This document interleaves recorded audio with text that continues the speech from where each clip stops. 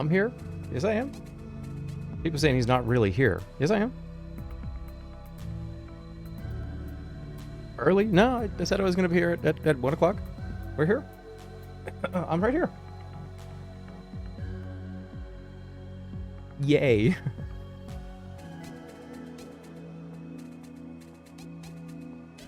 Just give me a second. I'm crafting a tweet. I'm saying, well, I look, if you don't, those of you that don't know what's going on, you can read the title. It's in the title. That's right. After crossing 1 million followers on Twitch, it's time to go back to Sorcery. Ooh, that's a good one. That's a good tweet. Actually, the reason why I'm here right now... Uh-oh! What the heck just happened there? Hold on. I might have changed servers. Hold on. Let's just make sure that was just a quick little fluke. I might have to change servers real quick. Do I have to change servers? Let's see. That's not a good sign. Let's hope that was a fluke.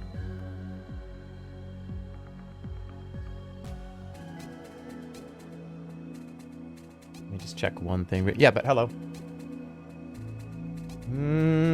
I don't like this. I'm already seeing some frame problems with this ingest server. Let's see.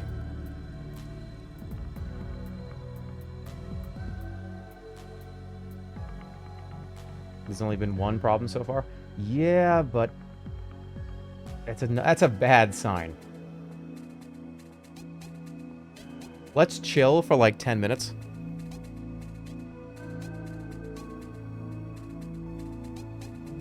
Because I really don't... Man, this is my 1 million Twitch follower stream. I don't want it to be messed up by a bunch of Fs.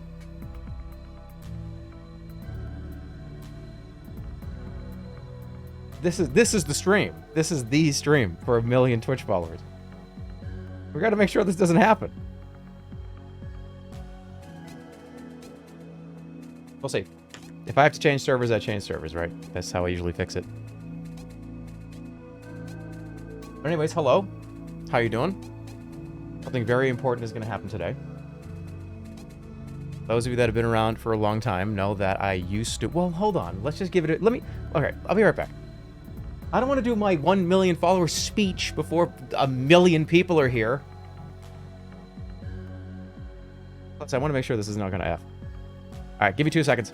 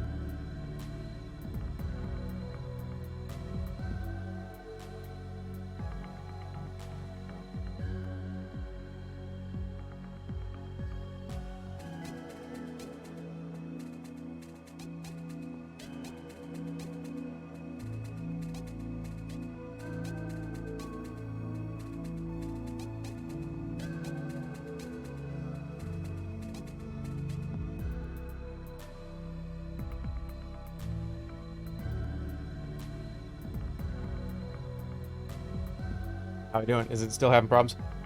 I think I'm gonna change servers. Yeah, I'm dropping more frames.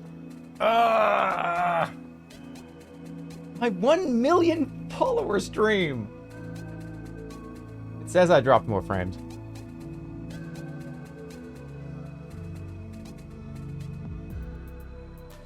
It says I've dropped 400 frames so far, which is 2% of every frame. You're ruining my speech. Is it all right? Is it okay for now? If we have to switch, I'll switch in a minute. Right? It'll be fine. You think I can... Should I just do it?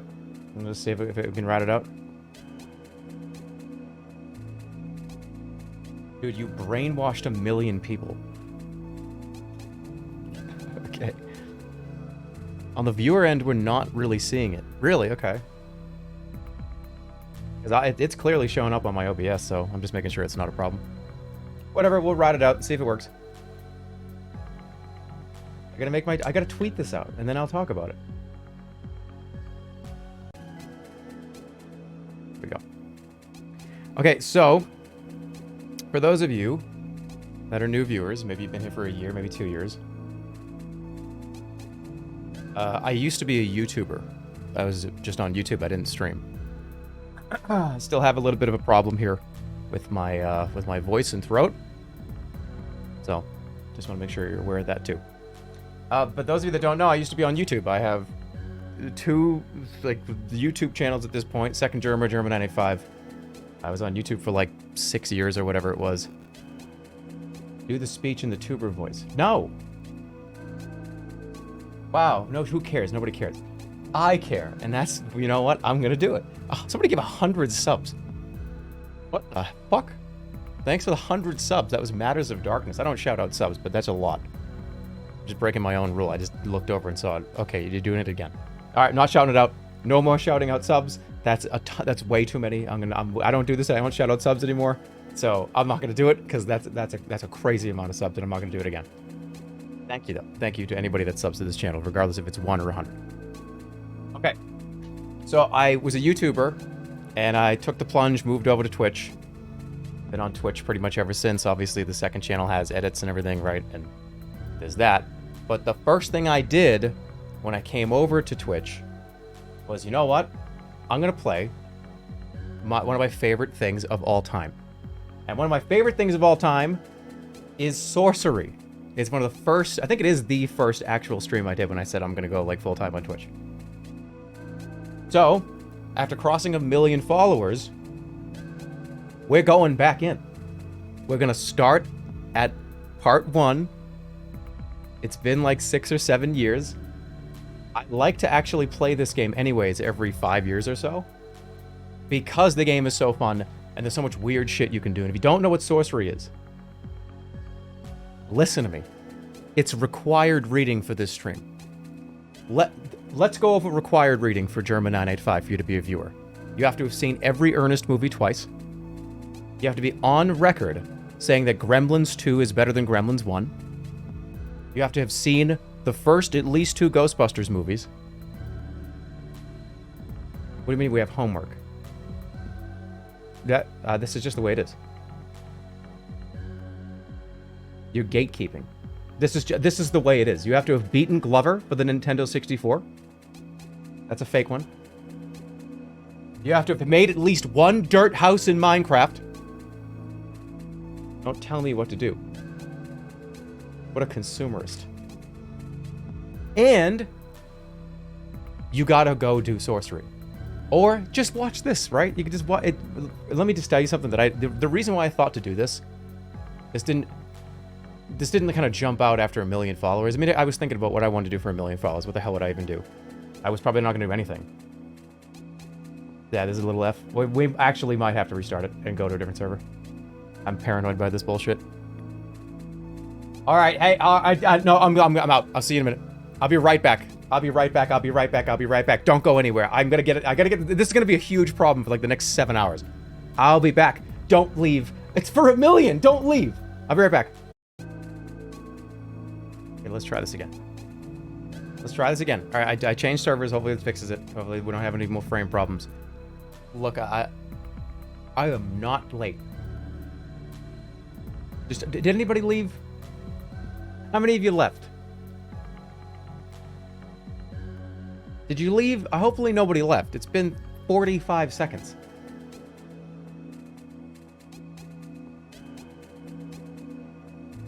Dude, my friend just left. Well, go give him a ping and say, hey, Jerpa 985 is back. All right, so where was I? Let me tell you. Where was I? What was it? Oh, yeah. Wait, it says I've been streaming for 12. Have I been live this whole time? Was it just on like the disconnect, like not like this thing? Really? Oh, no. Okay. All right, so again, let's go over this again. Sorcery is one of my favorite things of all time. It's a choose-your-own-adventure book that was turned into a game by this company called Inkle. I have a video on this game from like 7 years ago or whatever. I played this game on Twitch. You know the deal. We're back in it for 1 million followers on Twitch. And if you don't know anything about this game, you don't have to look much up. Don't look anything up about it, because we're going to do it again. It's a choose-your-own-adventure book by Steve Jackson. It is fucking unbelievable. And guess what?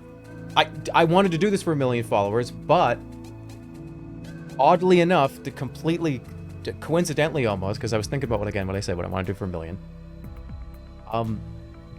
Inkle released it again. The complete edition exists now. And I think they put it on all the consoles. Because it was on iPad and on Steam and shit, right? But you can get this on Xbox now. They re-released it. So that's kind of cool. You don't have to get it on an iPad or get it on Steam. You can get it on Xbox and stuff now, too. I was like, holy shit, well, I mean, might as well just talk about that. But anyways, I'm very excited. It's been a long time since I've done this, and I'm gonna get into it. You better believe it. Stuff is from this game. It's choose your own. There's gonna be lots of drama. I'm expecting to see lots of Pog champs. I'm expecting to see lots of what the holy shit, what the fuck, dude. It's gonna be crazy. It's gonna be crazy. But I do know that after a while, we'll see how people like it. If people want to keep doing it after the first and second part, then I'm going to keep doing it, because we can do the whole thing, right? Are you guys ready? Are you guys ready to do Sorcery? Back to Sorcery? I'm not seeing enough excitement in this chat room. I'm seeing a lot of like, dude, just watch the Ernest movies. I'm not seeing enough excitement here to turn this on. I'm saying, dude, go watch Ernest Saves Christmas, like Pog. Like, why don't you just buy the rights to it? It can't be more than a few $100,000. I don't know that could be inaccurate. So I don't know why you're saying that. I don't know how much the rights are to the whole franchise. It's probably in like the fucking tens of millions.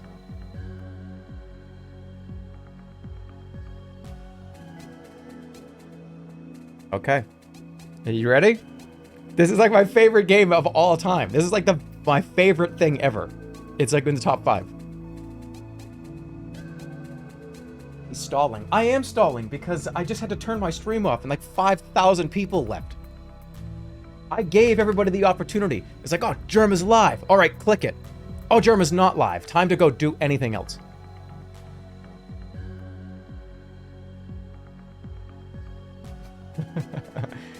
Oh no, I'm gonna go watch somebody else that doesn't have internet problems.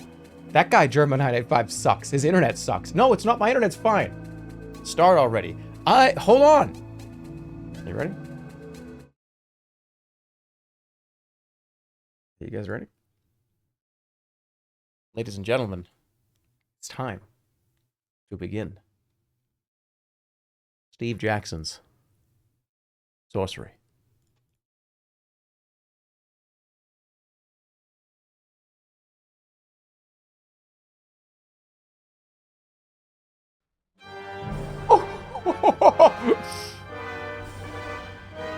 You have walked the wilds of Kakabad, through Kare and the spiteful backlands, all the way into Mampang. You've survived traps, thieves, serpents, and vengeful gods. And now it is here. The Crown of Kings! Let's go! Let's freaking go! It is said that the crown was never forged, only found, by Kalana the Reformer, a lowly foot soldier who became Emperor of the Eastern world. Such is the power of the crown. The air around it crackles with influence. Okay, chat, so should I take it or should I wait?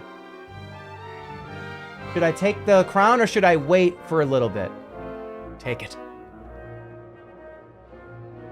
Your destiny awaits. With the crown in your hands, you will be as powerful as Kalana. The goblins are arming, the giants are waking, and the birdmen carving cruel daggers from stone. War will come, but you will prevent it. Then, the image of the crown begins to flicker.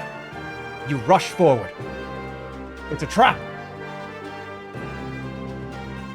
And startle yourself awake.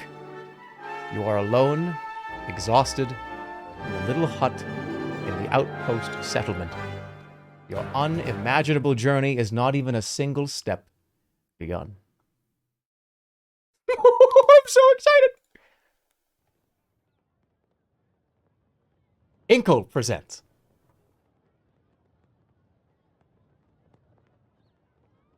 Sorcery.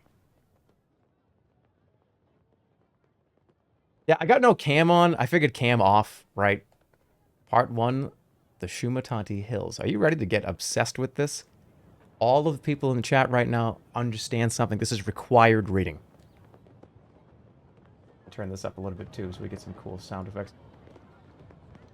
Alright, so this is me. Here's the map. Yeah. Something about sorcery that you need to know. Cam on? No, cam off. Cam off. Cam off, it breaks the immersion. Cam off, it breaks the immersion. You know what I mean? It breaks the immersion. We'll do cam off. I'll turn it on periodically. But so, the thing about sorcery is this is not like a lot of other choose your own adventure things that you see nowadays. Steve Jackson literally made like 100 million different things you can do. There's so many different things to do here that I've played this game 3 or 4 times through, all the way. Every like 3 or 4 years or so, right? I still don't think I've seen everything. And I'm gonna go for it again. This is the original Elden Ring. It kind of is. Just when you think that's the end, oh, just wait. Here we go. I'm gonna get into this. Hope you're ready.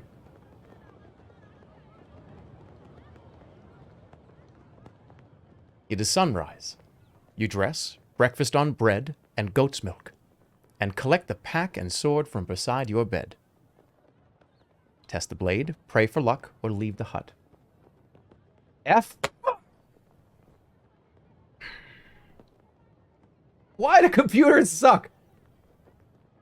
It's fine. It's gonna be fine. Don't worry. Don't worry. Computers suck. Just everybody repeat after me. Computers suck.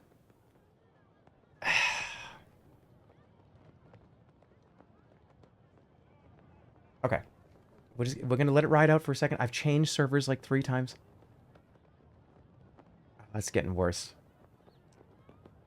God damn it. Right after the intro, you can't do this to me, Twitch. Come on. Hold on, let me do this right for a second.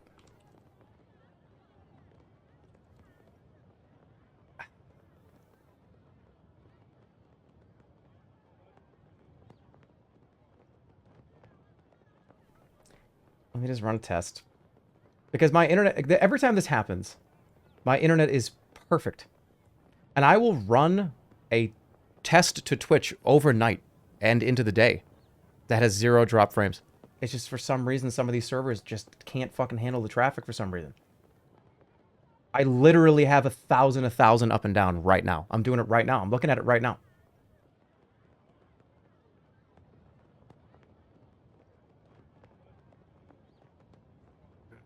All right, whatever. I'm gonna go for it. It's just the way it is. Computers suck.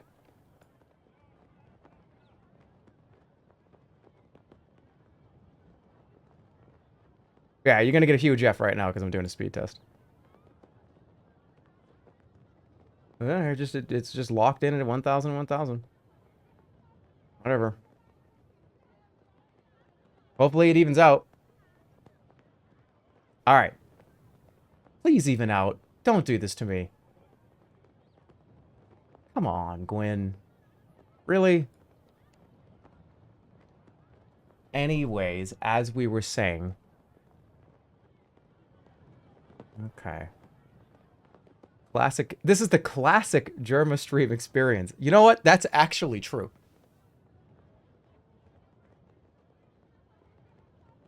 There's definitely an issue connecting to this server. This one too.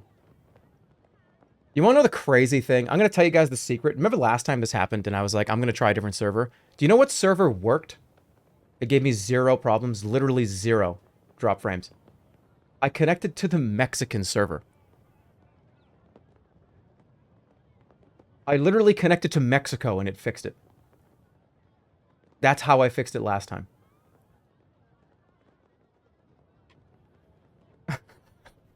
Shit. This is getting worse now. Oh my god. I'm gonna have to... Tell me if it gets bad, and I'll fucking try it again. What a pain in the ass. Like, sometimes I just want to, like, hook up, like, 16, like, SIM cards to my computer. And just, like, beam down internet here in case this happens every... I mean, what am I supposed to do here? Alright, here we go. Go to the Mexican server. Why don't I switch to Mexico? Because it doesn't work anymore. You know, and the most frustrating thing about this, I streamed literally 2 days ago without a single problem. And now all of a sudden, like, I have perfect speed tests, but I can't connect to these Twitch servers on the West Coast? What the fuck? It's very, very frustrating, I will tell you. I'm just gonna go for it. Oh well. Turn it off and turn it on again. I already did that, and I changed wherever server I was going to. It might get better, or it might get worse. We'll just look. Let's just sit here and talk about 1 million followers. It's probably your attitude. But it's just my, like, I have a shitty attitude. All right, here we go. Fuck it. We're just gonna go. If it drops, it drops. I'm gonna test my blade. Okay. You pause to test the blade against your thumb. The blacksmith has done well. The edge is keen and it draws a narrow line of blood. Outside the hut, you hear the outpost settlement stirring into life. So, praying in this game is interesting. You have a god that you pray to. Right now it's the panther. It can change. And it will over the course of the game, right? I don't want to use it because you can only use it once a day. By the way, you have health, you have money, and you have food. You need to be very careful with these. It's time to go. I don't want to pray. Time then to depart. You lift back the flap of the hut and step into the early morning sunshine.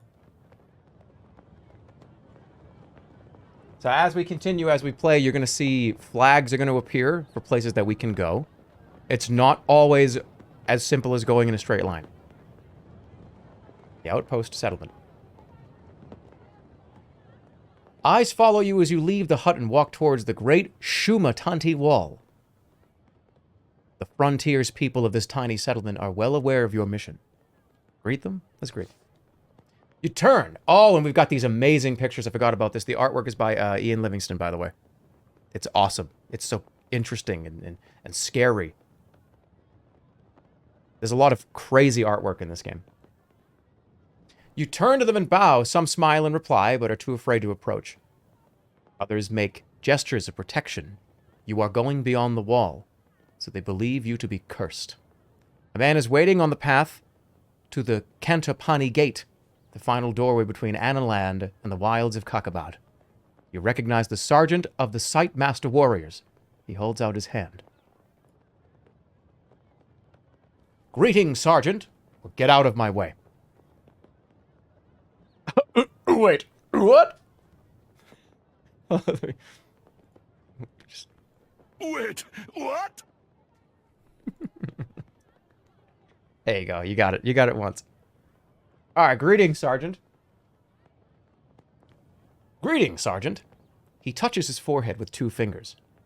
You are almost ready, he says. I have for you a gift from the king. 24 gold pieces. It is all we can spare this time. He holds out a pouch. Take it, take half, or refuse it. Take the whole thing, and I have a lot of money. I could take half. I'm going to take the whole thing, because I want it. You accept the gift graciously. Thank you. You should buy some supplies before you pass the wall. The sergeant says. And you must collect your spell book if you wish magic to aid you. Finally, should you wish to practice your swordplay, I will go one last round with you. And he points with his staff towards the training ground. So, something that's interesting to note about this, for those of you hardcore gamers, I believe you can just not do this and not be able to cast spells through the whole game. So, that's kind of, like, stupid. See, like, you could just... One of the huts set slightly back from the others is decorated with glyphs and strange symbols. A terrible smell emanates from its doorway. This is the hut of the chief mage. He's been preparing your spell book for days, reading star charts to work out which spells will be available to you in the different locations in the hills and beyond. Go inside. I need the book. I ain't doing this without the book. You lift the flap and go inside. The mage looks up at you with haggard, sleepless eyes and presses the book into your hands. Do you understand how to use this? He asks. I do. I actually do, and I can tell you guys how to do it, but I do understand how to do it. I will show you in just a moment. Just a very moment here. Yes, the mage nods. Good. He scratches absently at his ear. Remember, some spells will cost you effort to use, but the ones that don't will not work without a focus. An item of some kind. You will need to read the book to know what. Okay. Research magic using the spell book. So, here's the thing about sorcery. Computers suck. It's gonna happen. I wish there was something I could do about it, but I am at the mercy of the internet working perfectly to turn a live stream on most of the time. You know what I mean? It's just, we're at the mercy of this. We're fine. It's gonna be alright. So, why don't we open this up and listen to one of my favorite songs. Hopefully it's not too loud, but let's go. Let's see the spell book. So, in sorcery, in almost every scenario, in almost every single scenario, it'll give you the opportunity to cast a spell. The spells range from zapping people, shooting fireballs out of your hands, floating, putting walls up, controlling non-intelligent creatures, making them stupid. Yeah, there's a ton of stuff you can do. I don't know how Steve Jackson sat here and came up with all these potential scenarios to write out and have different ways to go. But some of them you need actual materials, right? You need, for instance, Gob summons a goblin. And some really, really fun, funny shit can happen. You guys know that you've seen it before. Where's Sus? Let's find it. Come on, let's get nostalgic here. Where is it? Come on, where is it? Did I pass it already?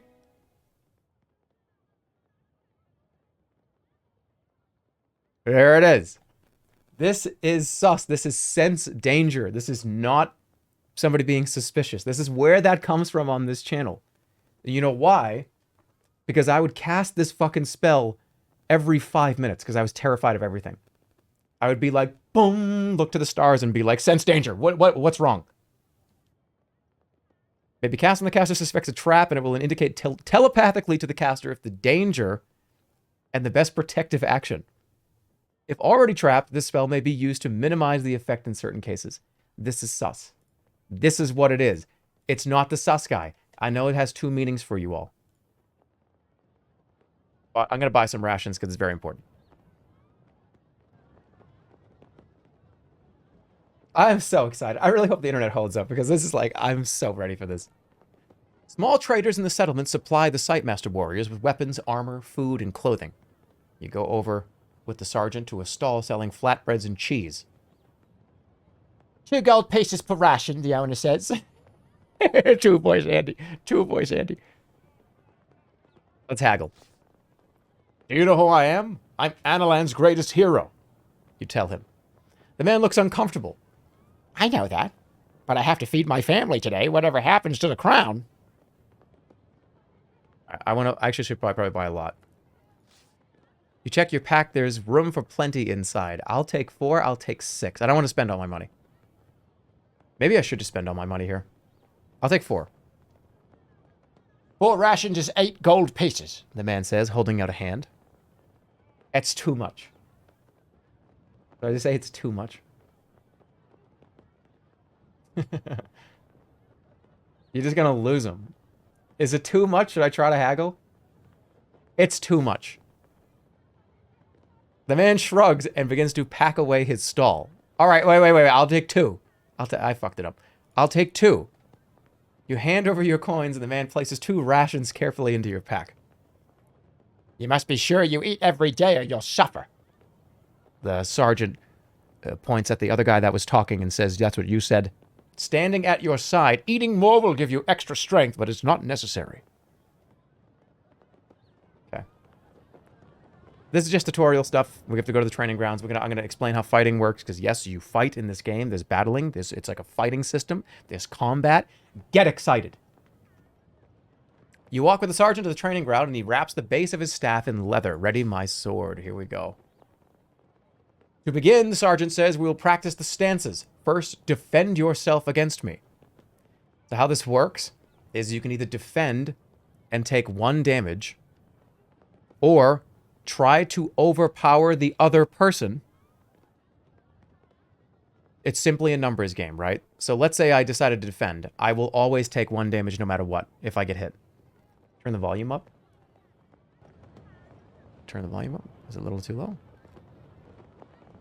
The problem is the sound mixing's not fantastic, so it will be... some stuff is a little too... The music's a little too loud. So just be ready for music being loud. Alright, so yeah, so if I defend right here and he attacks, right? We both defended, so nothing happens. It's pretty much like a rock, paper, scissors almost. The Sightmaster is a powerful enemy. By defending, you will receive the minimum damage from any attack he makes. The Sightmaster Sergeant defends himself as well. The round is a stalemate. I will now defend myself. Whatever attack you play will damage me, but a strong attack will use up more power. Choose a weak attack. So again, if I swing with 1 power and he defends, he's going to take 1 damage. If I swing with 9 power and he defends, he still takes 1 damage. So you always want to... And if he attacks and I attack at the same time, it's just based on who has the higher number of power to the decimal. That's who takes the damage. Ready? So he's gonna. He said he's gonna defend. I'm gonna give him a little swing. It's gonna do 1 damage. It'll always do 1 damage. All right, my next attack is gonna be weak. You will be able to overpower me by playing a stronger attack, but be sure your attack is stronger. Right? It has to be stronger. So if I do 4, he did 1.8. Bingo. You took 2 damage now. So what happens is when I swing for 4, I lose 4 on the bar for the next turn. That's how it works. That's how it works. Here we go. All right, my next attack's going to be medium strength, but you will be able to overpower me. So let's go for it. Let's do the whole thing. And there he goes. This is... Oh my god, my head! Oh my god, my fucking brain! Oh my god, my fucking head. That went into my brain. Okay. Didn't I tell you about the sound mixing was off? And I tried to make that clear, that the sound mixing, be careful. Yeah, that's what I'm talking about.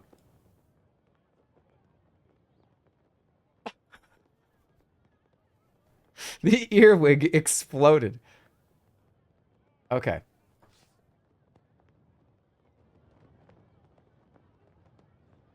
You play a strong attack. There he goes. All right, enough training. I'm ready to do it. Here we go. You shake your head. Very good, the sergeant agrees, but if you wish a bout in earnest, then I warn you, I will not go easy on you. He indicates the wider yard where there is a space for a true match.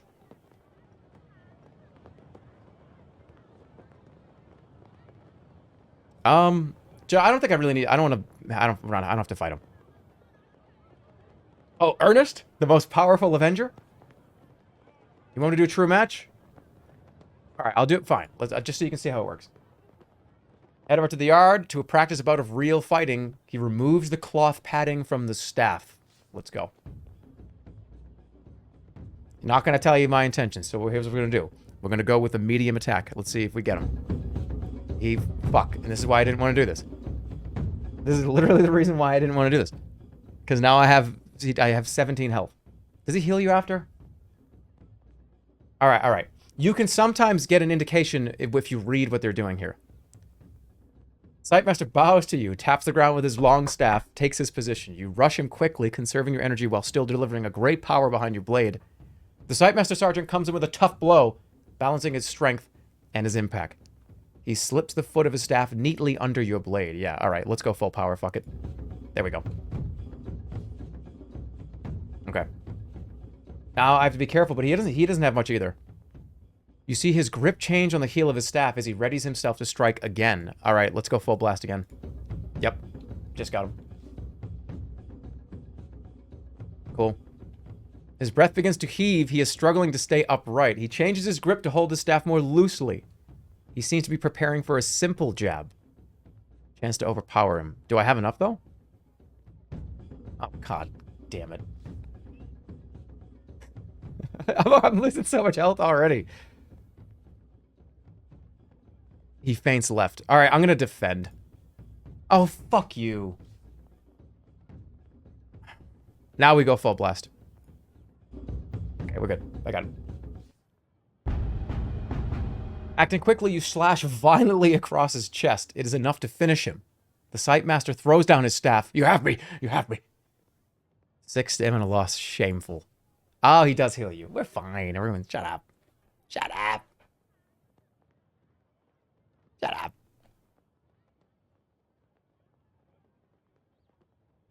up. So if you have a chat delay right now, pause the stream and hit play again. Like, do refresh the stream because that'll fix it. Because of the frame drops that we had. That we I think we're still having them periodically, but it's all right. Okay, the sergeant is gasping breath. He bows to you once more. You are too slow, he declares, shaking his head. I will tell the king to ready another champion, for you will not survive long. As he talks, a nearby healer hurries over with a salve, and your health and the sergeant is quickly restored. All right, time to go to the gate. You reach the foot of the mighty gate. It is sealed. The sergeant places one hand on the wood. The gate has been locked for some time to deter raiders, he tells you.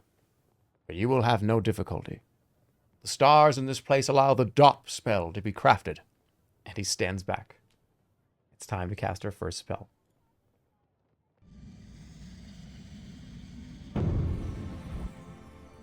So,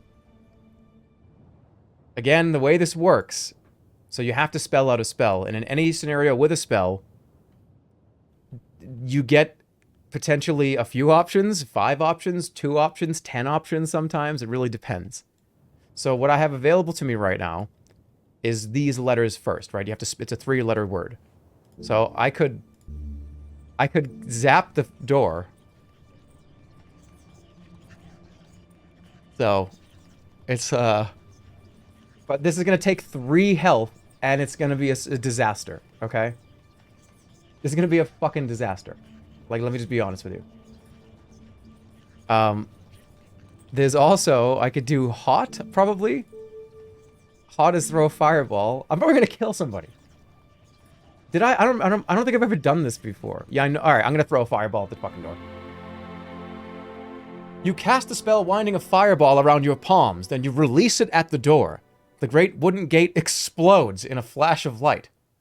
The Sightmaster laughs grimly. We will have to rebuild that before the goblins raid us. But I am pleased to see you have power. My apologies. Be assured I do, or be silent before I blast you too. Why would I say that? I like this guy's like a friend. This guy's one of my friends. No. Be assured I do have power. The sergeant bows to you. A fucking waste of time. By the way, that was 3 health. I think DOP is 1.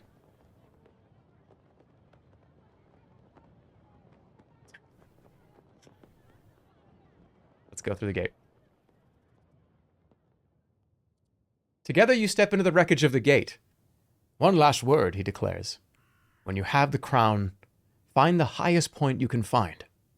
We will be watching. Watching from where? From here. The Sightmaster warriors are selected from birth for their incredible powers of telescopic vision. You do not know how far he can see. What lies ahead? This path leads to Cantapani, settlement of traders, though most are rogues and thieves. You should be there before the sun has reached its peak.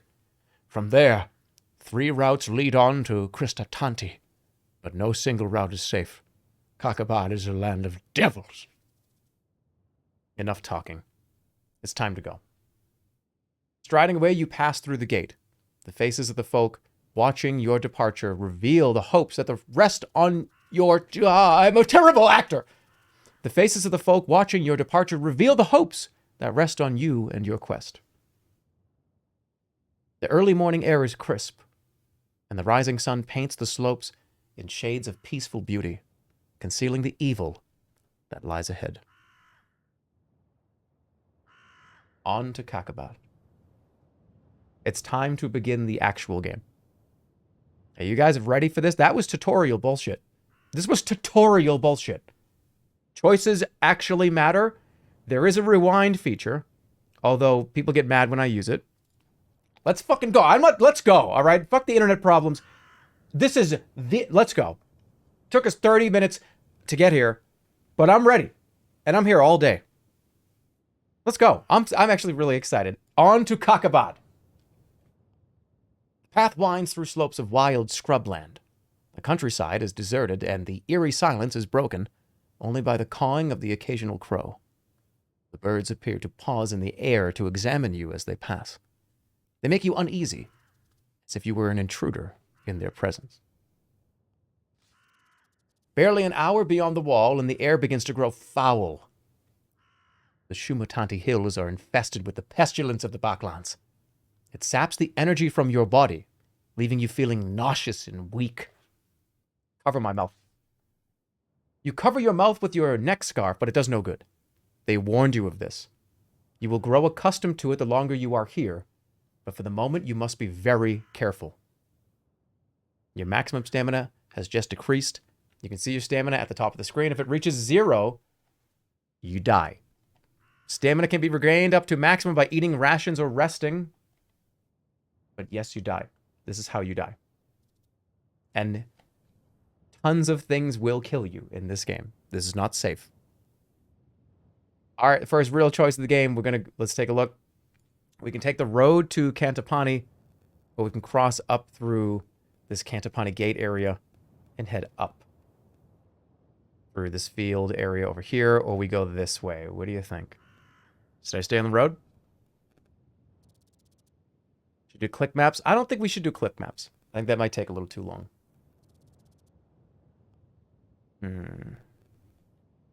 For really big major decisions, I think we could probably run polls that are like 30 seconds long, right?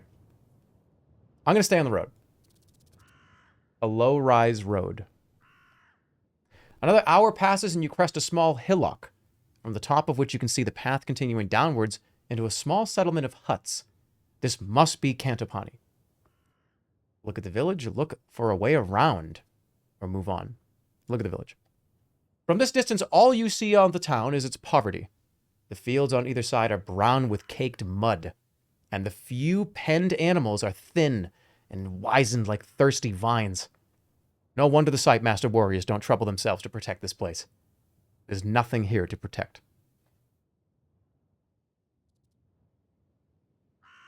Should we avoid the village? Or should we go into the village? What do you think? What do you think?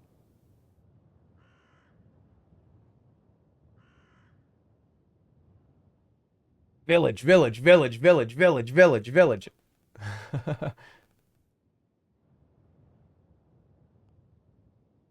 Go in, go in, go in, go in. All right, let's go in.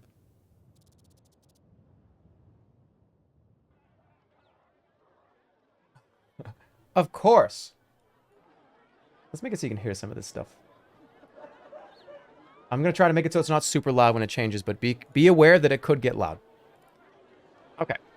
Of course, if you were scared of a town like Cantapani, then you could not hope to survive in Kakabad proper.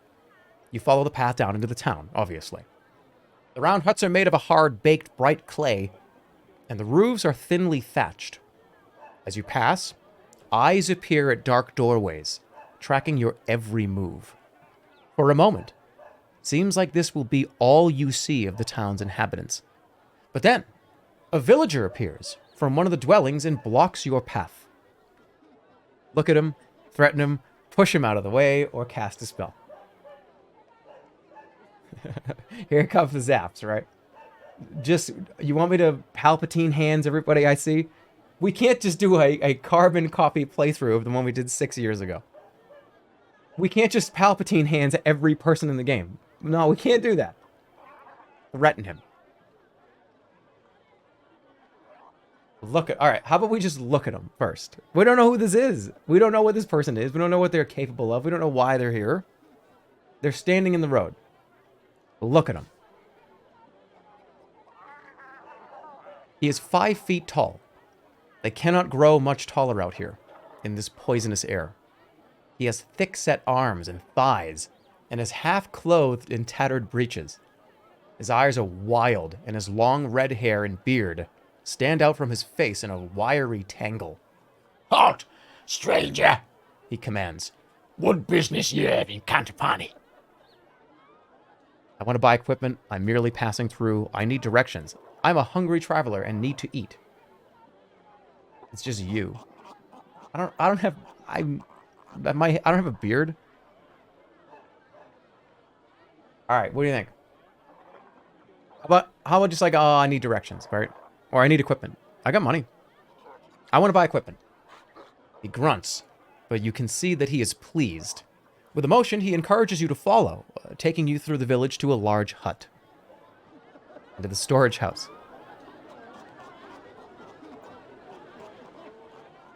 Inside you find that the building is a storage house. A quartermaster, somewhat plumper than your guide, is seated at a table. Oh no. Am I going to kill this guy?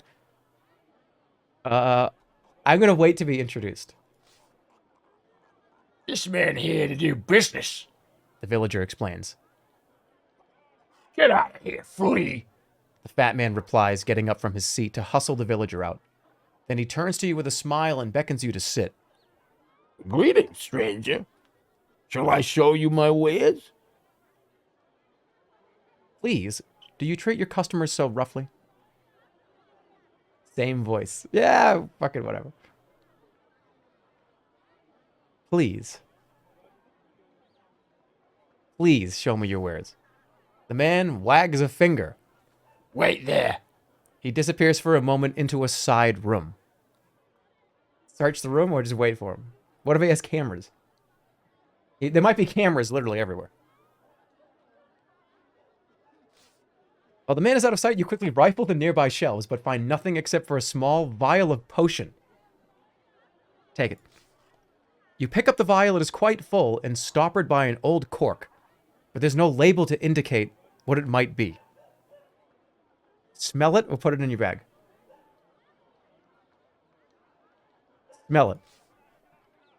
You slip back the stopper, boom, to take a cautious sniff. The smell is truly appalling, and you seal it up again. Blimberry? But what is it used for? The merchant returns, carrying a large box. For you, He declares, moving his hands as he speaks. you've come to the right place. This collection is the very best. Our most strange and interesting artifacts. Collected from other travelers who have come this way. He begins to lay the items in front of you, treating each with great care. You have 20 gold pieces to spend, but is there anything here you'd really want to buy? A musical pipe?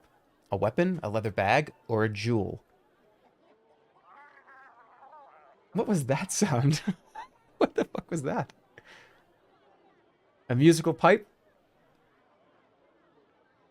This actually is kind of important, so maybe let's run a poll. 1, 2, 3, or 4. Do like a 30-second poll, because this actually is important, I think.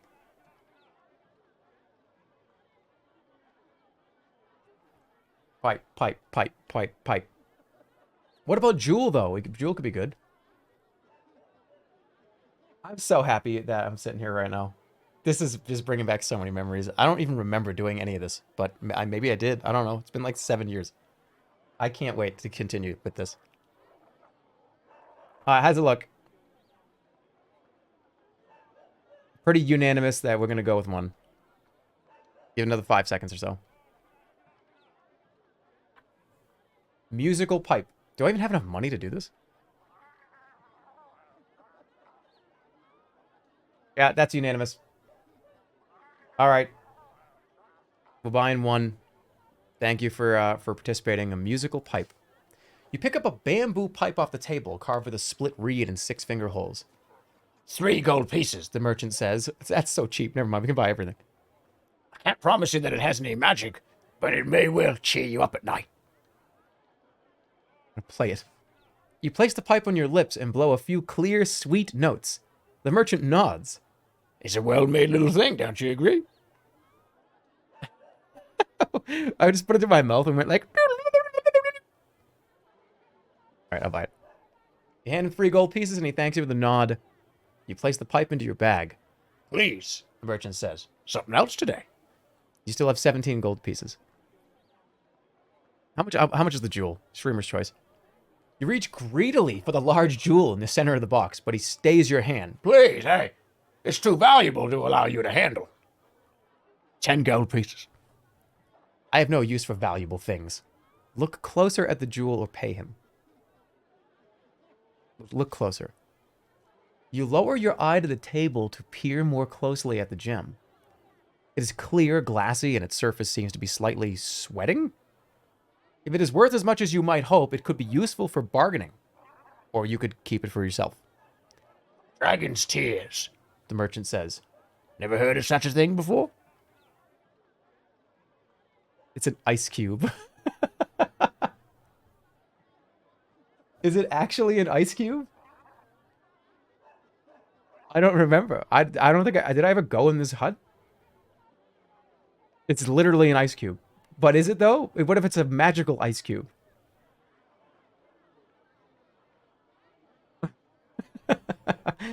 All right, I won't buy it. No, I will not take it. The merchant nods. Very wise, I'm sure. He replies and puts the jewel carefully away. Very good, the merchant says, patting his money pouch. You're a man of good judgment, I see. What else? How about a weapon? What weapons do you have? The merchant looks at you carefully, sizing up what kind of customer you are. The kind to place a newly bought dagger against his neck, or the kind to tip him for the quality of the blade. But he must see your honor shining through as he wags his finger once more, and then collects an axe and a fine broadsword from another corner of the shop. These are both treasures, as well as deadly weapons of war. Sure you'll agree. Broadsword or axe? I mean, we gotta go axe, right? Yeah. You lift the axe from the table. The head is carved with symbols in a familiar language, but the quality of the shaft and head indicate that the axe is well used and may not last many more battles.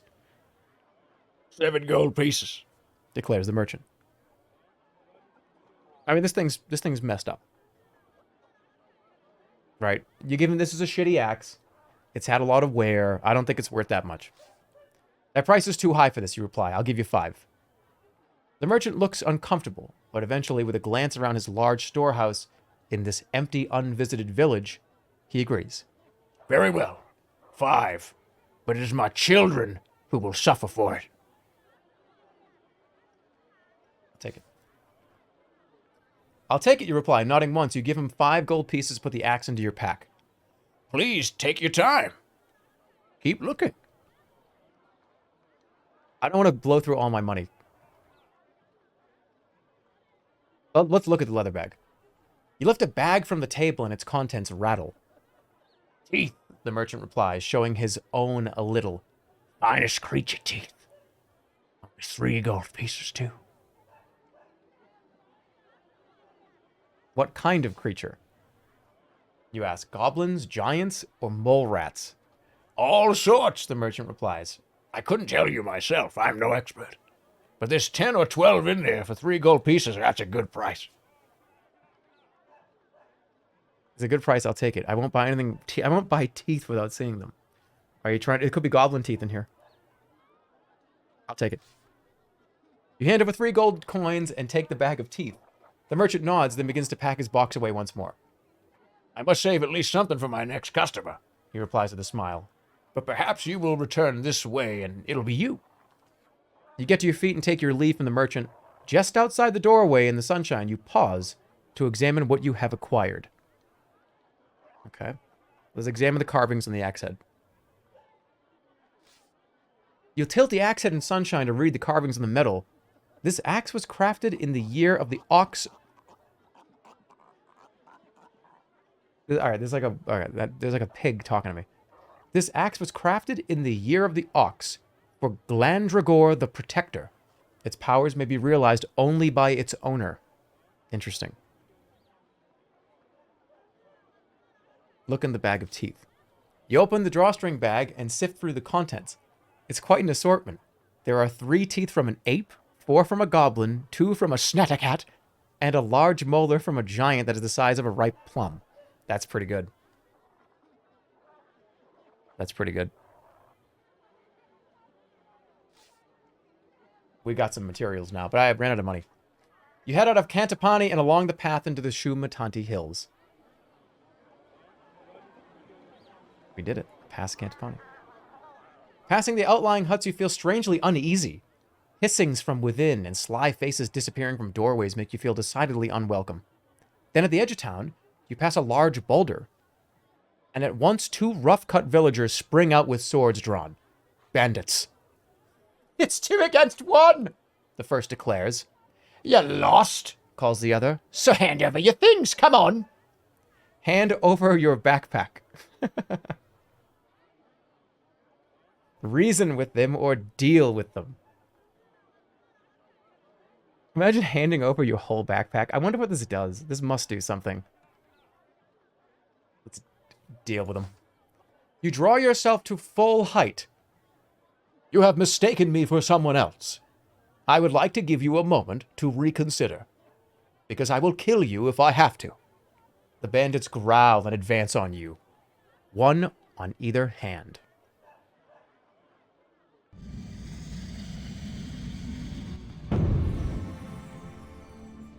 Okay. We have law, which is control non-intelligent creatures. Are they stupid enough to control? Jig, cause lively dancing, and I have the flute. I can make them dance. What else do we got? Ball. Oh, no. What is it? F? A? L? No, nothing there. Fog? Summon darkness. Create a force field. Should I just make darkness? That's terrifying. Make them dance?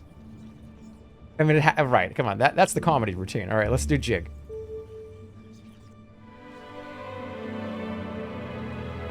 You pull the bamboo flute from your bag, raise the spell, and begin to play a merry tune. The angry faces of the bandits turn to expressions of astonishment as they find their limbs jerking in time to the music, quite out of control. Their swords fly from their hands, and they are soon dancing merrily around you. Lead them back to the village, or lead them to the nearest pit in the ground. Just make them walk off a cliff?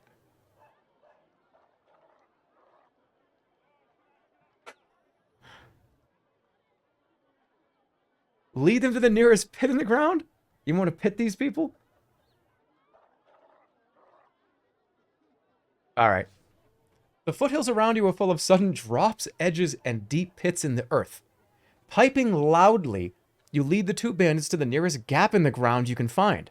Their expressions, already turning sour from exhaustion, move to looks of horror as they find themselves jumping and jigging on the edge of a pit. Then, with a final leap and clap, they disappear over the side. You put your murderous flute away and continue on your journey towards the hills. About half an hour later, you reach the start of the climb into the hills proper and continue upwards. That was horrible.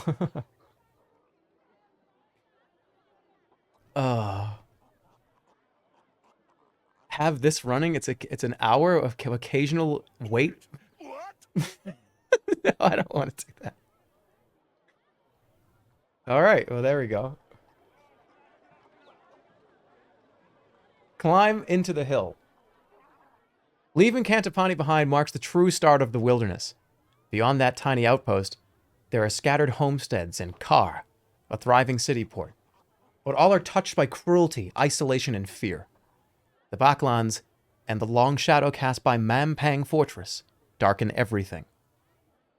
And with the crown gone, stolen, things can only grow worse. In the long years since Kalana the Reformer founded the Alliance, the crown has been passed from kingdom to kingdom every 4 years, ensuring each one has had its turn to lead, but no more. Ruddlestone, Lenderland, Galantaria, and Bryce have all enjoyed its power, but not Analand. But when the crown came to Analand, it was stolen by Birdman from Zaman and carried off to Mampang. With the crown, the Archmage will be unstoppably powerful. There's no chance of sending an army against him. A military force would not survive the journey. So here you are, a lone hero, walking the long path to Mampang alone. 5 minutes later, you reach a fork in the road. The sergeant, for all his eyesight, hadn't mentioned this. Fork in the road. Who is he talking to?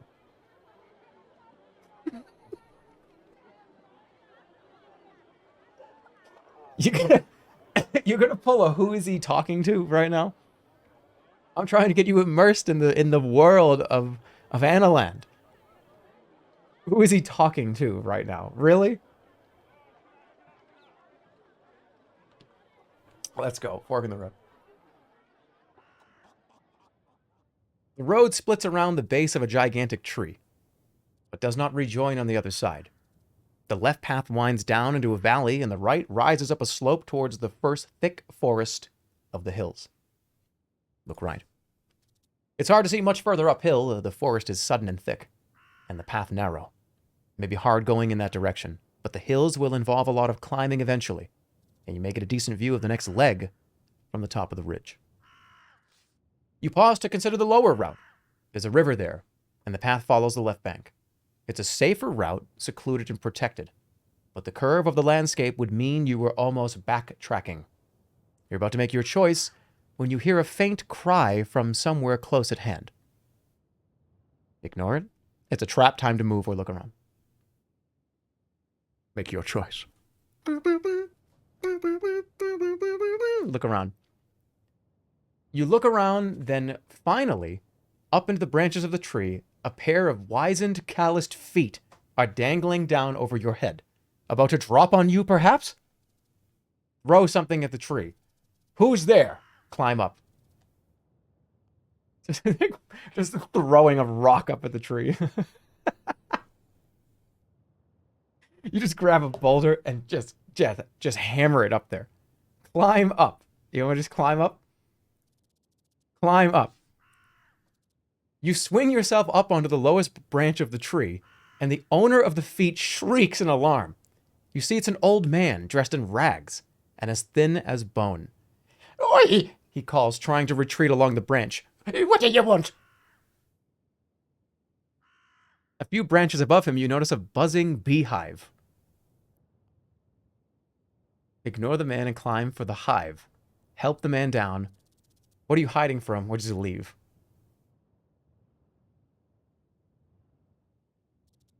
Fucking zap this guy.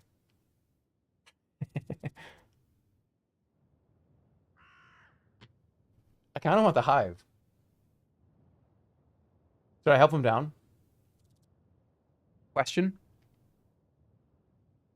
What are you hiding from? Actually, that's a good point, considering that why is he up here? What are you hiding from? Oh, the old man got up the tree is a puzzle. He must have been escaping someone fearsome to climb so high. What are you hiding from? You cry. "Damned elephants! I were travelling from Dumpus to the outpost settlement in Analand, but I were wayland by elephants, robbed me blind, all but took my eyes, and left me up here in the tree. I keep getting older, you see. We all do. But some worse than others. Climbed up, but now I'm too old to get down. Help him out of the tree or just leave him? Let's help him out of the tree, right? Come on. You reach up and grab the old man by the waist. He is as light as a leaf, and within a moment, you've lifted him to the ground. Thanks for that, he remarks, brushing himself down and almost knocking himself over in the process. Oh, I was just starting to get a bit, perturbed. But I'm on the safe side now. He seems remarkably confident, considering that the slightest stumble might break him into bits. What will you do now? What do I get in return? Leave him. Climb higher and investigate the beehive.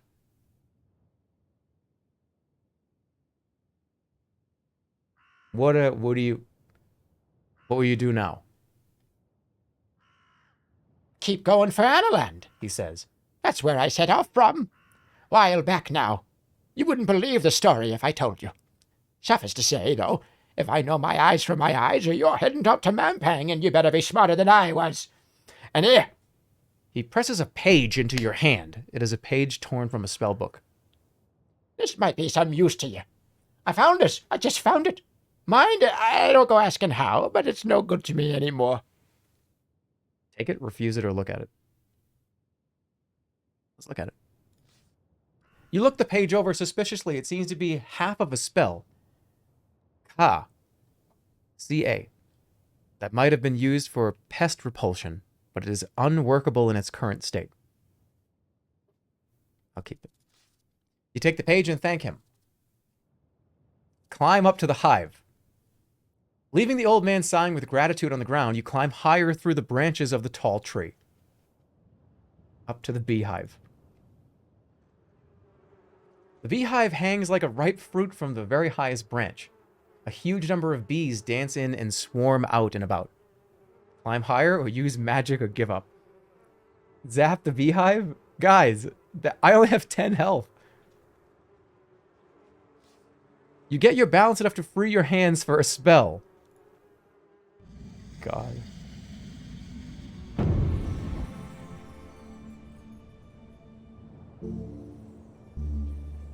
Big. Grow in size.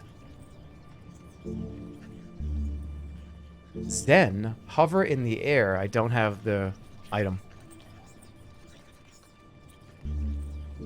Zap. I can shoot. I can do Palpatine hands.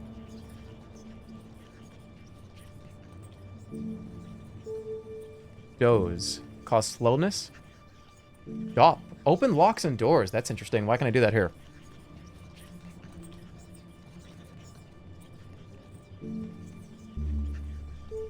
Law. Control non-intelligent creatures. That's 3 stamina, though.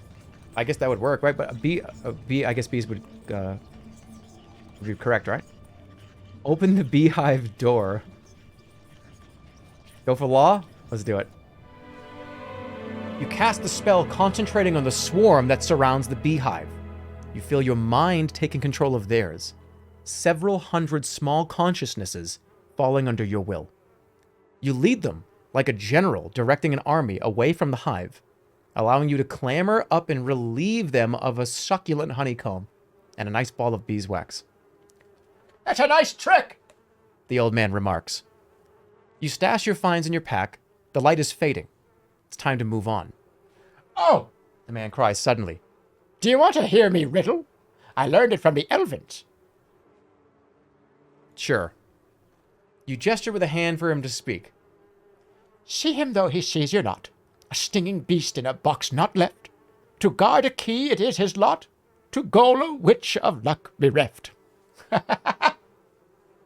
You thank him. You nod once and then you turn your attention to the path ahead.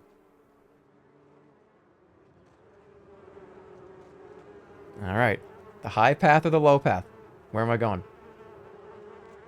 We're going through the forest here, or over the road here on the low path. Take the high ground. Take the high ground.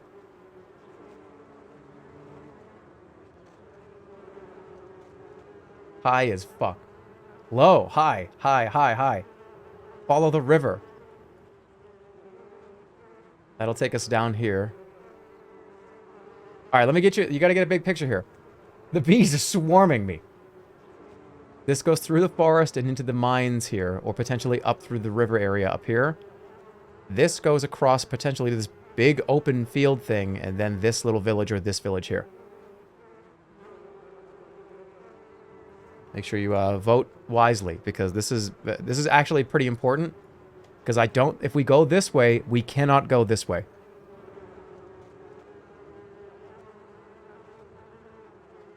The bees are attacking. Think they have decided. It's close, though. It's pretty close.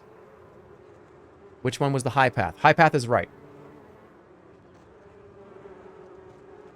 Through this forest with a branch like a fork in the road, or up kind of more safely this way. I don't know what's going on, dude. I just voted for whatever. I hope you're having a good time.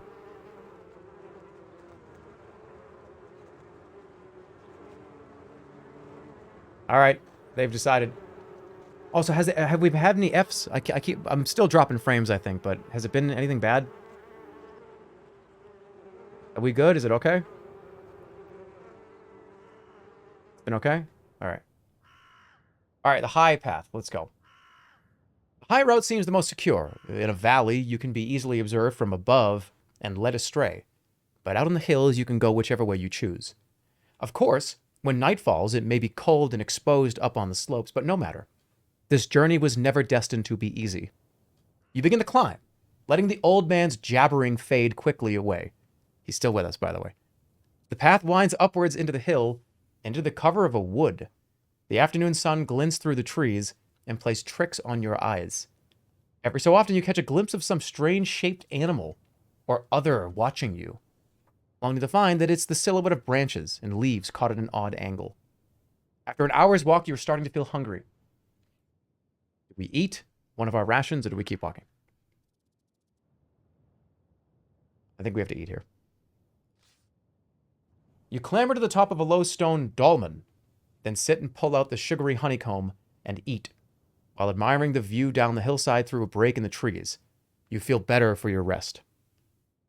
Keep that old man safe. Time to move on. You stand to put your pack on, which you had been sitting to prevent any creatures getting in, or any of your things falling out. Then you return to the path. The climb continues with the path twisting this way and that. The air grows cold, and the sun flickers on the horizon, then sets, making it hard to see your way. But the moon is full, and when twilight is done, it will be bright once more. Keep walking, or make camp.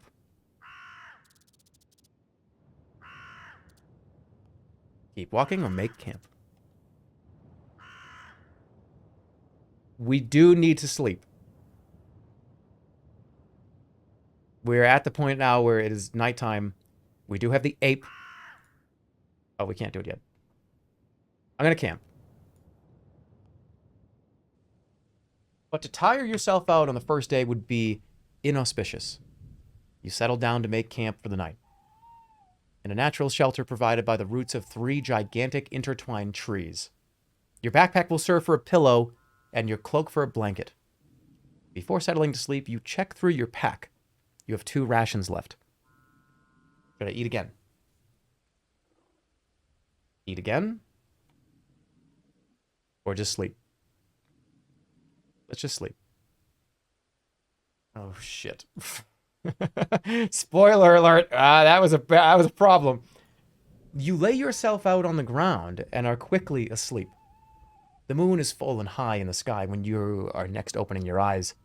You feel warm and more cozy than you did before, as if wrapped in a gigantic blanket. There is a pain in your leg. Slowly you realize what is happening. A giant bat has settled on your chest and is feeding on your leg. Hurry.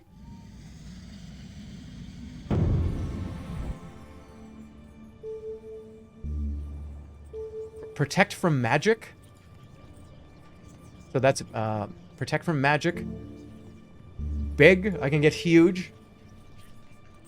I could do jig? Will this work on an animal? Does this work on animals? What if it doesn't work on animals? This is free to do, though. Let's do it. You raise the spell and play a sweet tune on the bamboo pipe.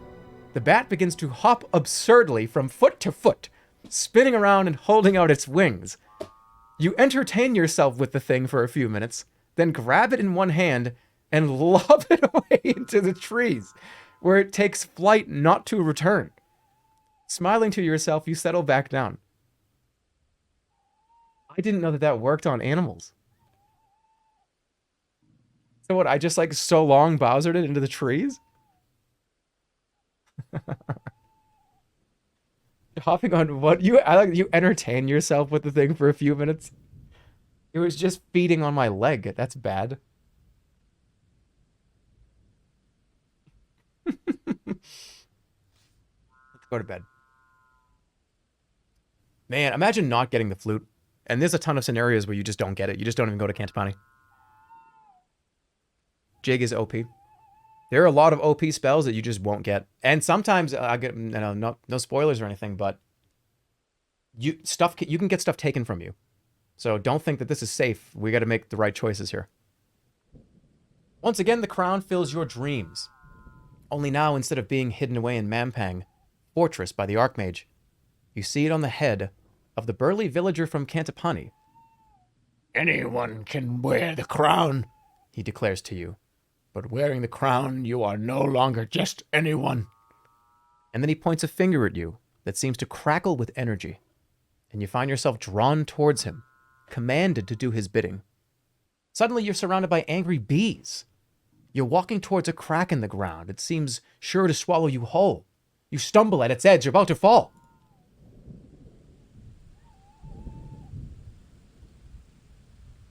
Having dreams of the bees the next morning. The second day of your journey begins in the morning cool. Still halfway between sleeping and waking, you feel the presence of your spirit, the ape, close nearby. Its form has changed since you left Analand, just as you have changed, but still walking beside you. In the temple, they taught you that a prayer to your spirit could heal disease, lift curses, even save you from certain death. But the spirits are not generous and decline to help often. You can now ask for aid with the pray button. So, this is interesting because over the course of the game, you get certain gods that you pray to, and it changes based on what you do and your actions and stuff, right? So, right now, we have the ape. A strong beast, intelligent and prudent, who takes great pride in acting faithfully, to be depended upon. During certain scenarios, you can pray, and the ape might help or might not. It kind of depends on who it is. Okay. You can feel yourself getting accustomed to the fetid air of these hills. You've now ascended several hundred feet and can expect to make excellent progress before the end of the day. As you crest the brow of a hill, you see something that makes you stop in your tracks. To your left is a clearing, and in the clearing are several poles planted firmly in the ground. And atop each pole is a head. Look at the heads, or go. Whoa. Look at the heads or run. Look. The heads are all kinds and ages. Some are recently fixed while others have decayed, and some are nothing but skulls and hair. There are human heads, goblin heads, and one or two heads of creatures you do not recognize. All have sewn up eyes and mouths. A large X painted on a rock nearby is obviously intended as a warning, not to venture any further. But ahead the road forks, left and right, and you cannot be sure which path you are warned not to take. The right-hand path continues to climb, and the left-hand path wides down the side of the hill. Very interesting.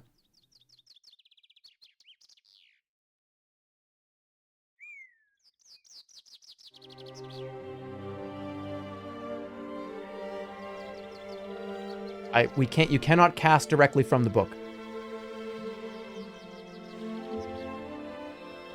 I would cast it. Yob. Will summon a giant who the caster may control. Oh my god. I have a giant's tooth, right?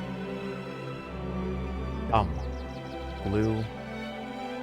Always very useful. Dock. Dock is useful.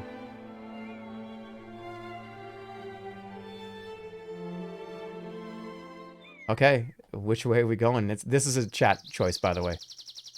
I'm not going to decide this one.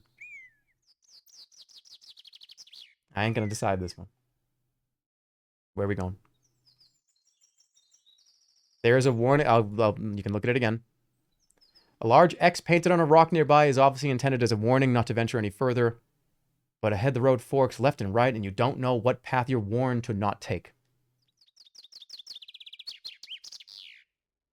A loud bird. There you go. Here's you can see. We have a path to a town, or a path up this way towards some mines and another kind of bridge area leading up to another little settlement.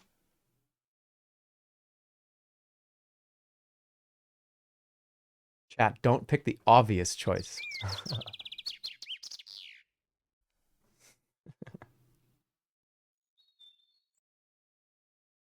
Where are we going?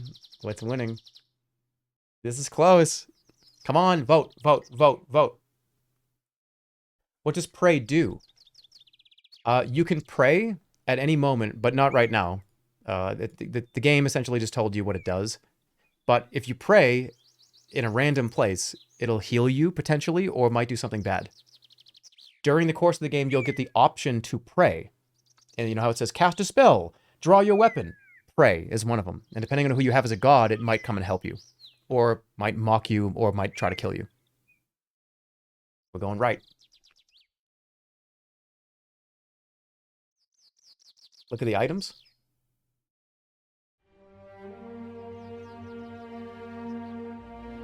I have a spell book. I have blimberry juice. I have beeswax, goblin teeth, giant's tooth, and a bamboo flute. I love this song too. This song is so good. Let me read this. I don't know if I can use this right now.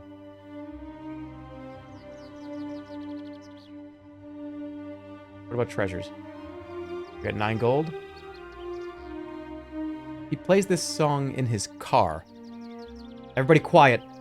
Everybody quiet. This is the part. This is my favorite part.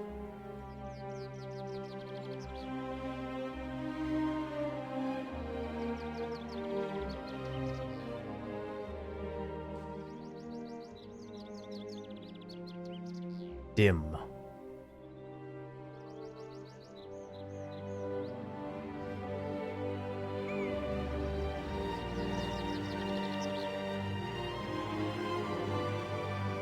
God.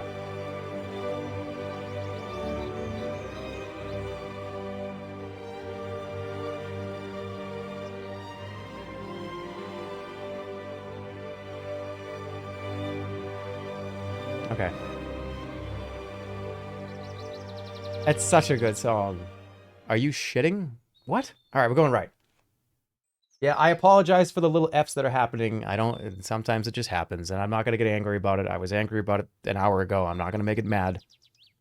And when I say it, I'm not going to be mad about it, right?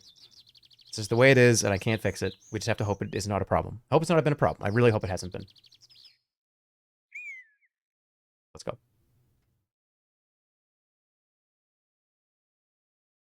I'll get angry. Okay, the climb continues up the hill for several hours until you are not far from the top. Then the faint sound of bustling activity reaches you. Trampling feet, grunting voices, and the clanking of metal against rock. There's something ahead, hidden by the ancient trees that line these slopes. Follow the sound or keep to the path.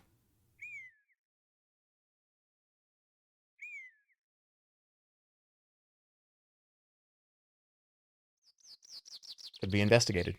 Couldn't, but maybe not. Or, I mean, we had a warning. There was a warning. But we do have zap. We do have dop. We do have sus.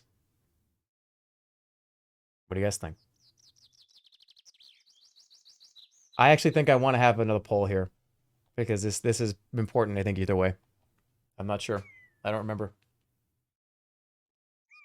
Seems pretty divided as well. So let's get a decision here.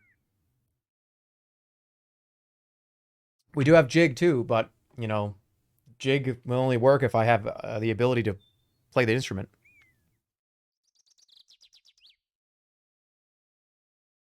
Follow the sound, or just stay on the path.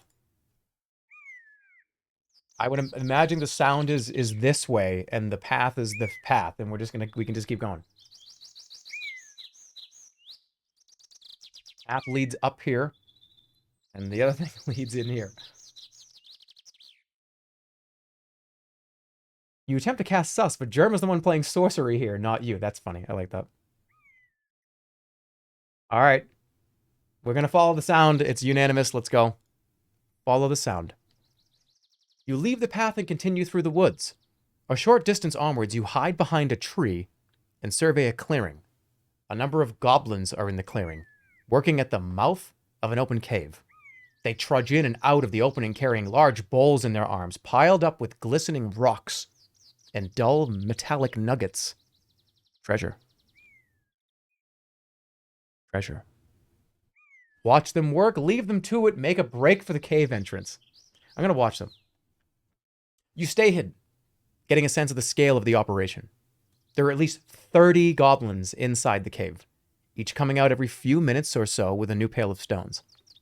Then there are other goblins working in the clearing with hammers, smashing the rocks into small pieces, extracting metals from inside, loading them into carts, and finally pushing the carts away down a wide track between the trees. It is quite some operation, but not without its weaknesses. There are too many goblins to create any kind of distraction, but they move away into the trees fairly often, and sometimes the cave is left unguarded. Try to slip inside the cave, try to steal from the bowls, or leave and go back to the path. Try to steal from the bowls? I want to try to get yeah, let's try to get some. I mean, there's probably like diamonds in here. Steal. You wait for the right moment, then leap out from behind the tree to snatch a little of the glistening rock from the nearest bowl. It's hard to pick out good metal from bad so fast, but you manage to lift a couple of pieces worth of gold. But your actions have not gone unnoticed. You're quickly surrounded by 3 goblins, all armed with picks and ready to use them.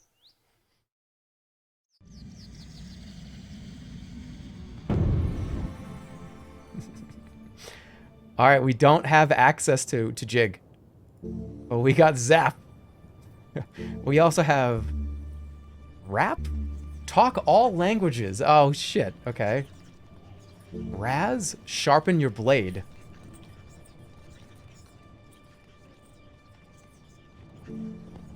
No, hot either. I don't have access to it. I'll zap. Let's go for it. I am to create some lightning, guys. For the first time in 7 years, I'm about to cast zap. You cast the spell and point at the nearest goblin. A streak of lightning shoots from your finger and catches the creature squarely in the chest, killing it instantly. The smoke clears. The second goblin, enraged, rushes into attack before you can raise the spell again.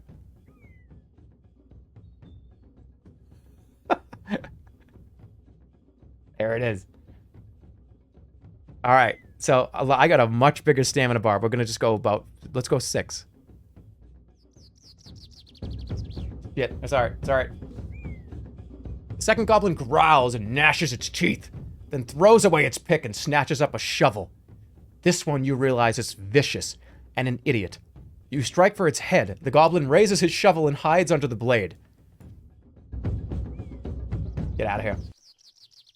You push forward, showing no mercy. Leaping over a cart, you drive your blade straight for his throat. The blow connects, and the creature falls down to the dirt, dead.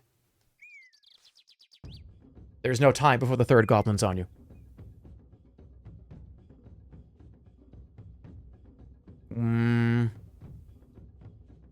Let's go another full blast here. It's alright. This third goblin is bigger than the others, and furious at the death of his comrades. He paces forward menacingly. You show him the force of your blade, and the goblin jumps quickly back. He escapes largely unscathed. From arm's length, he hisses and glowers. Full blast. Kill him. Dead. You strike again with vicious force. It is the final blow. The goblin drops to the dust, and the clearing falls quiet. Search the bodies, or get out of here.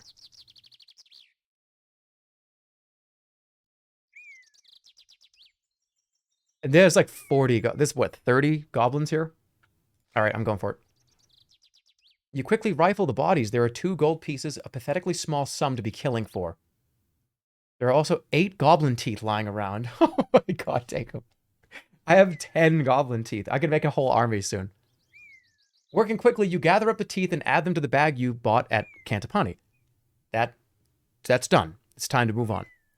There'll be other goblins here soon enough. You've been lucky that you have emerged from the woods while you were dispatching these. Quickly, you hurry back into the trees, leaving the mine behind you, continuing on along the path with the tall trees at either side. How many teeth do I have? I have 12 goblin teeth. Oh my god. Alright, that's actually insane. That's actually insane.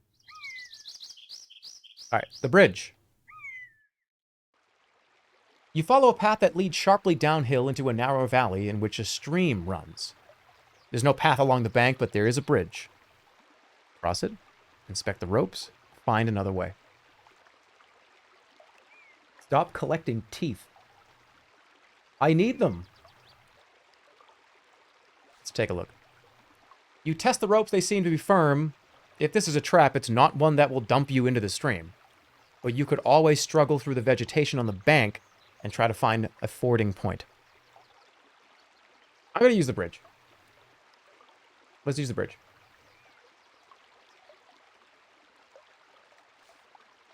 Moving slowly and with one hand on your sword hilt, expecting the boards to give way at any moment, you inch across. The bridge holds, and you reach the other bank quite safely. You now have a long walk ahead of you along the ridge and through a light covering of trees. So that was the right thing to do. This would have been probably a disaster.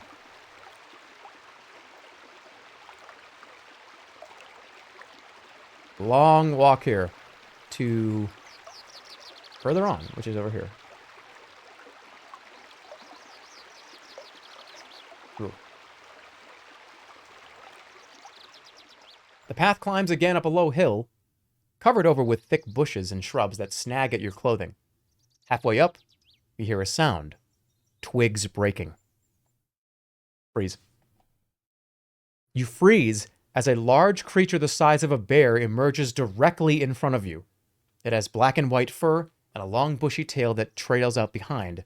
It growls menacingly. Oh no, it's a Snettercat. Prepare to attack or try to edge around it.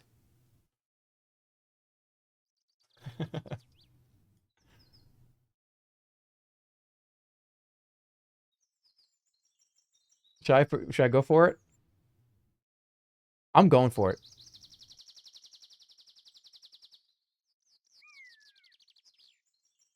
How hard could it be? I'm going for it. Prepare to attack. You will not be able to avoid a confrontation. The creature is a skunk bear, and when it raises its tail, it releases a nauseating odor. The smell that hangs around is terrible. Okay, well, let's get a, what can I do here?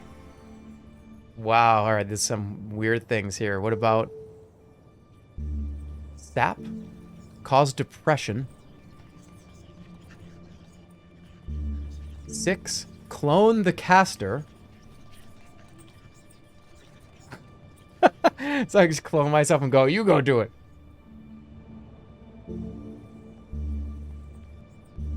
Nap, cause sleepiness. I don't have the item. Nothing with K. Law, yeah. This is very expensive though. Control non-intelligent creatures. Is it non-intelligent?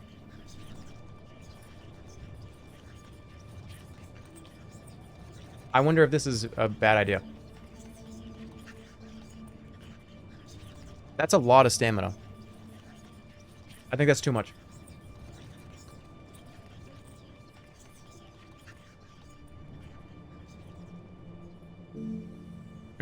I'll do 6. Let's clone ourselves. That's only 1. Let's do it. You cast the spell and in a flash, 5 replicas of yourself appear in front of the creature. The confused beast lurches forward to attack one of them, and you use the opportunity to escape, leaving your magic clones to fight your battle for you. The path leads down through another valley and back up a hill. 2 hours pass.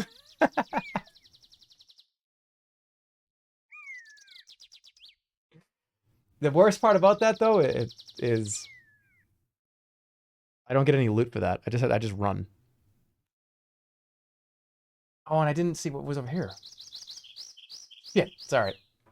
All right, we're gonna be approaching Kristatanti now. I want to see where we've gone so far. And by the way, I want to make sure people understand something here. This is very important. You know Elden Ring? You ain't seen fucking anything yet. This game is so overwhelmingly large that you're going to get Elden Ringed here in a minute. I just want to make sure you understand that. You're about to get, yeah, pretty soon here, you're going to get Elden Ringed. I just want to make sure you know that. Let's go to Kristatanti.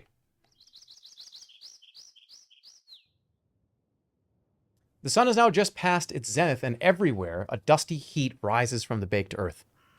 You begin to think about where you will stay for the night. Another night sleeping out in the open would be best avoided. But then you see a small village set into a hill. Look at it. Smoke rises from the stacks. The houses are well set, with stone at their bases and thatched roofs of grasses and thick leaves. There is unusually more than just the one street running through the center of town. It's as though this place, once rich, has had its heart scooped away. Litter surrounds the buildings, and on the edge of the village are rows and rows of empty, abandoned houses. You continue your slow trudge along the path. Okay. Into the village, or avoid the village. As you can probably understand, avoid the village is going to take us this way. Into the village is going to go in the village. Let's get a decision from chat here.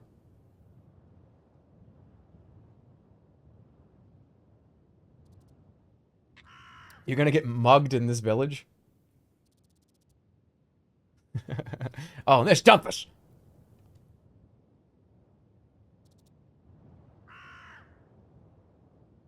What do you guys think? We going in or we going around? We going in? We going around? Around the village or in the village?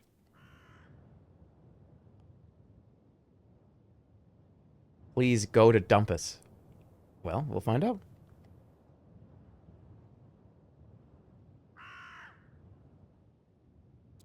Expand your influence.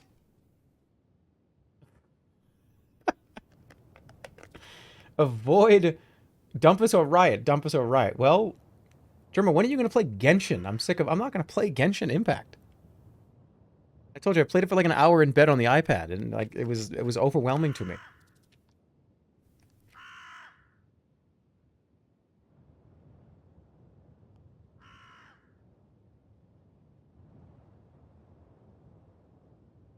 All right. What's the verdict? That's unanimous. Let's go. We're going into Kristatanti. Here we go. You walk into the village. Young hill dwellers pass you and stare at your strange clothes. You nod back respectfully. Look at the people. Their own attire is rough by comparison to your gear. They wear their hair long but piled up on their heads. These people are ghastly poor. The village is like a ghost town here on the knife edge of the Backlands. Talk in the alehouse or go to the inn? Let's go to the alehouse. I want to go in here. Walking down the single road, you quickly find a hut with its front covered, pulled wide open, and the smell of brewed beer coming from inside. You go in. Several hill dwellers are here, talking gruffly. When you enter, they watch you with understandable caution.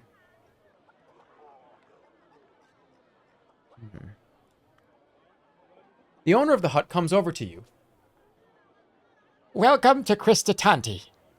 What do you want?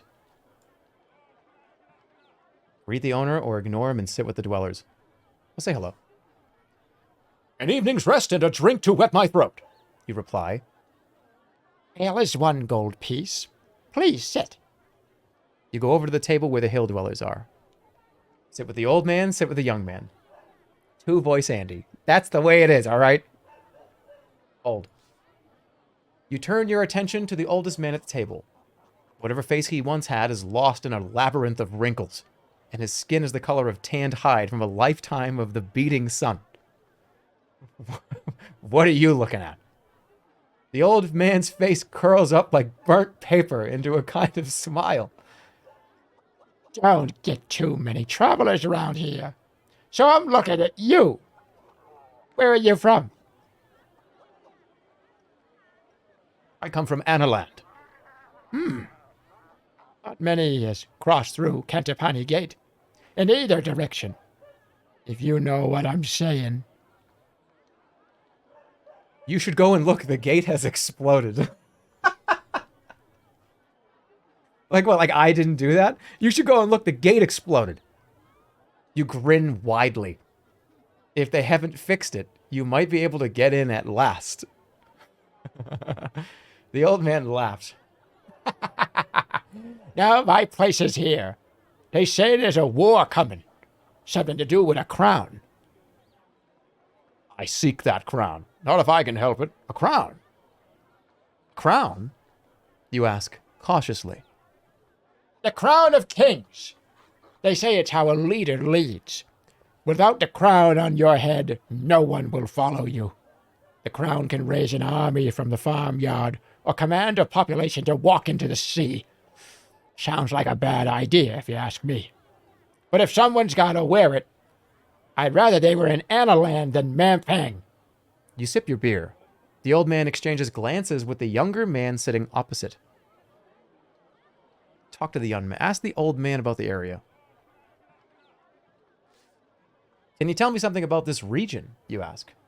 Christatanti? Certainly. I'll tell you that around here we're always glad to help out strangers.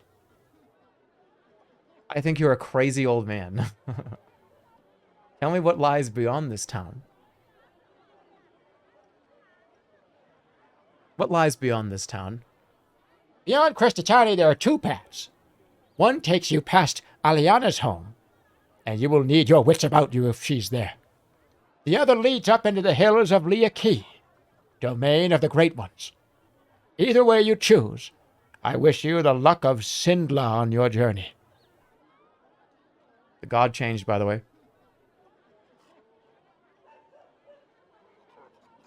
We have the monkey now, not the ape. No one talks like this. Yes, they do.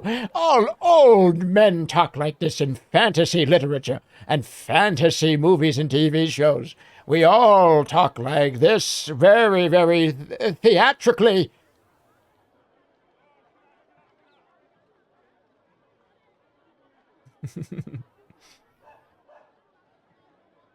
I'm not going to pray. Okay, intelligent but cheeky. The monkey understands others but does not respect them. He is quick to turn his tail, but not rash. What he lacks in courage, he makes up for in caution. Yeah, we're getting some Fs here. More than usual.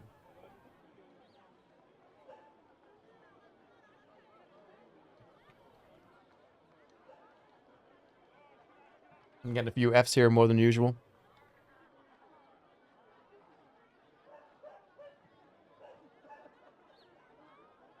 There are no Fs? There definitely are right now.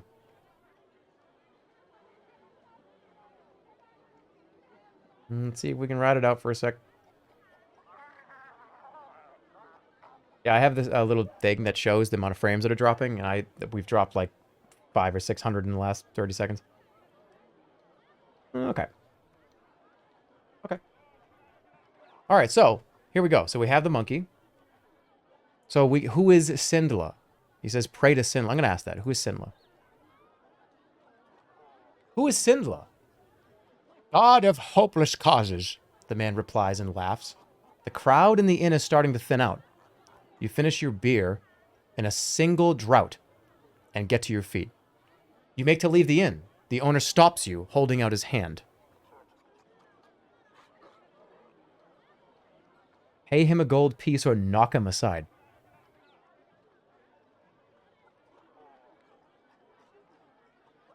The frame dropping is not a big deal when it's stationary. Yeah, that's true. That's true. I'll stop talking about it. It like burns a hole in my like head looking over there and seeing frames drop and being like, fuck. That's true though. It shouldn't be that big of a deal. All right, I'm gonna pay him. I'm not gonna be a dick. You pay him his gold piece and step out into the street. You look this way and that, trying to decide what to do next. When you realize the old man has joined you once more, he ignores you and is gone. It's now evening and time to sleep.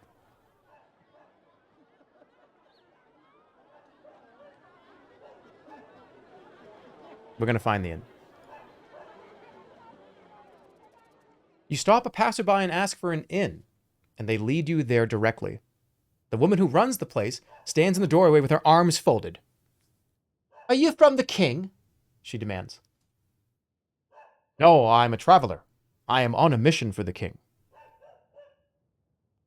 We're getting a party of old men.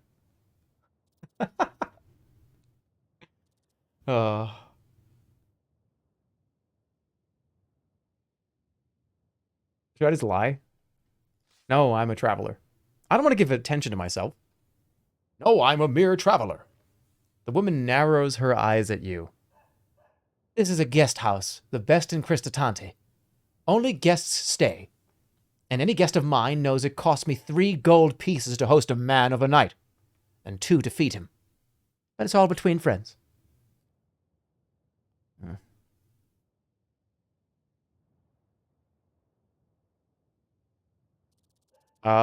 2 gold? 3 gold?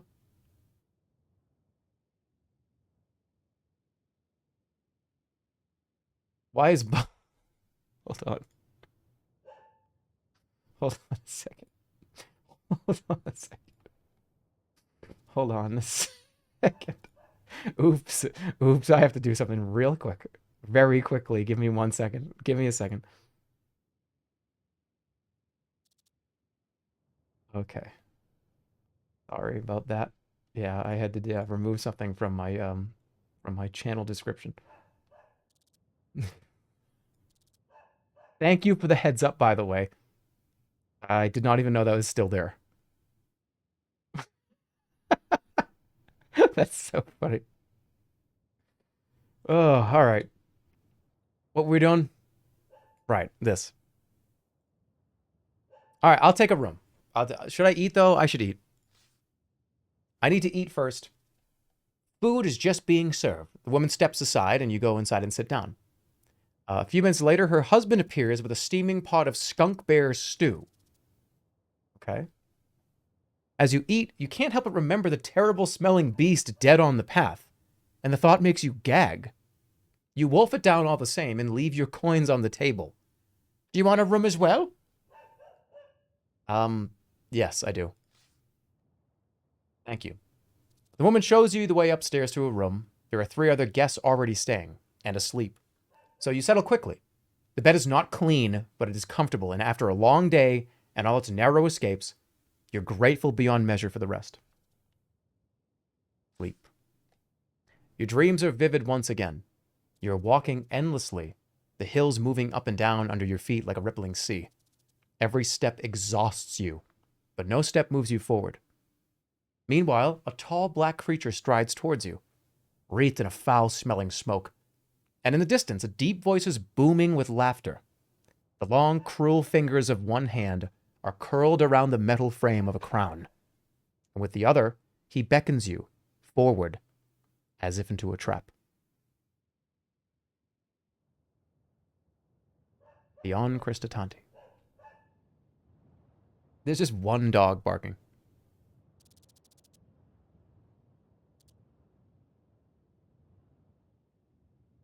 Let's continue. You wake early and sit for a moment, in no great hurry to leave the village. This is now the 3rd day of your journey, and the muscles in your legs are feeling lean and strong from so much walking. You spend a short while enjoying the peace, then unhurriedly collect your possessions and set off along the path. Cristatanti is surrounded by several miles of fields. It sits in a well-protected ring of hills and is close enough to the river to be reasonably prosperous. As you follow the path between lines of sun-baked crops, you come to a fork in the road. The right-hand way leads past a set of outbuildings, while the left heads directly off into deep woodland. Let's decide. Where are we going? Between the buildings, up this way, or in the woods? This will lead us through here to Leah Key. This is a ruined town, by the way. Or through the woods, potentially into the forest, and potentially over to Dumpus. We might be able to get to Dumpus if we go up. Or it might head us this way over the river.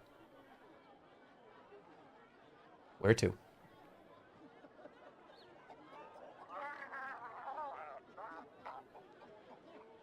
Dumpus. Well, that's up to you. That is up to you.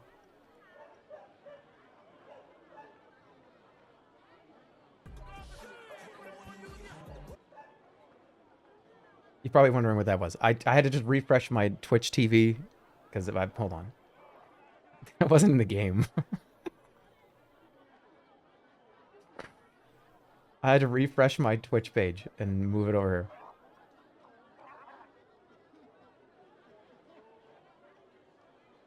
All right, let's do it. That's pretty unanimous. Into the woods we're going. Towards Dumpus.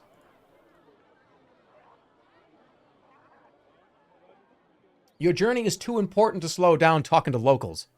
You must pass unseen, and so you disappear into the jungle of all tall trees. For a short while, the sun is fervorous, feverish even. And then you are between the trees once more, and everything becomes cool and still. You walk for several hours uneventfully, this land that was never settled or explored, and very few travel this way. In places, bushes and shrubs have grown over into the path. Hack your way through or move cautiously, just wildly swinging your fucking sword.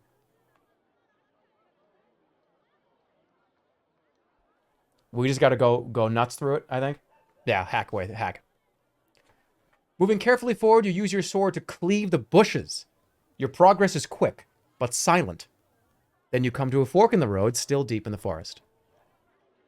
Fork in the forest. Uh-oh, it's decision time. I don't know what's going to happen here. Chad, I don't know. It's either on to Dumpus or creepy hut in the forest. That's going to be a tough one. Someone has thought to make a sign, perhaps as a guide, or perhaps as a warning.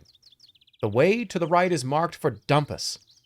A left turn points to Aliana, a name you remember from what the man in Cristatanti told you.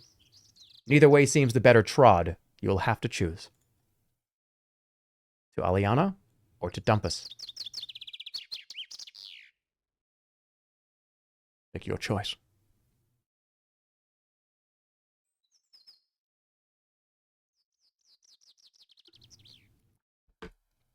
It's time to go to the shack. Or Dumpus. Get the dumpy. I don't know. I don't remember. Because if we go this way, there's also probably a possibility that we can still go to Dumpus. Or it might take us out into this fork and we have to choose again, which might lead you still to Dumpus, but could also go this way too, and up here. All right, what are we doing? I'm going to Aliana. Pretty unanimous.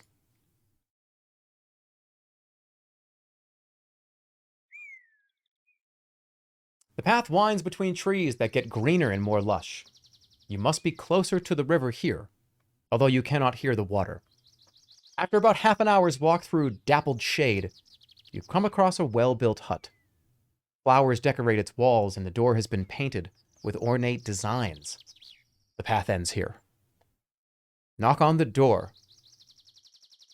Scout around it. Just knock on the front door. Right? Just go knock. Knock.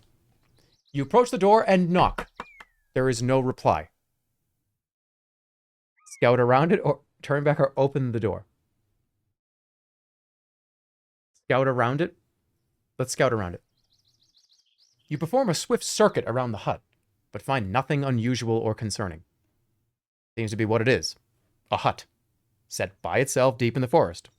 But for someone to survive out here on their own, surrounded by the beasts of the jungle, they must be someone quite powerful. You want to leave? This is your last chance to leave, or are we going to open this door?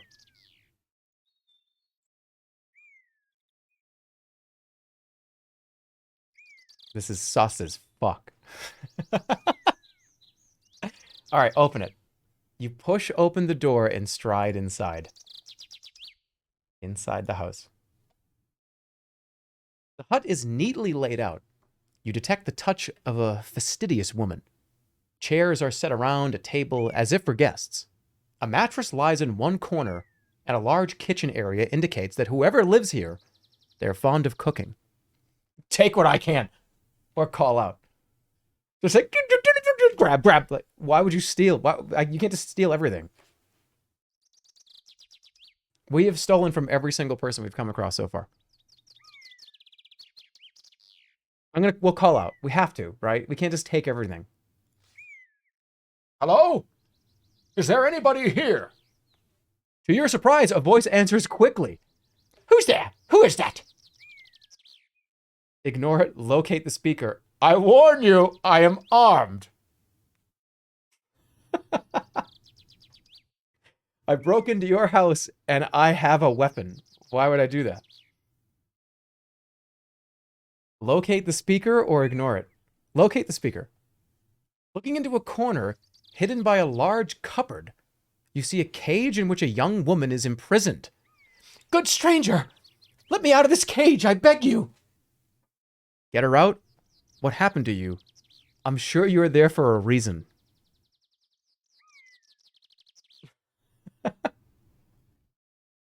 What happened? You move over to the cage, quite shocked. What happened to you? Oh, good stranger, I've been locked up here for 2 days. It was elvins that did it. Those mischievous, prankful elvins. Please, you must help me. I have not eaten, and they left me here, where I can see all my cooking things, but cannot reach them. I'll help you. If I let you go, what do I get in return?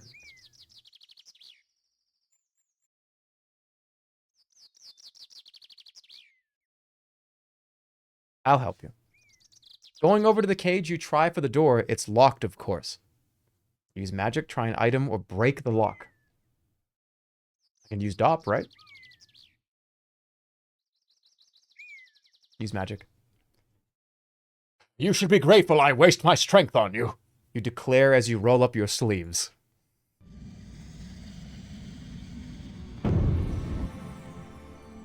Oh, no. No, I can't. I can't. What is pep? Cause strength? What a dick. Raz? Sharpen my blade? Should I just do it? But what if I kill her? I don't want to kill this person. DOP is... It's DOP. DOP is... Wait, this... Cause slowness? Wait, why would I do... I'm doing this! You begin the spell. Aliana watches you and must have some understanding of magic as she calls out to you. Wait, what are you? But it's too late. The spell has taken effect and Aliana has passed out on the floor of her cage.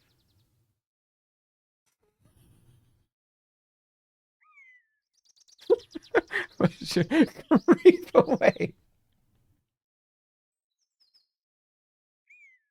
Should I rewind? Can I? No rewinds?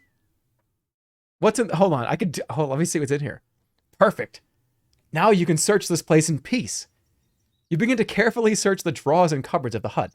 It's very empty. Perhaps whoever locked the woman up robbed her themselves. All you find is 2 gold pieces and a pouch containing soft brown sand. You need to rewind. I thought you didn't want to steal. What's the sand? Can I just see what the sand is? Take everything. You pocket both and turn to go. The woman snores quietly away as you slip out of the hut. You retrace your steps to the last junction. Wait, hold on.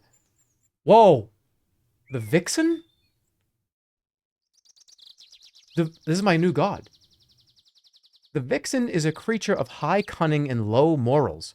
She will lie, cheat, swindle, and sidle her way out of trouble and into riches, always taking care to cover her trail. I've never seen that before. You need to rewind, you monster.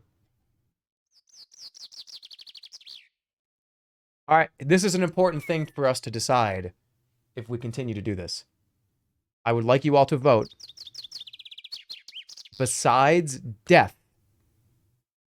Okay, because there are hundreds of ways to die in this game at any moment. Besides dying, am I allowed to rewind? Let's get an actual opinion here. And please, if you are lurking right now, this is a very important thing. Remember, if I die, I can rewind to before I died. But in a sense where, oh, I just did something, oh, that's bad. Am I allowed to go back? This is very, very important. This is going to dictate a lot. Because do I have to live with my decisions? Do I have to sleep in the bed that I make? What do you think? I know this is going to be close. Action should have consequences.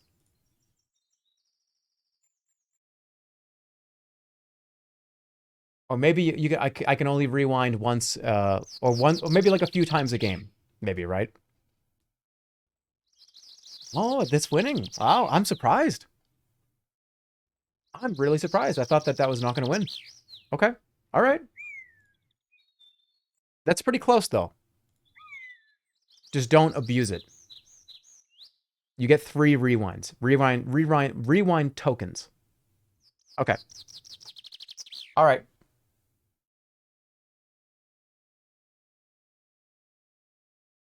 I can have 3 rewinds total per part, per game, per episode. We already did a no rewind. I can't even say that word. Okay, but I get to decide when I use those rewinds, right? 3 times per game?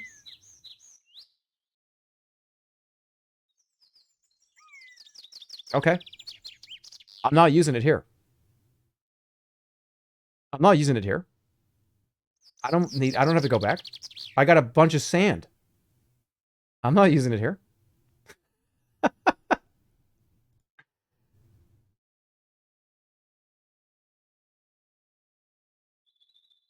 Omega lol, what the fuck? We should get one. Wait, just because I can rewind doesn't mean I have to. I don't want to, but what if it's a really important thing that happens? Terrible morals? What do you guys think? 3 times per... Oh, yeah, I think that's fair. You should zap yourself.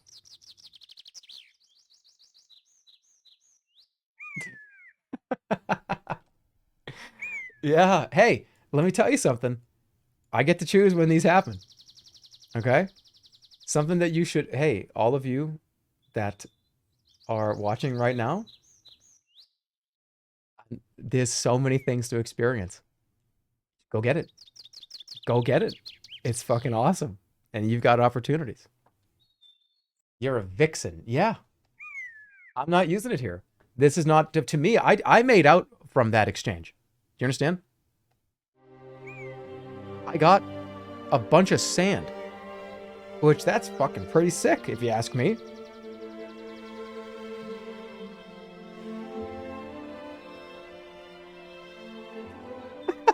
That's so worthless. You're a piece of shit. Why? I casted like the go to sleep spell and I stole everything in this person's house. No, I am sleeping in that bed. I want to keep the sand. Wait, let me determine. Is sand actually for a spell? Because if it is, I want to know what it is. Mud? Ooh! While casting, the caster must sprinkle grains of sand onto the floor to create a pool of quicksand. Any creature stepping into the quicksand will slowly be sucked away. You shitting me? I've got quicksand now.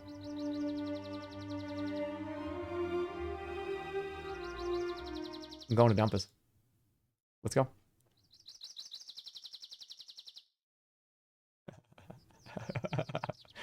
Aliana died for this. Aliana didn't die, okay? Look, I'm playing a chaotic, lawful good.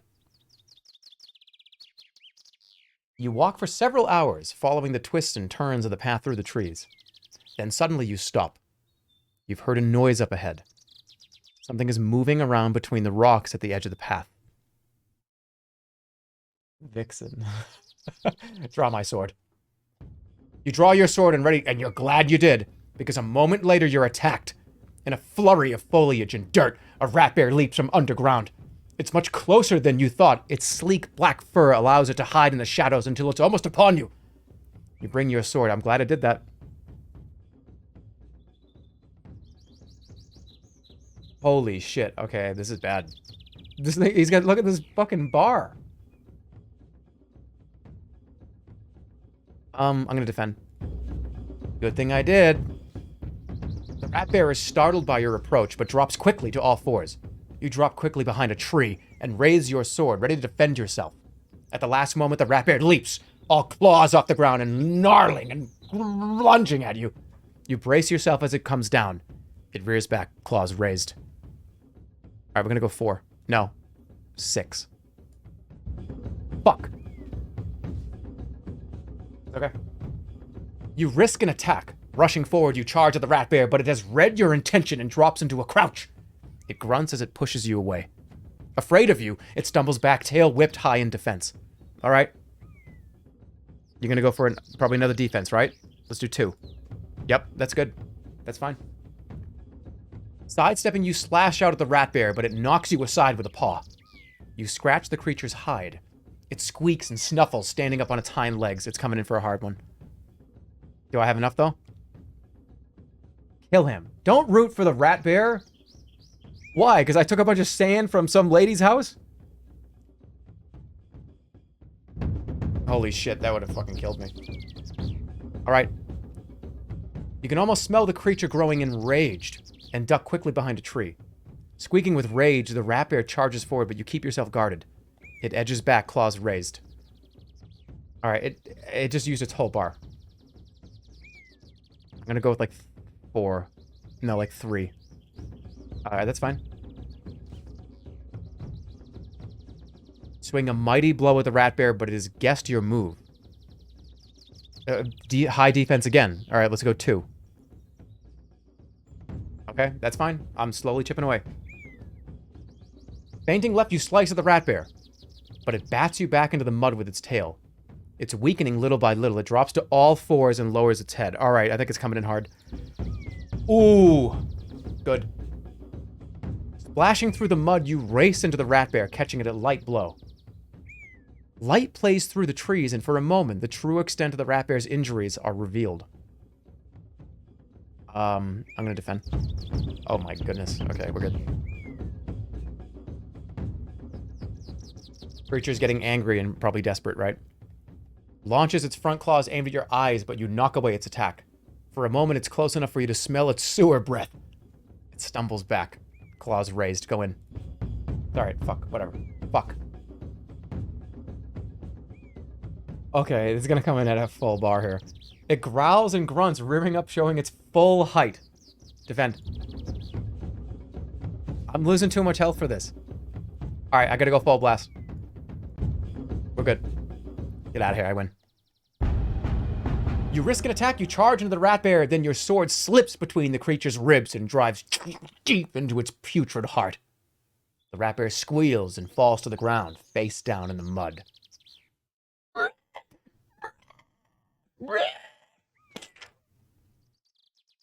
Competent combat. With the beast dead on the path, you are free to move onwards. Approaching, Dumpus.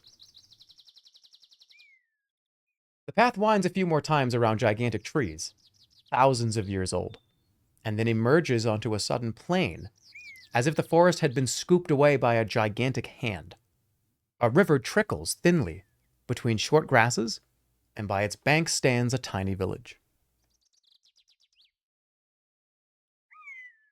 We don't even need to run a poll. I'm going into Dumpus. It's going to be like 95%. Don't even need to run that poll. Today has been a short day with few true dangers. With a decent meal and a night's sleep, your next day will start auspiciously. So you begin the gentle climb down into the village. You follow the path down into the village, passing a sign, which declares it to be Dumpus. The streets are thin and narrow, and the buildings have been set close together, as if trying to withstand a storm. There's a terrible smell hanging in the air. All in all, it seems an unpleasant place. Find an inn, talk to villagers, or explore the town.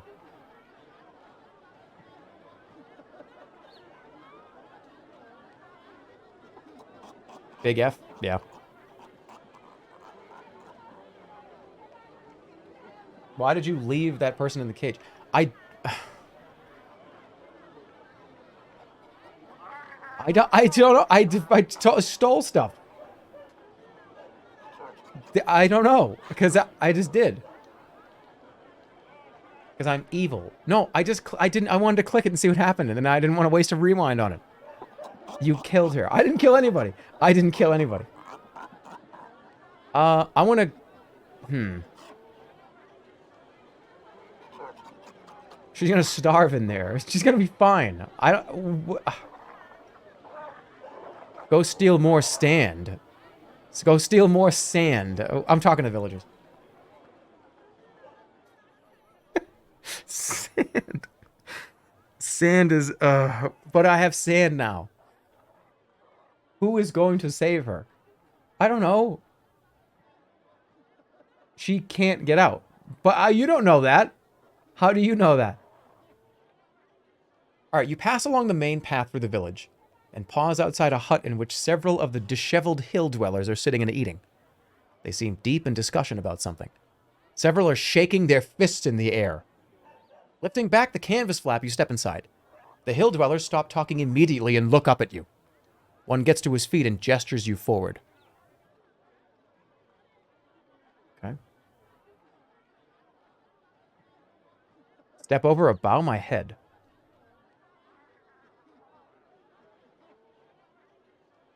You murdered a poor, innocent, caged woman for a cup of literal sand.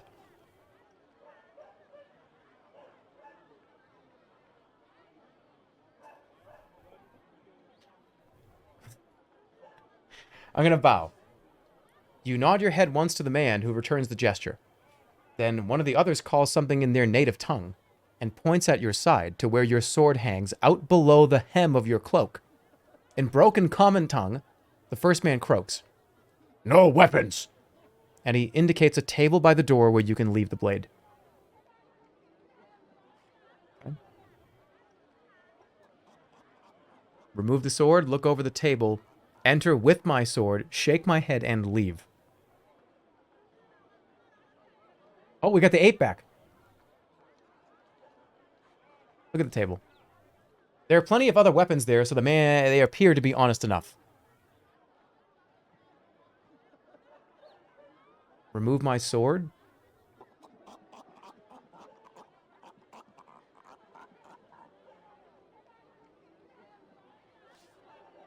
You unfasten your sword belt and leave your weapon on the table. The hill dwellers nod to show their appreciation, and then beckon you to sit with them. Then, they continue their conversation just as animately as before, speaking in a local tongue that you cannot follow. But as they talk, they pour you a drink and provide you with food. They seem quite welcoming. Let's listen. As you eat, you listen, catching a few words here and there. Goblins! Arms! Christatanti! They seem to be very concerned. Tell them you've been there, ask about the goblins, or keep listening. Keep listening. Your interest piqued. You keep listening. Slowly, you piece together the story. The group seem... I just burped. The group seem quite sure that a horde of goblins are planning an attack on Kristatanti, which is apparently one of the wealthier spots in the hills. They're discussing whether or not it would be worth helping the village to defend itself, which might mean they are offered some kind of reward. You must help them. Let them fend for themselves. Wait a while and decide later. More teeth. You must help them. Let them fend for themselves. Wealthier, yeah. You must help them? You must help them. You declare earnestly. Kristatanti, it does not help us. One of the men points out. They are rich. We are poor. You can be better than them. You will place them in your debt. You will place them in your debt! The men nod, swayed by your ruthless logic. And you? How do you fight? One man asks you. I serve the king of Analand. I serve myself. I will help those that need it. I serve the king of Analand. No, I don't want people to know that. I serve myself. The men nod. So you do not understand what we might lose. The evening draws to a close. The men thank you for your counsel and leave one by one.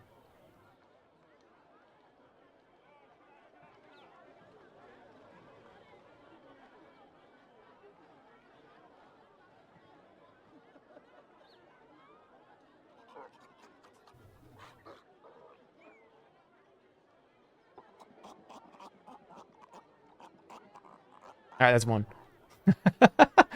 That's one. Okay, I'm going to bow my head. Remove my sword. Okay, listen to their talk. Keep listening. You must help them. Place them in your debt. Okay. I will help those that need it. Wait, what? I will help those that need it. The men nod. Let the goblins attack tonight, they cheer. We will use your strength. The evening draws to a close. The men thank you for your counsel and leave. I'm fucking out of here. I'm leaving. I'm out of here. I'm literally out of here. I'm out of here. I'm gonna fucking leave right now. I can't rewind a second time. Should I leave?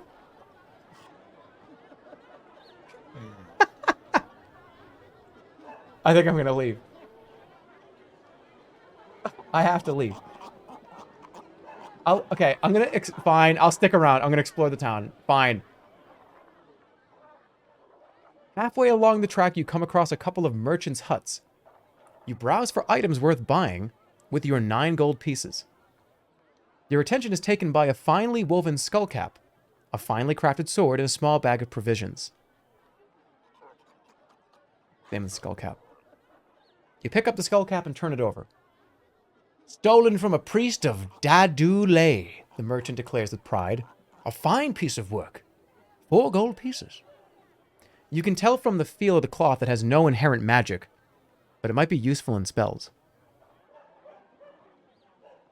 Try it on. I'm going to put it on.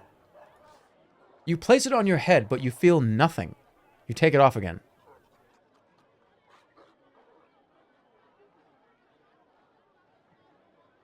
I'm on it. You pay him 4 gold pieces. You place the skull cap in your sack. That's enough. You nod to the merchant. Is there anything else I can help you with? Yeah, no, I think I can use that. Hold on.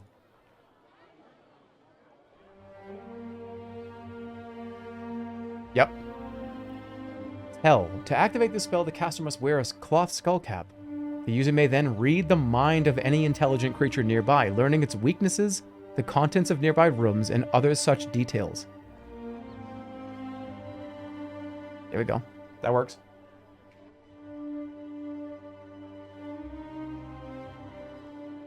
Okay. I'm running out of money. Is there any work to be had here? I need to earn some money. The merchant sizes you up. You look like a good worker to me. One of my friends needs some digging doing. I'm sure he would pay you and feed you for it. Digging what? You ask. The merchant shifts uncomfortably. Does it matter? You'll find out. He stares at you. So? He looks over his shoulder at the path. I'm going that way now myself. You coming?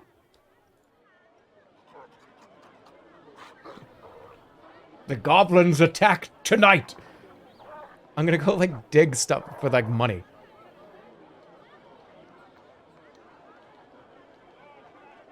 I'm doing it. Follow the merchant. I'm doing it.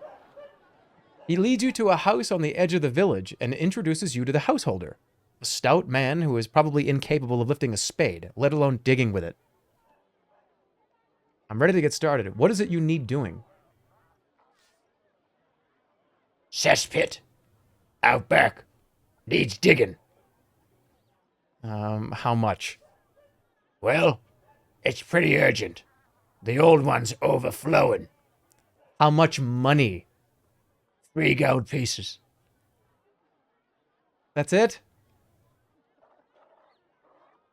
I don't remember doing this. Did I do this in the other playthrough? You can keep your money. No, I'll get started. Spades out back. He replies with a jerk of his thumb. You walk through the man's house into the back garden. The smell is terrible. The job is not just to dig a new cesspit, but to dig over the old one. And it's going to be several hours' work that'll probably take the whole night. You collect the spade stuck in the ground by the hole.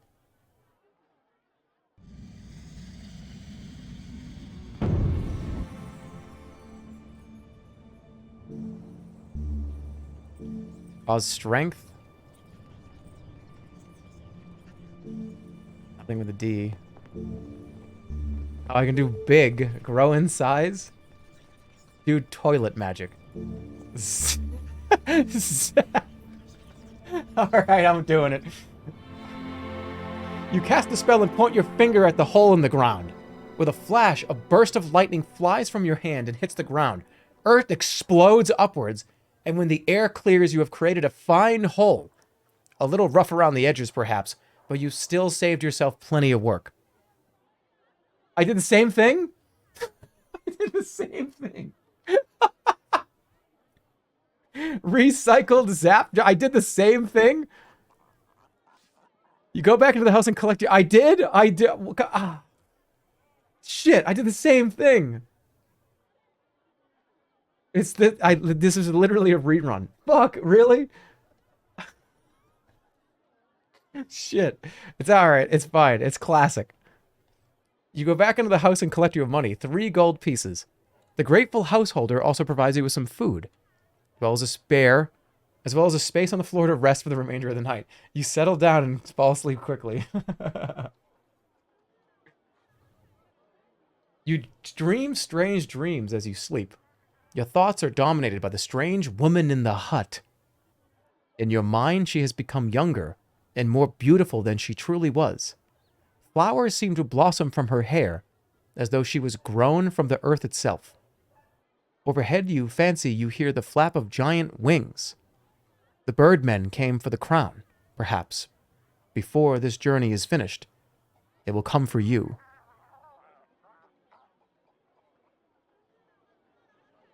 Oh. Leaving Dumpest. You did this. Guilt is now setting in. Yeah, it's okay. You rise early, dismiss the attentions of the householder, and head out onto the street. Within a few minutes of walking, you are out of Dumpus and back on the road. After another hour or so, the way branches, with one path leading up into the hills and the other turning downhill and along one side of a barren, stony ridge. Is that a village you can make out on the top of the hill? Seems a lonely place for it. Where are we going? Uphill to the town? Or go downhill around here to this big bridge? Uphill or downhill?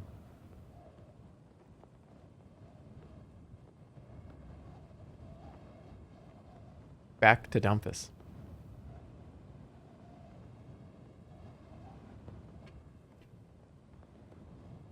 Oh, I forgot to say, pull! Sorry.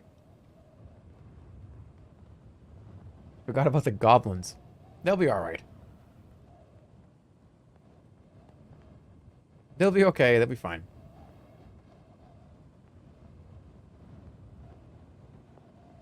Turn back.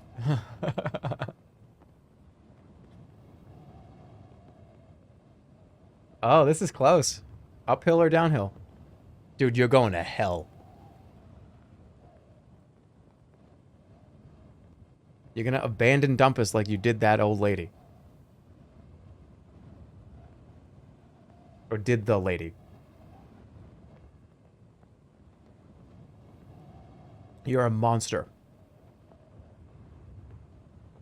Alright, where are we going? You bravely ran away. I think this is close. Where are we going? Come on. We're going up. To Urastanti.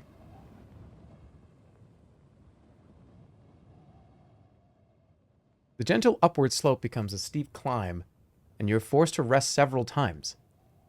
So far, you've been walking through the foothills. Now the journey will become more serious. When finally you reach the summit and can look out over the low plateau you've crested, you see the path runs through a small settlement of crudely fashioned huts.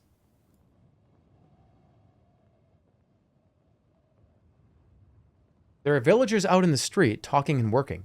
It seems a happy, bustling place despite the filth in the streets and the barren surroundings. Why do I have a memory of this place? I remember this person's face. I remember this person's face.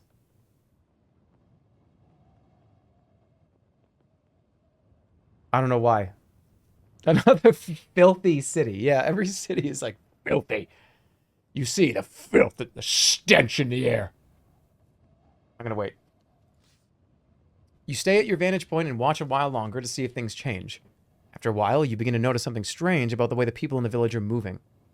First, you notice one is limping, then another. Then you realize they are all shuffling as they move. Some use sticks. One is even crawling.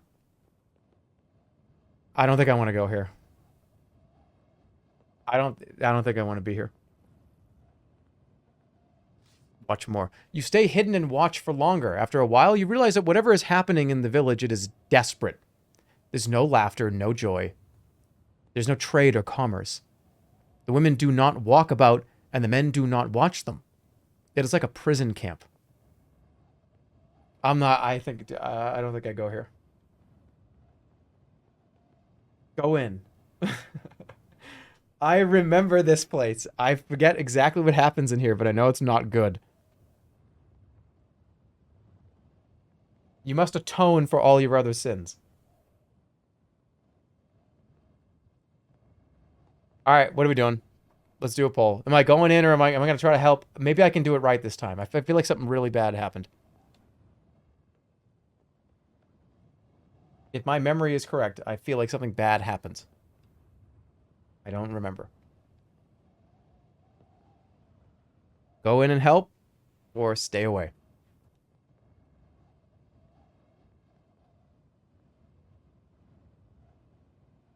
You have 2 rewinds. Don't be afraid. That's true. That is true.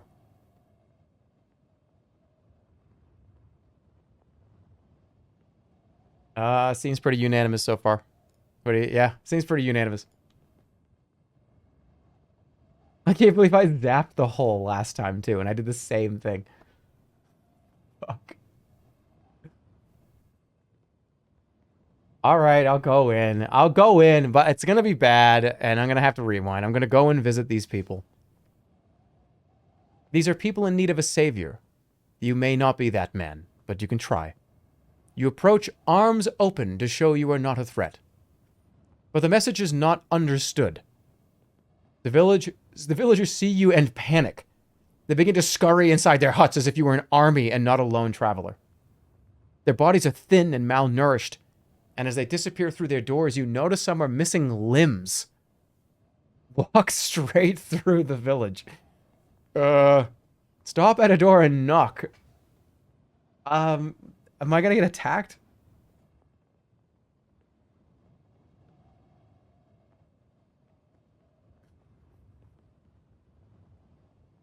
I don't remember what happens. Raid through Omega lol. I can't. I'll knock. You knock on the door of one of the nearest huts. There is no reply. Enter the hut. I don't remember this. Enter the hut? Another hut or leave the village? What do I do? This is up to you guys, because I actually don't fucking remember. Yeah. Leave, enter this one, or another hut. I'm gonna leave this up to you. Why would I just go in? Dude, we could steal some more sand. Oh yeah, dude, that would be sick.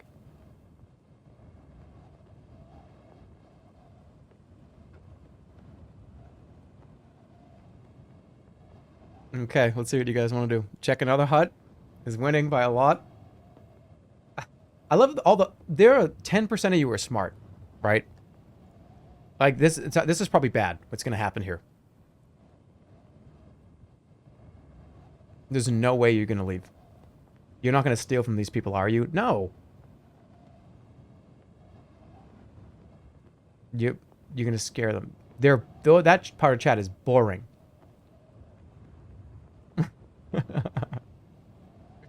90% of us, dude, are dumb as rocks.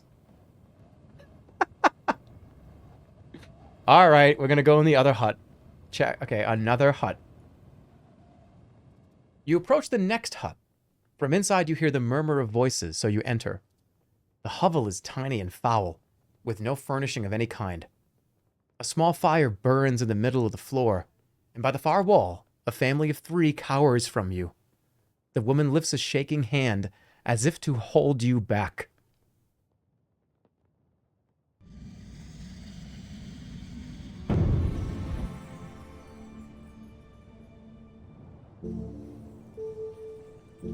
Create a force field. What if she's gonna cast a spell at me?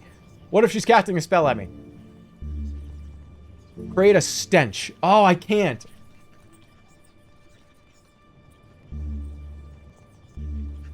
Yak? Cause fear?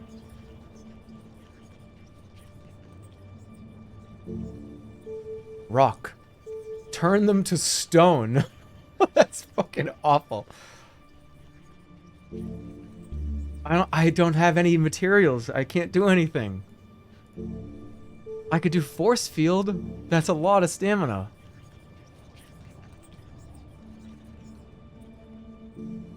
Wait. Dim. Cause stupidity. That's awful. Doc? Heal disease! Holy shit, I can heal the disease. I can heal disease. I can heal them. I have a potion. Remember the potion I took in the very beginning of the game? Remember I sniffed it. I smelled the potion. I can fucking heal them. I don't think I've ever done this in like the 3 playthroughs I've ever done. I don't think I've done this.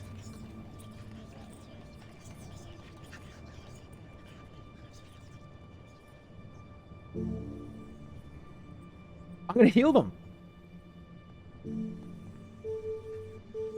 Heal disease. Go. You pour the blimberry juice out onto your palm and cast your spell across it. Then you cast the liquid onto the terrified villagers. At first, the potion seems to burn them, but then you realize it is the peeling skin, boils and warts that are burning away. The man is shivering as though he has been cold for days, and through chattering teeth he declares, "You have cured us. We have suffered the plague." Plague? Goodbye! Plague? So that's what affects this village. The man nods. We are no village, in truth. A few of us were cast out of Biritanti. A few from Dumpus, and a few from other places. They forced us here with flaming torches to live or die. He looks at his wife, who is weeping. Most do not live. How many are here? 30, perhaps, the man replies. We were 100 once, please. He steps forward, hands outstretched. You have saved us. You can save the others. I cannot. You can save them now. Understand this, you must leave. I don't have enough Blimberry potions. I can't.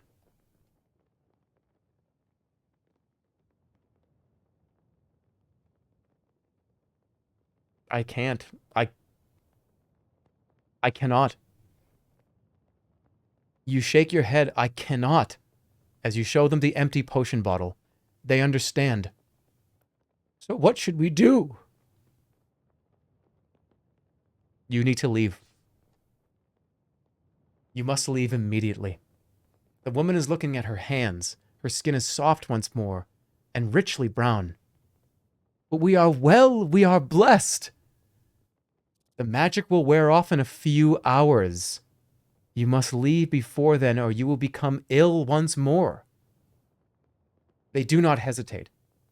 Taking nothing, they race back along the path towards Dumpus. You head quickly the other way. From across the plateau, you see the man pause and shout something at you. Beware the Black Lotus! Then he's gone.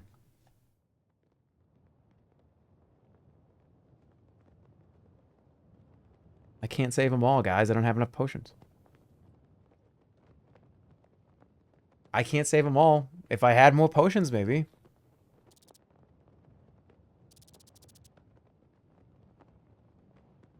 Somebody just said, Rock Rotus. Like Scooby-Doo? Why Scooby-Doo? Rut-row?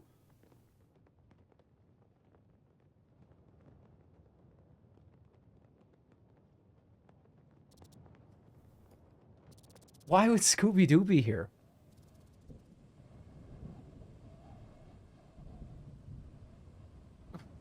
Raggy! Rut-row! Black Rotus, Raggy! What the fuck? The path beyond the village heads downhill once more between thick trees, before turning into a narrow goat track that crosses a rough peak. From the summit, you get a wide view. Look around. Head down a steep slope. The next village is sprawled out before you. And even from here, you can catch the sound of merry voices and shouting from the trees. The streets. It didn't say trees. Jerma, they're in the way to the goblin-attacked village. You haven't saved anybody. Oh, no. I sent them to their deaths. That's right. Oh, my God. You're right. That's horrible. Oh, oops. What's new, Scooby-Doo? Coming after you. Gonna fight. Hold on. Gonna fight. No, I can't do it. I'm not good enough. Head down a steep slope. The next village is sprawled out before you. And even from here, you can catch the sound of merry voices and shouting from the streets. It must be a carnival. Looking right, you hear a roaring noise and can just make out a beautiful, majestic waterfall, plunging from a cliff into a great rock bowl. You watch for a few minutes, marveling at how clear the water seems. Then it's time to move on. You follow the track down a steep deadline. Deadine? Whatever that is. Okay, only one way to go here. Ridge of Vancass. Deadine. I'm sorry. Some way down the hill, you stop for a rest and sit on a boulder to survey what lies ahead. The path leads downwards, and at its foot, cradled between three peaks, is a village, and quite a large one at that. Behind you, the sun is falling rapidly into the hills. It will be night soon. You can approach it or avoid it.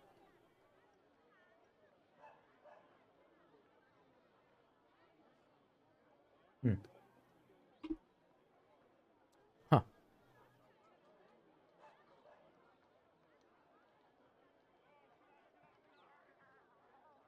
What do you think? Do we get a poll? Poll time. In the village or avoid the village? It's always approach the village, right? Although, look, another village to kill.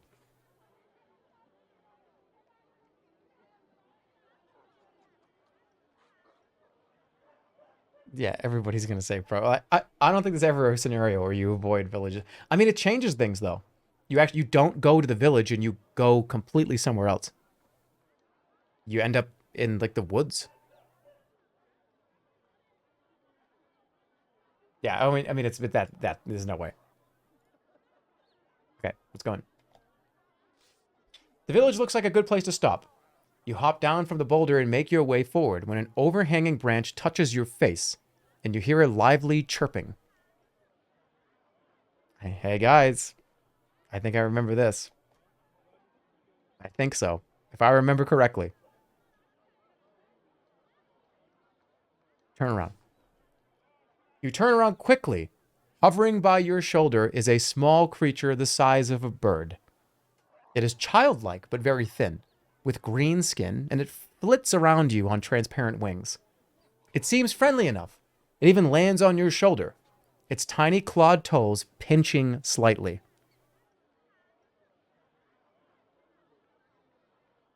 Talk to it, shake it loose, cast a spell, or carry on.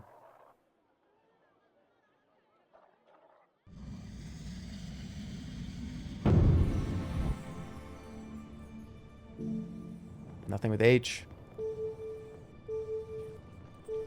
Create a shield. W-OK. Wall. Let's create an invisible wall. Yeah, bye. Hey. No spoilers. No spoilers.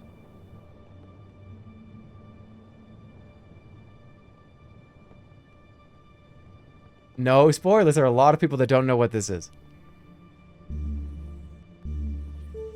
Cause fear. Get rid of him. All right. We'll talk. Talk to it.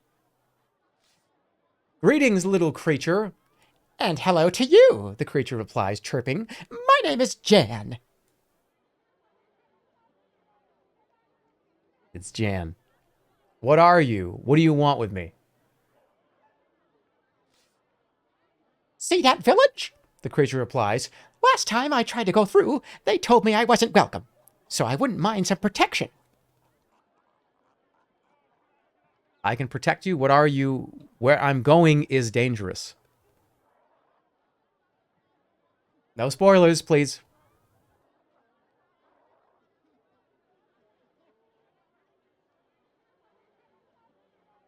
It was supposed to be the Elmo voice. What did I do for a voice last time? What was the voice last time? What are you?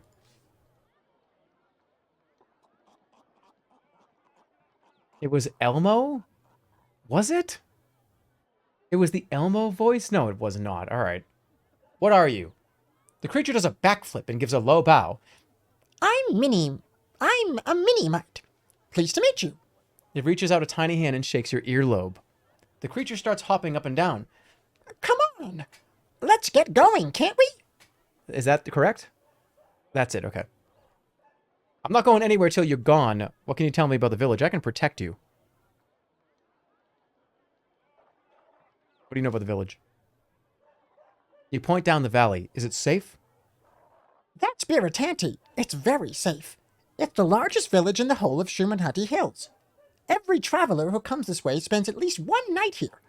So it's a little bit expensive, especially for mini-mites, but pleasant enough. Okay. All right. Hey. This is the replay of Sorcery. We need a poll. Do you want me to get rid of him, or are we keeping him around? We need a poll here, because I know what happens at this point. I don't remember every single piece of dialogue, but I remember sort of what happens. So we need some opinions here.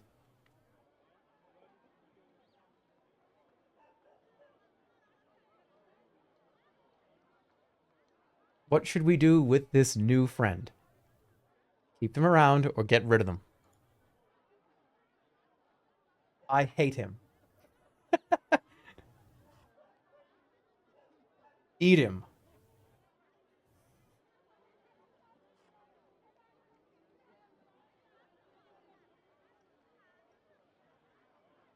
All right.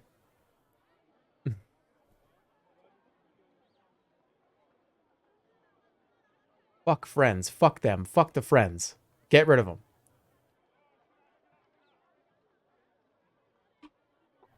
No spoilers.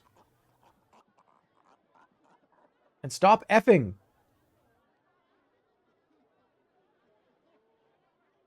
I keep dropping so many frames. Why? I need somebody at Twitch to like look under the hood and see why my connection has so much trouble going to some of their servers sometimes with my internet being perfectly fine.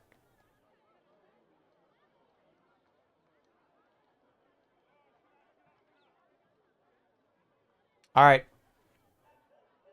All right, I can protect you. The creature squeezes your shoulder gently. It's like having a spider trying to burrow into your skin. The creature flits to your other shoulder once more. You're not in any hurry, are you? It observes. Do you want to sleep out in the rough?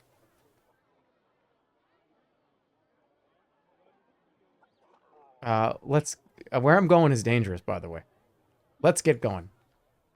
Creature shakes you by the ear in excitement, and you set off along the path once more. You descend into the bowl of the valley. The hills on either side are toweringly tall and throw the village into deep shadow. It would seem a very gloomy, threatening place, but from the streets come the distant sound of laughter and merriment.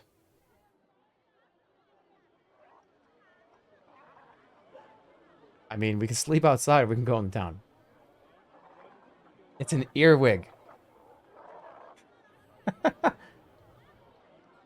You should have killed him. That was up to you. That was not up to me. That was up to you. We're gonna go in, right? We're going in. This is, I'm making this decision.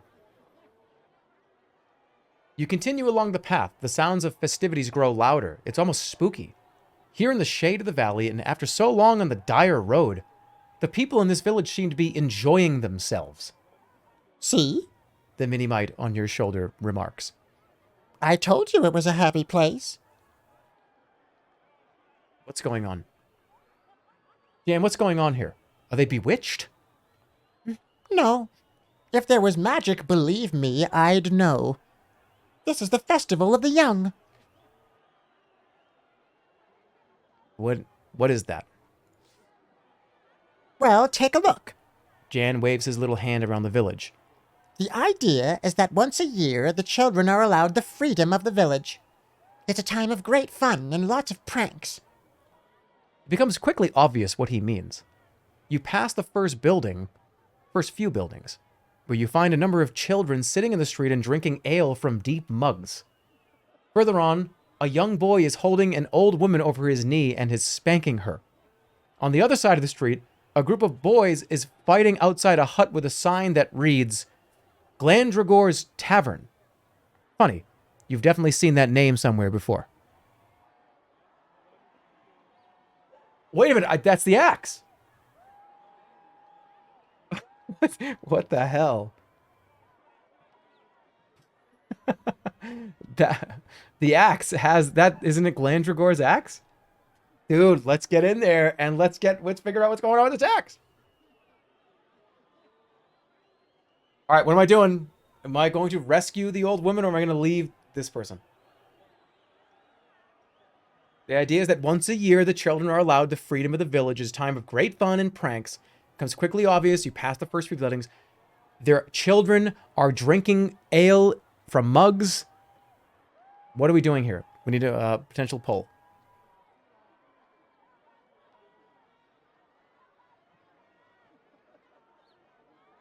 I'm seeing a lot of leave.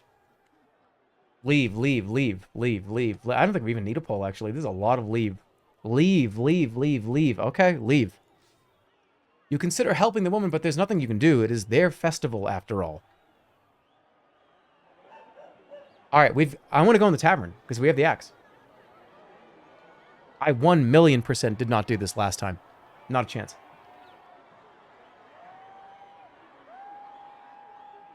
Behind the bar, a thick-set man is wiping mugs down with an old rag. Greetings, stranger. I'm Glandragor. Can I be helping you? Greetings. I've come a long way. I'm sure you have. Take a seat. You do so, and Jan leaps up onto the counter. Glandragor seems amused rather than alarmed by the creature. I have something for you.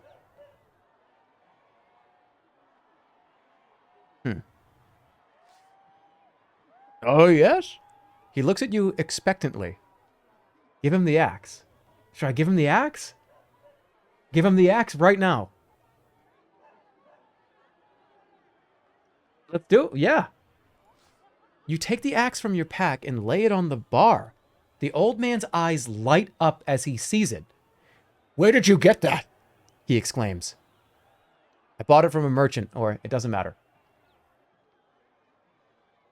I don't know which one. Like, it doesn't matter? Doesn't matter where I got it. No, but wouldn't that mean maybe I, like, took it or something? I bought it. I bought it from a merchant. But it's yours, isn't it? He reaches forward almost nervously. He is clearly overjoyed. I haven't seen this thing in at least 20 years. I spent every day with it. He mimes a gentle chopping motion with the blade, perfectly pitched at neck height on a goblin. Incredible. I remember the weight. How did you lose it? Why did you stop fighting? How'd you lose it? I was part of a raiding party. There were 4 of us exploring the giant's ruins at Liaki. We descended into a cave system and the roof collapsed. I was knocked unconscious. They left me. Couldn't get me out, I suppose. Except that someone reached me enough to steal my famous axe. Did you ever find out who? Is that when you stopped adventuring? You did Onyxia with that axe. Did you ever find out who it was? No. He shakes his head sadly. No, I went on a healthy quest for revenge, but I never got it. Got something else instead that made me hang up my traveling boots. If you don't know what that is yet, well, you will. Now here, I'm forgetting my hospitality. Without putting down the axe, he quickly gathers a mug and fills it with ale. For you, on the house. You thank him and drain the mug deep. The beer is thick and refreshing. Then it is his turn to question you. How long are you staying here?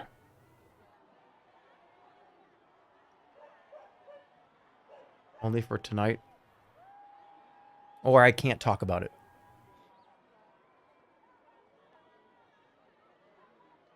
Only for tonight. I see. Well, And he nods. let me give you some advice. There's a site nearby, a place called the Crystal Waterfall. Whatever trek you're on and whatever you feel about sights, you should go. It's more than just something to look at. Here, He grabs a bit of paper and scribbles down a note. hand this to the idiot who collects the toll and he'll let you pass. Okay. What's so special about the waterfall? I won't tell you. That way you'll go just to find out. You nod once. And once you leave, where to next? To Kar or to Kantapani?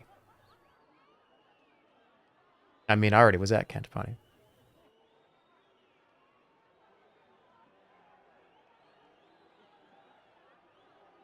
I would say to Kar.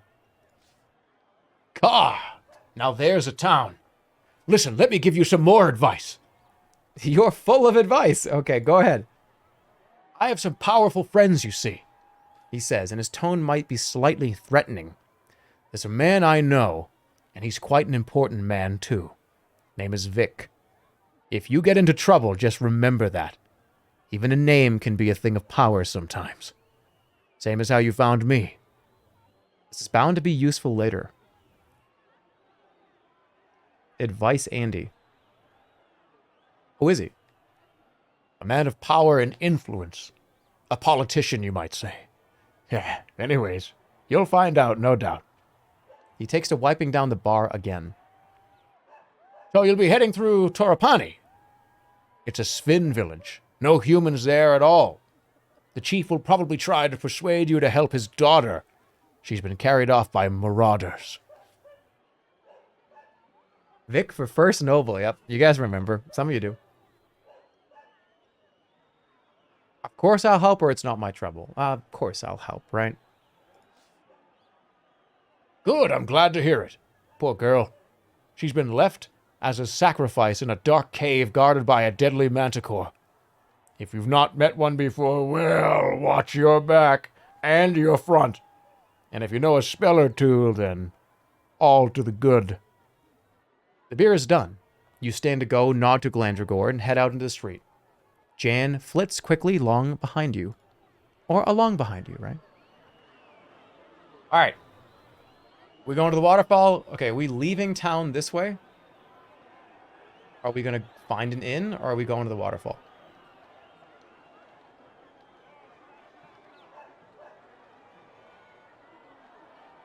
Oh, right, there was a mini dude. Yeah, there is a little guy that we have. Waterfall, waterfall, waterfall, waterfall, waterfall, waterfall. Let's go. You head up a path that climbs through a crack in the mountainside. Soon the air is filled by a thundering.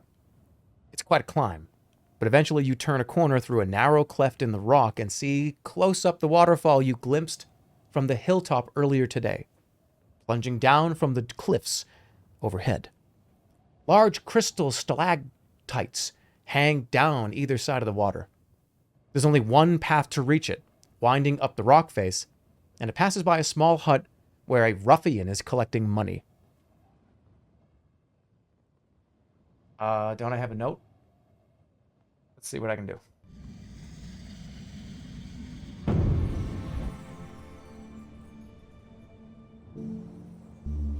Stud? The illusion of treasure.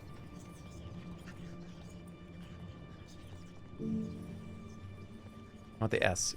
S. A. Sap. I can cause depression. I can do the clone thing again. I know, I have a note, so I can just skip. I'm just curious what you can do. Yeah, dud. Cause speed.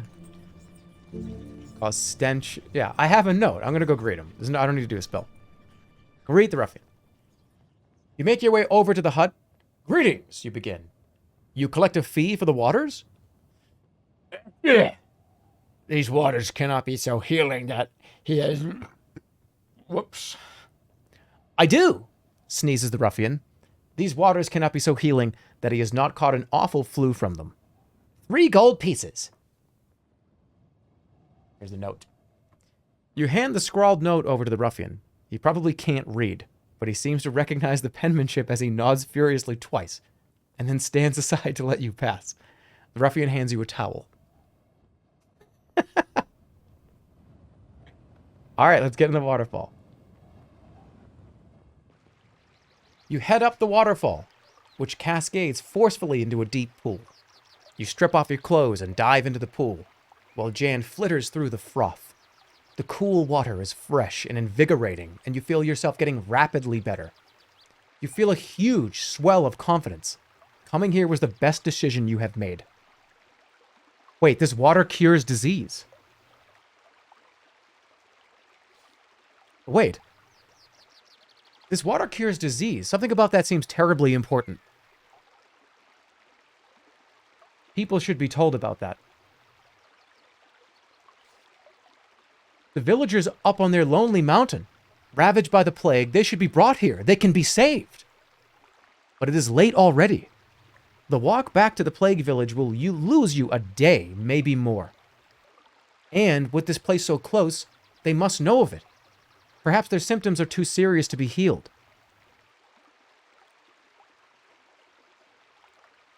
Leave them, start walking, or send someone else. Start walking.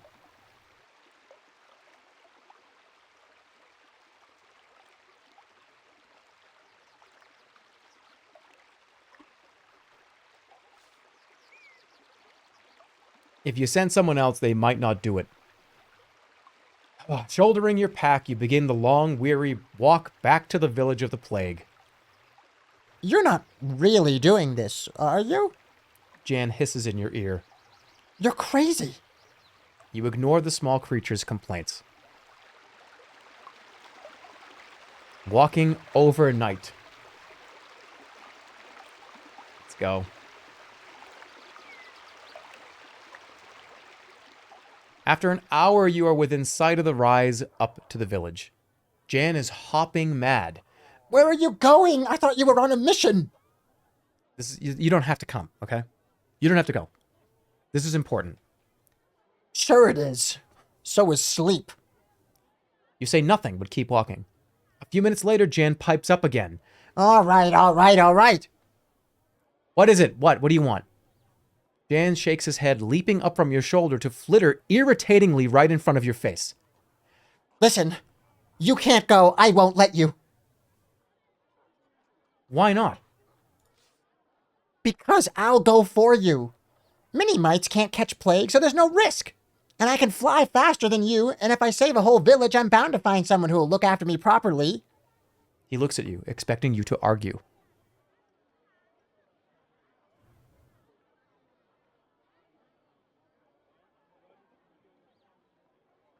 Good idea. Come with me. But what if I get the plague? Get two birds with one stone. You're gonna kill Jan, and the village gets saved. Don't get scammed. But okay, but if I don't see it, then it didn't happen, right? Oh, I can just go. I can go in the water. Right. But you know, what's that old saying? If you want something done, do it yourself.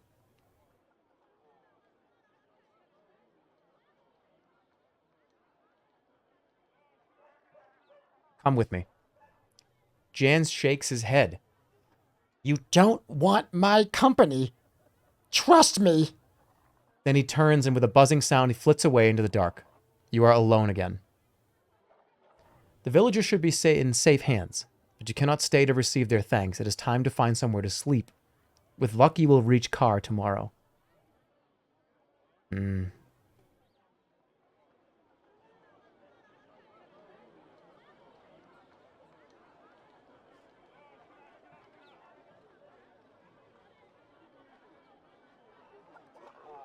He wouldn't have done it. We lose Jan.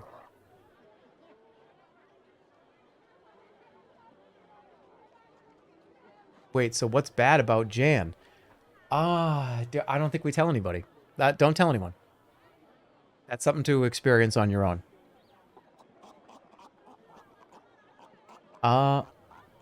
Sleep outside the town. I don't want to spend any money. What? Maybe he'll let me sleep for free.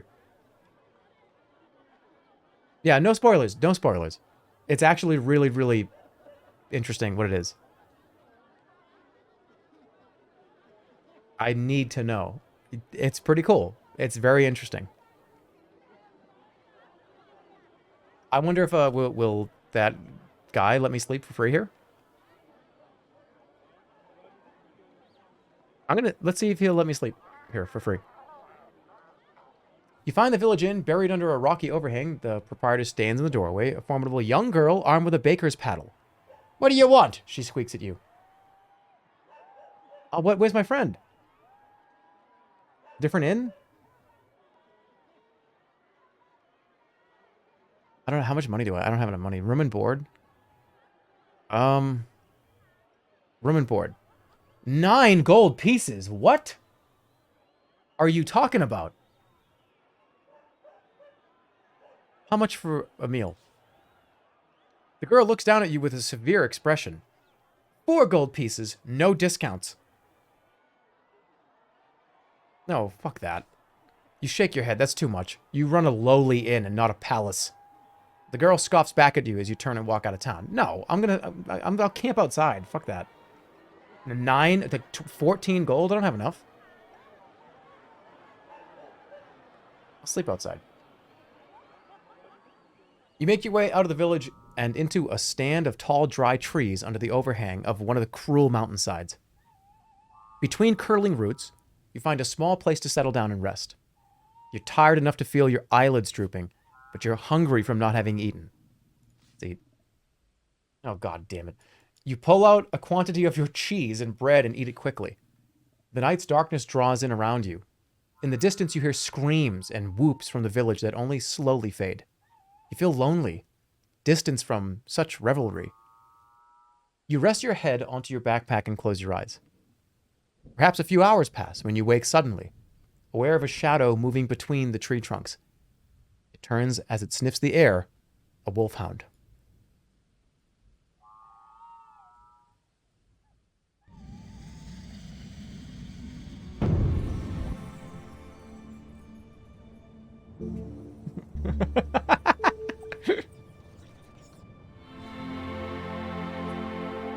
You raise the spell, and when it's ready, you take out the bamboo pipe and play a sweet and merry tune. The stupid wolfhound finds itself racing in circles and curling up into an absurd little ball. You play long enough and energetically enough that it eventually falls asleep upon a stone. You hurry in the other direction to find yourself a new spot to camp. Then, once satisfied, you lay down again and try to sleep. Your dreams are filled with walking, with peaks and valleys and endless paths. A curious light plays across them, building walls to heights before ruining them as it moves away. And above it all, there is a warning. Beware the Black Lotus.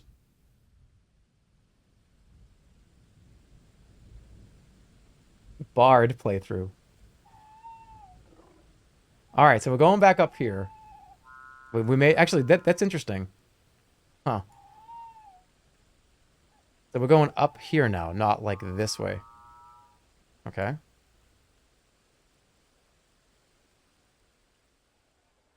You rise early from your spot beneath the tree. You rejoin the path on the far side of Biritanti.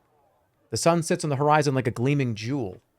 If all goes well, you will reach Torrepani today, the last village in the Shumantanti Hills. After a short climb, the path breaks, heading uphill to the left and downhill to the right. With Torrepani so close, it hardly matters which way you go, surely. But it does. But it does. Make your choice. You ignored the plague town? No, I didn't. I told everybody. I told everybody that it existed, and I'm hoping that they go there. No, yeah, I told them. I'm curious what that does potentially later. All right, poll time. Are we going right through this kind of brush over here? Or are we going left into this other brush over here?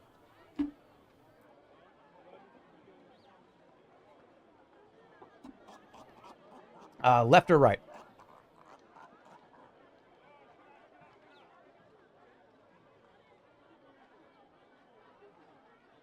You didn't walk back? No, I did. It was back here. It was like this little area here. This little zone. There's no obvious answer. No, there isn't. I'm actually surprised I haven't really died. I know for a fact there's like at least 10 to 15 places to just instantly die. And magically avoided them all.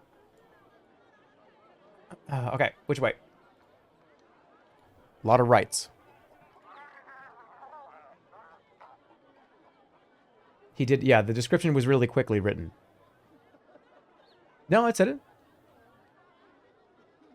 You yelled at the hotel lady and left.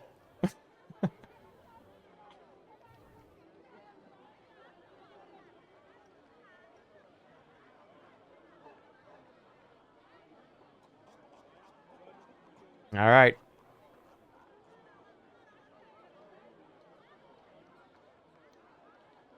We're going right. You climb a rise. The way is not too steep, and as noon approaches, you have crested the ridge and are descending yet again.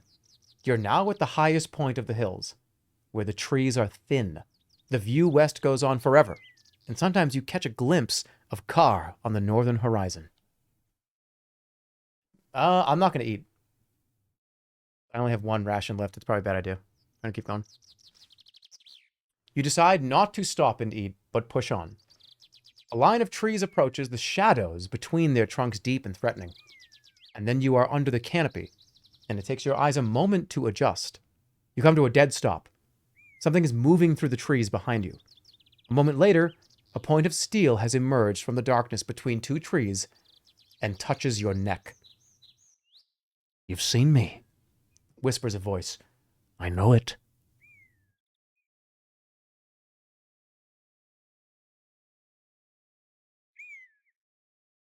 Look into the darkness, walk away, answer, draw the sword.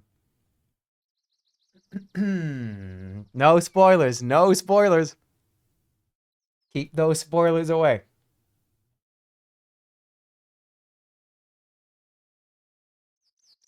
I'm going to answer.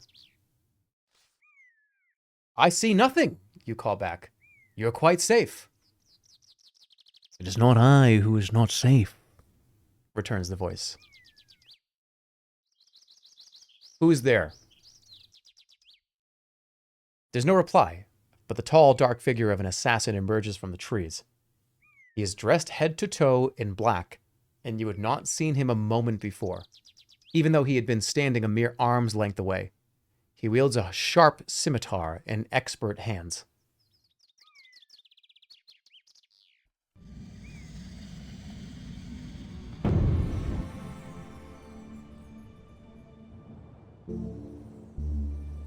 Fix.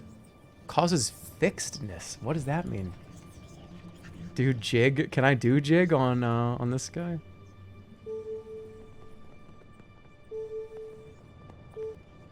Walk his shield. Oh, it freezes. Okay. Zap.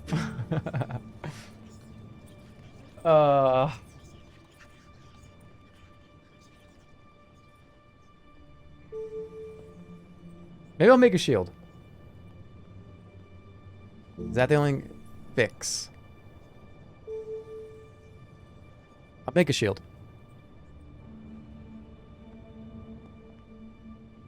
What was K? Nothing. Yeah, I'll make a shield. You could fix him. You can fix him. Alright, I'm gonna make a shield.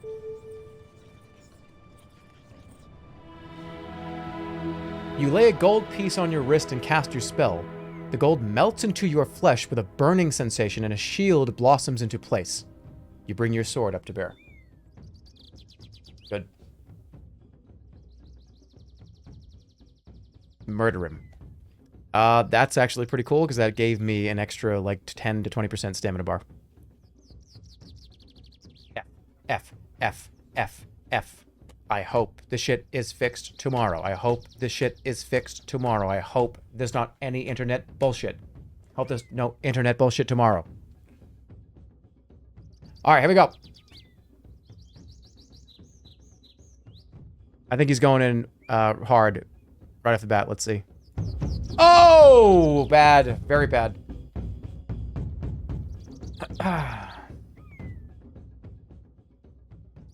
The assassin nods at you, taps two fingers against his chest, and readies his stance. Yeah, my duty is to sever your head from your neck. He declares in a voice as cold and polished as marble. You will not hold me from it. I'm going full blast again. Okay, good. I got it. I caught that off guard. Good. Time to attack. You rush forward with a deep, heavy slash, outclassing his own sword swing. You catch him deep in the side. Red blood soaks his black tunic. All right, let's pull it back. Yep. You drop yourself into a crouch behind your shield, and he hangs back and watches you without emotion.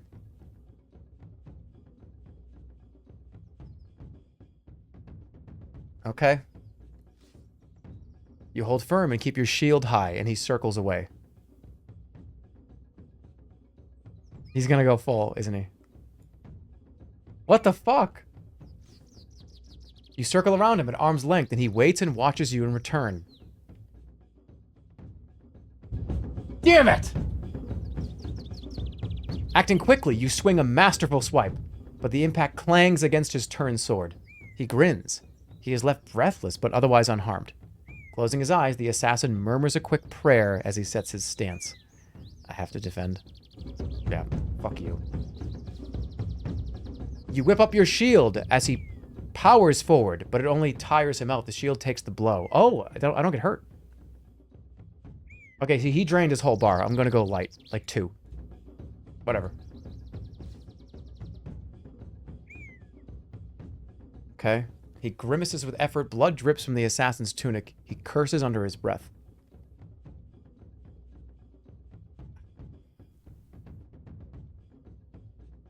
Alright. Ready yourself to block. He steps away a little. Do it again. Oh my god. He's gonna do it 3 times in a row again. Again. Again. What the fuck? Stop!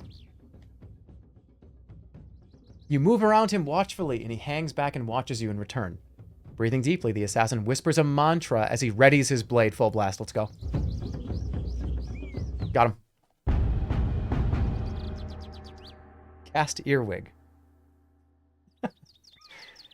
Fainting left, you dive forward with a deep, heavy blow. He is off balance and moving slowly, and the blade goes deep. He turns and tumbles, releasing his sword as he topples. I am not so proud as to not admit when I am beaten. You may finish me if you choose so, but if you do me an honor and use my own blade. The assassin is not dead. Lies on the floor, gasping. Finish him and search his body, or spare him. Chat, no spoilers. It's time to decide.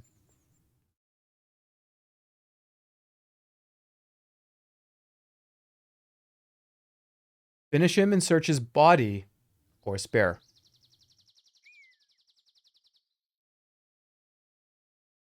Gonna leave this completely up to you. I know things about this game. I'm sure a lot of people here do as well.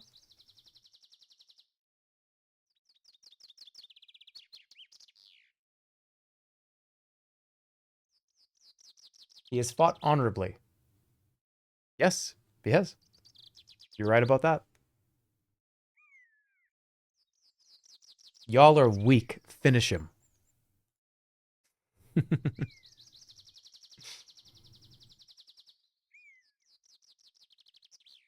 You need to kill him. Kill him. Kill him. It's dishonorable to let him live. Kill him. I have no say in this. I'm going to let everybody decide here. Oh, whoops.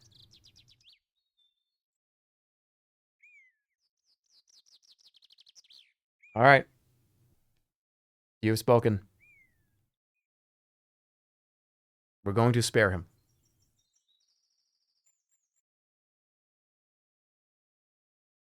What's in the pockets? I know, right? I don't know. We're not going to find out. Then get up, you tell him, holding your sword back, but not putting it away yet. He nods and sheaths his own blade. You're an honorable man. I'm glad to have met you. Now you have saved me. You own me in part. My name is Flanker, and I am an assassin and a thief. For those of you wondering, 6 or 7 years ago, I was a really, really big fan of Game of Thrones. And this was Jorah Mormont. And I had a really good Jorah Mormont impression. And I haven't seen the show in a long time, and I don't really give a shit about Game of Thrones anymore. So, I mean, I'm trying to kind of redo my Jorah Mormont here, and I don't know how well that's happening. Alright, why did you attack me? What will you give me for your life? Why did you attack? It's a simple matter. I picked on wayfarers for practice in hiding and in killing. I assumed you would be no match, but I see I was wrong. He bows his head once, perhaps in respect, perhaps from the pain of his injuries. You're traveling to Ka, he asks. Yes. No. Why do you ask? Why do you ask? That is the way I'm going. Well, perhaps I will not see you again once we part now. But if I do, remember me. I will not forget the debt I owe you. He is useless. Finish him. It's so funny. He is useless. Finish him. They give you a second opportunity. You're turning into Johnny Carson. You're turning into Johnny Carson? Oh my god.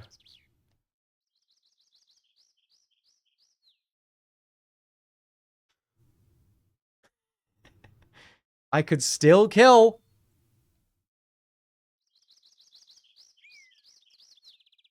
I could still kill. I remember you there. He bows his head again. This time it's definitely from pain. Go. You cannot aid me. Can I? Actually, might be able to.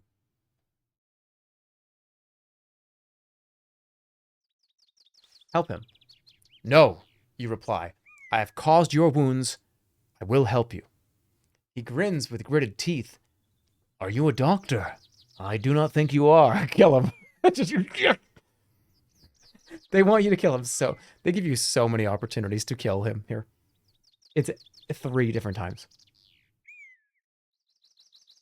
Find his wounds. Tearing strips of dark fabric from his clothing, you bind his wounds tightly, and the bleeding lessens. You are too kind to a man who is about to kill you. Let that be your lesson, you reply as you gather up your things and head out of the forest, leaving him behind. You have a sense that you've made a powerful friend. Very cool. Leave the trees. You continue along the path and around the side of a hill. A wooden hut is set into the slope, with an old woman sitting on the front step. A river seems to emerge from beneath her. As you get closer, you realize the water flows underneath her house, and the house itself is set on a splayed struts like an insect straddling the water course. A few paces from the front of the house, the water plunges over the edge of a sheer cliff and disappears.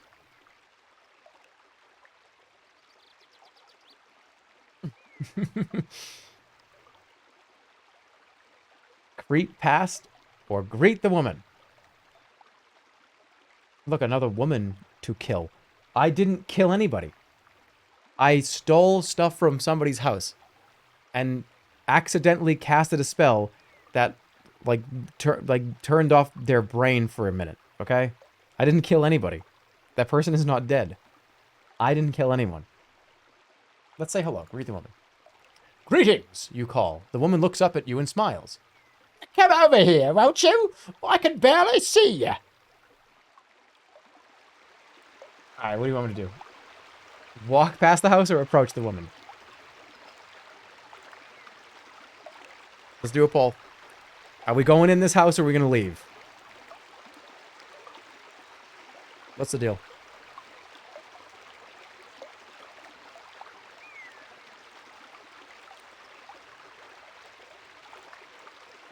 What do you think? Rewind to flanker. There you go. Somebody got it.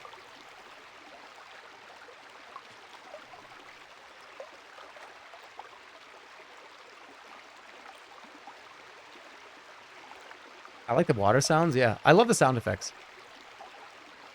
It's just super calming. This whole game is just like this.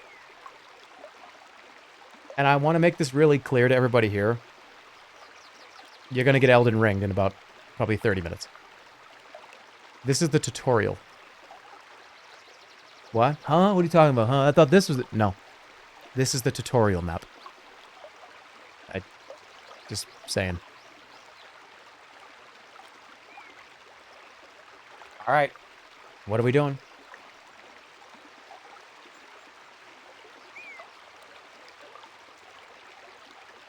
Alright, we're going in. Approach the woman. You approach the old woman. She smiles a toothless smile and gets up from the step. Come in, please, she beckons. I get so lonely living out here on my own, away from the villagers. Go inside. Thank you. You follow her inside and take a seat by a long wooden table. I'll bring us some tea, she says. She sounds almost nervous. Hurrying to her kitchen, she returns with 2 large cups. Drink the tea. Make conversation. Let's make conversation. The tea is still hot, You cup it between your hands as you speak.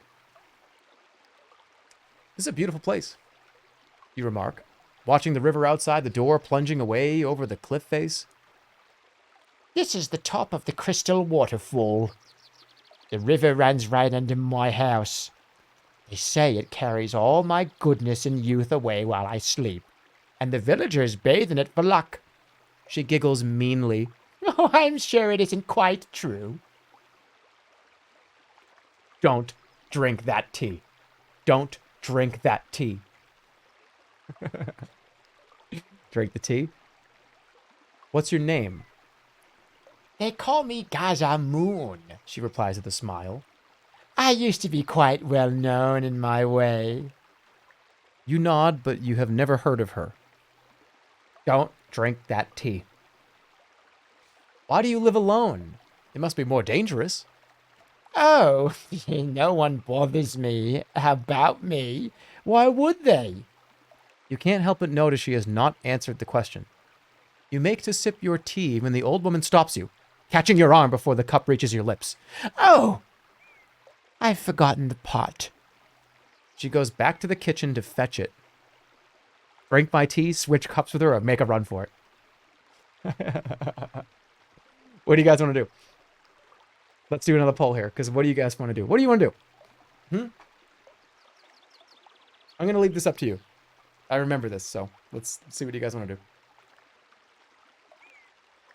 It's fun involving the chat with this because when I streamed this game 6 or 7 years ago, I think there were like 600 people here. So this is, I like this. It's a whole new experience. You guys get to live with your own problem right here.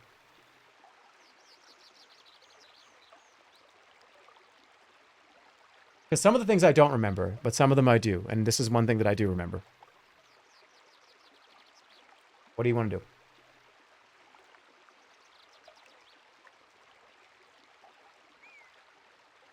Why would she stop you if she wants you to drink it? I don't know. It's a good question.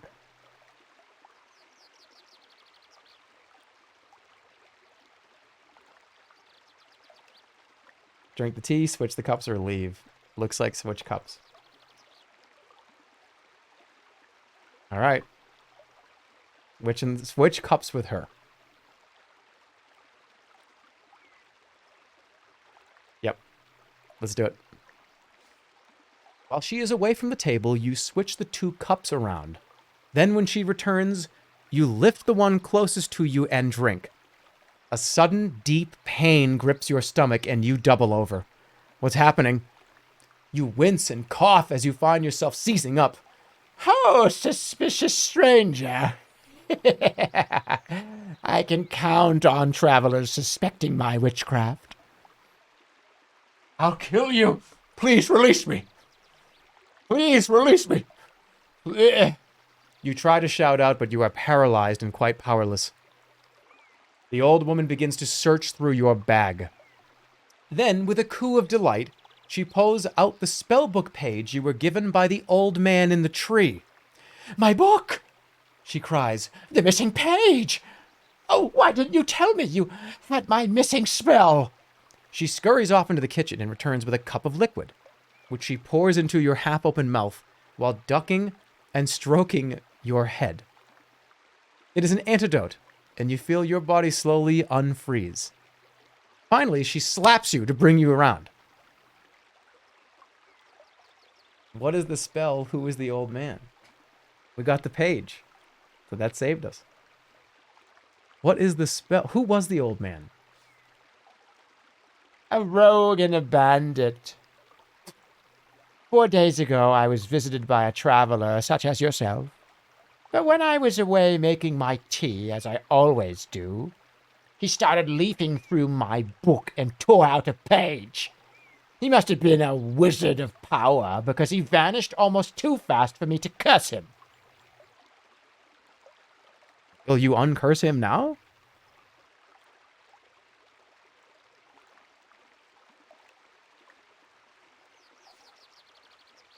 Well, She looks a little uncomfortable. I rather think it might be too late. I aged him to almost 130 years, you see. I wanted to slow him down, but instead I sped him up. She fuses with the page, repairing her spellbook with some gentle magic. You take the opportunity to leave. Well, that's how that happens.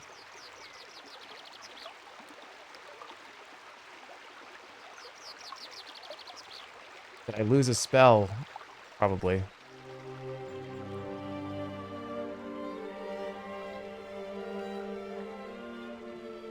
But the guy in the beginning of the game was a wizard, and he was not old. Zen, Yaz, Sun, Kid.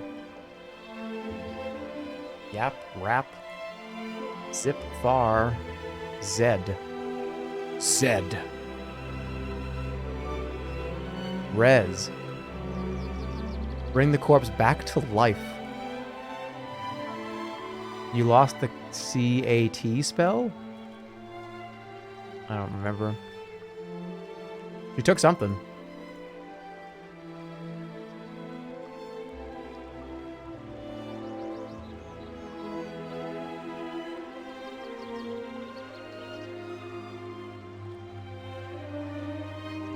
Yeah, she took something. All right. Outside the village. We made it out of that one. The old man gave you a page and she took it, yeah. That kind of sucks. I hate losing items. It is now late afternoon. You pass over the brow of the next hill, and below you is the village of Torpani, slung from one side of the valley to the next like a flood barrier. Observe. Torpani is a village of the Svin, an aggressive-looking race of man-orcs. You might expect their village to be rowdy, but it seems strangely quiet. Go to the town. Still, there's no way around it. You will have to go through it. Into Torpani. You enter the village. There is a definite air of depression hanging over the place. The Svins are going about their business slowly and miserably, and pay no heed to you. You sit yourself down on a tree stump in the very center of the village to consider your options. Find an inn or make contact with the villagers first.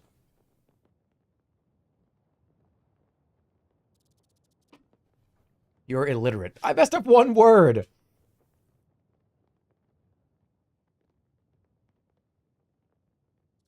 We should probably rest. We should go to an inn.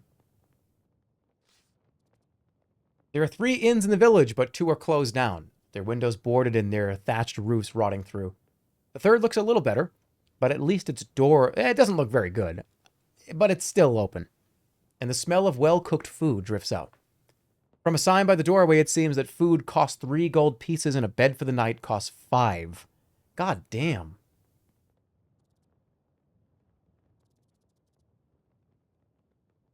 Oh, I might need the ape later. No, save the money. The price isn't worth the value. You turn away, intending to sleep for free under the stars instead. You walk out past the borders of Torpani and settle down under the trees. There's time to eat. I have no more food. You wolf down the last of your provisions, then rest your head and try to sleep.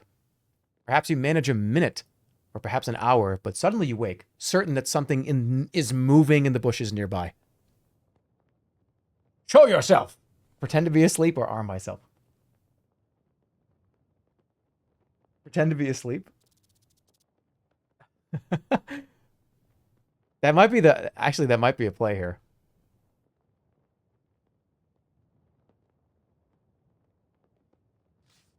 You stay still, listening carefully, waiting for your moment.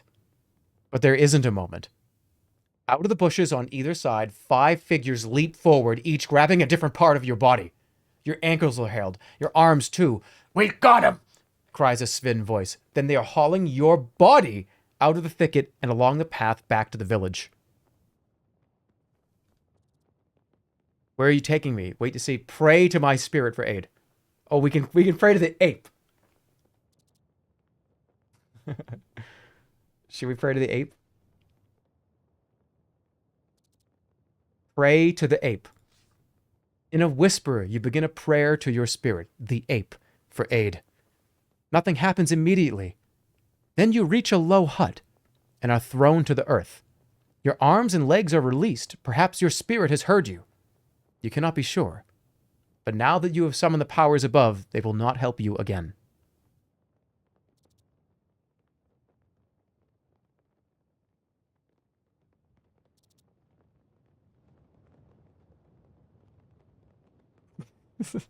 Somebody said, NFT ape? No, dude. It's the ape. It's the, oh, do you hear that? It's the ape.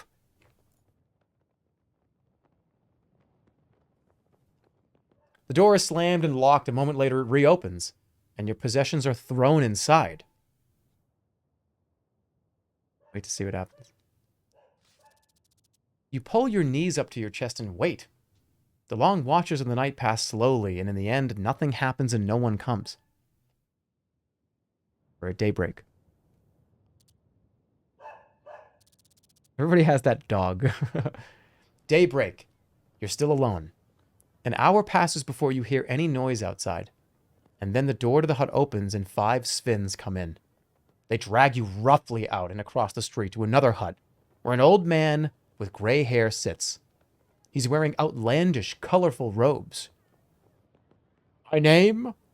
Brosius Chief. He slaps his chest twice. I apologize. Then he bows, brushing the dust on the floor with his sleeves. Rush him. Tell me what you want. Apology accepted.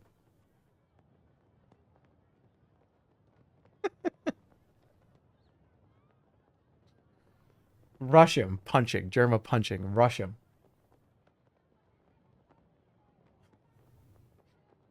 Did I just rush him? Rush him. While his head is bent, you spring up and rush at him. You almost reach him too before the other Svinns catch you and hurl you painfully back onto the ground. The chief looks at you sternly. Brave. This is what we need. He waves to a menial who brings in bread and milk. Eat it. It's free. Gratefully, you bolt down the meal. It does not seem to be poisoned, and it nourishes you. The bowl is removed, and the chief squats down in a pool of cloth. I have need of you and your strength. I'll help if I can. Tell me, I will kill you.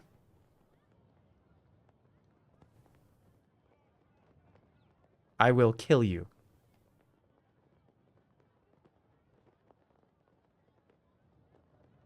I'll kill you. I will kill you. The chief nods. No, I fear I kill you. My daughter, my child, she is taken, offered to a terrible demon below. She deserves it. You want me to rescue her? I will try or die trying. She deserves it, Omega lol.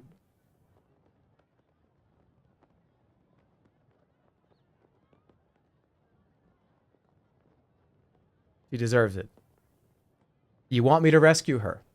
The chief nods. Succeed, and you may choose your reward. Fail, and... yeah. Save her yourself.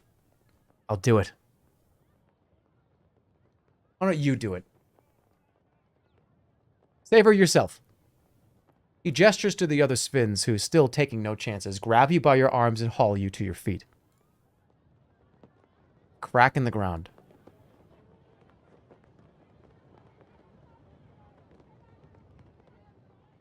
You are led along a short pathway through the forest to a crack in the ground. One Svinn has brought a rope, and another a basket. They are preparing to lower you down into the pit of the earth itself. You will pay me richly for this. Take the adventure, try and escape. I do have vague memories of this mission, by the way. Giga Chad, escape. I keep just running away, and they just keep grabbing me. And I keep losing a health every time. Take the adventure. You will pay me for this. Take the adventure. Take the adventure. You wait until they are ready, then step into the basket. The chief nods to you with respect. Watch the darkness, He declares as they start to lower you down. You hit the floor with a thud and peer into the darkness. Your eyes can make out nothing, but a slight breeze suggests endless space in all directions. You are blind, helpless, trapped. Something clatters to your feet from above. One of the Sphinx shouts something down to you. Feel around on the ground. You crouch down and feel around your feet until your hand closes on the base of something. You pick it up. It is a dry wood torch. Something else falls from above and strikes you on the head. Tinderbox! Calls the voice. Curse whoever hit you. You hurl a curse upwards. The Sphinx, despite their concern over the missing tribe member, laugh. The sound echoes like water between the walls. Feel around for the tinderbox. Rubbing the bruise on your head, you reach down and find the tinderbox, light the torch. You strike a light, and the torch blazes into flame. Below. You can see now you are in a large cavern, wide and deep. At the far end, passageways disappear to the left and right. Though an uneven rock fall at the far end of the cavern, you hear a murmur. Listen by the rocks, go left, go right. Chat, it's time to decide. He has the Tinder, he has to swipe right.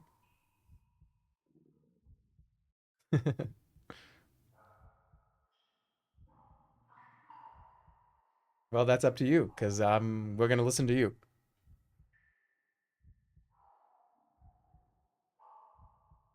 Left, right, or listen by the rocks. The poll is up to you. Listen.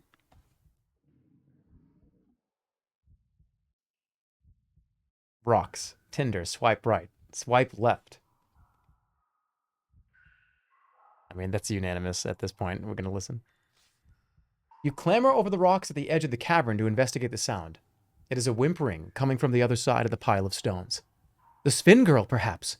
She came in this way, but then the cave-in blocked off her path.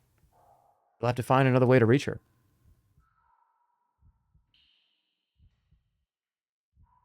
Where are we going? I'm not going to pick this. Unanimous Andy.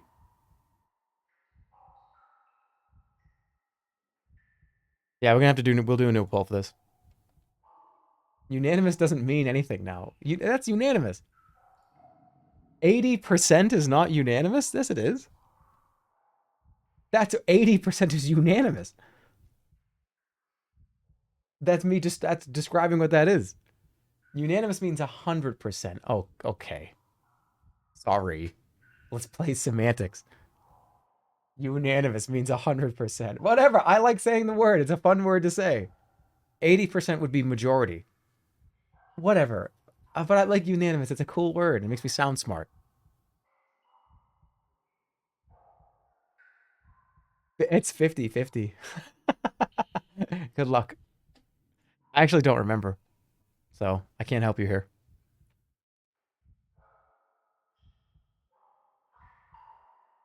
You're on your own on this one.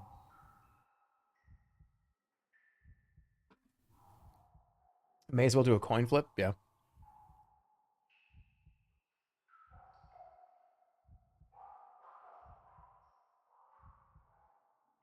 Oh my god. Oh man, this is fucking unanimous. Wow. Wow. By 4 votes? Okay.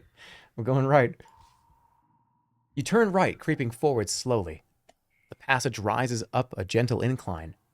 At the top, a thick crystal seam glitters in the torchlight, and the tunnel ends in a T-junction. Look at the crystal. I'm going to look at the crystal. The seam seems to be made of pure diamond. It was no doubt in quest of that these tunnels were carved. But why is no one mining here now? I want it. Dig it out. You try to pry some diamonds loose from the incredible seam in the rock, but your sword is not up to the task. And you would only make it blunt. You could perhaps return with a proper pick, but only if you can escape these tunnels first. All right, let's go. Left or right? It's going to be quick. It's literally going to be 30 seconds.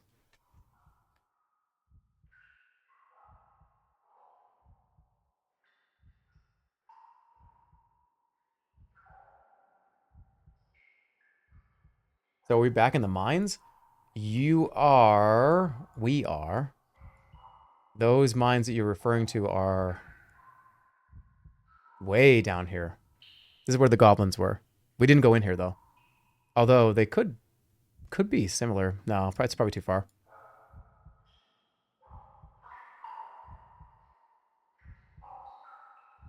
We got the pickaxe. I think there was a possibility to get one at some point. Up, up, down, down, left, right. Oh, shit, I forgot to say pull. Left, right, which way?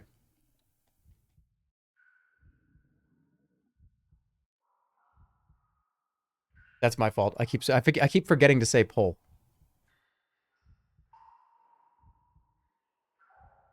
If there are 10 of these choices, you're going to do it every time? I don't know. Maybe. It's kind of fun to me in a way. Always right, gang.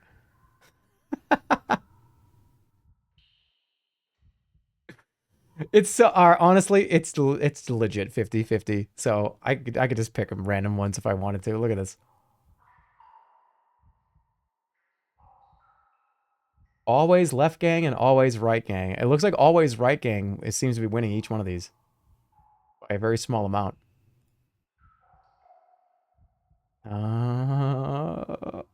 And that's it. Right. You take the right-handed tunnel. You walk down the passage for several minutes, then slip on some dirt, and the ground beneath your feet gives way. You plunge into a hidden pit and land on something soft. Lucky escape. Or maybe not. Whatever it is you've landed on is moving, and what's more, it's hissing. You are in a pit of snakes.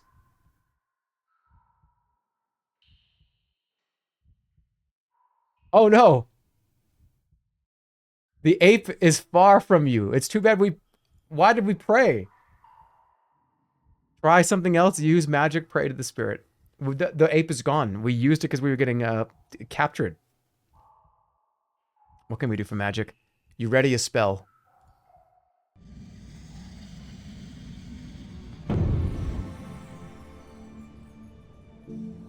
There's law.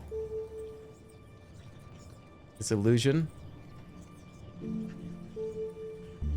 Pop. Explosion. We need a pebble. We don't have any pebbles. Nothing with F. There's Zen. Hover. Jig is not available. It looks like law, pop, or Zen. Is it no F, really? I could do law. Probably would work pretty well. If I had a grenade, I'd throw it. Let's do law. It's expensive, but it's worth it.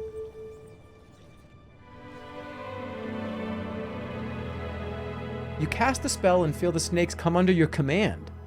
Order them back or order them to help. That's interesting. Let's order them to help.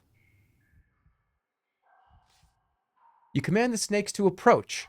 They slither nearer and nearer, and then they begin to climb the walls, holding themselves erect, until they form a living ladder that stretches up the passage above. Should I test it? Is this bad? Should I just go quick? I'm going to go quick. You steel your courage and climb quickly back up to the tunnel. Back on firm ground, you watch as the spell leaves the snakes and they tumble, snapping, hissing, and hungry, back to the cavern floor. You're soon back at the crystal seam, where a side passage opens on the left. Go left or go straight on. Left, I believe, would just take us back to where we just were. Right? Because we went right. Yeah, so we're going to go straight. You push on. Here the cave system widens. Pendulous stalactites hang from the ceiling, as if about to fall and skewer you into place. You skirt between them, following a thin, safe path until a passageway appears on your right. Go right or go straight? Right, gang? Okay, I'm gonna take the reins here. I'm gonna say right, gang. You move through the opening in the right wall. After a few minutes, walk up a shallow incline. You begin to hear something in the distance. A low rumbling. Turn and run, or just, well, what happens? Let's see. I think I'm in trouble here. Let's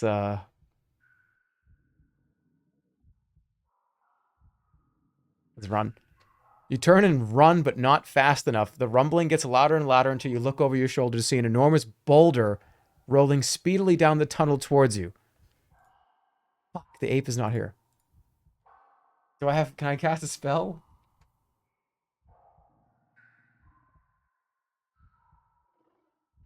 Try some. You check the stars to see what spells are available to you. Right gang in shambles. Gum? Create glue. I don't have any glue. Wall. Create an invisible wall. That's a good one. That's 3 health, though. Fix. Cause fixedness. Fall. Float in the air. Wouldn't it still just hit me if I'm just floating? I think it has to be wall.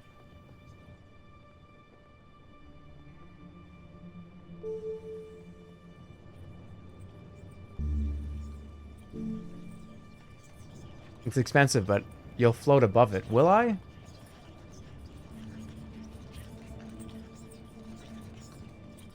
Will I? What, is there enough room to float above it? I'm doing wall.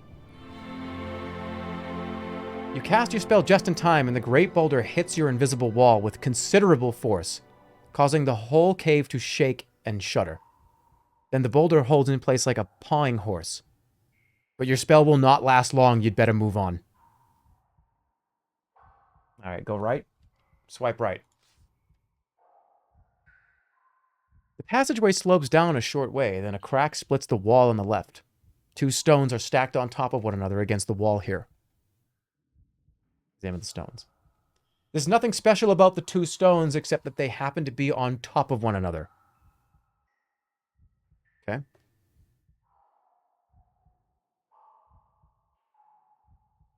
Turn back, go left. Straight. Right, gang. There is no right now. Go left, go left, go left, go left. Straight, left, left, left. How long can you hold a note for? I held a Wilma for about 45 seconds. So, a long time. Left. Anything but left. Left gang. Right gang had their time. It's time for left gang. You go left. Then you see a spot of sunlight up ahead and rush forward to find yourself back beneath the crack in the ceiling through which you came.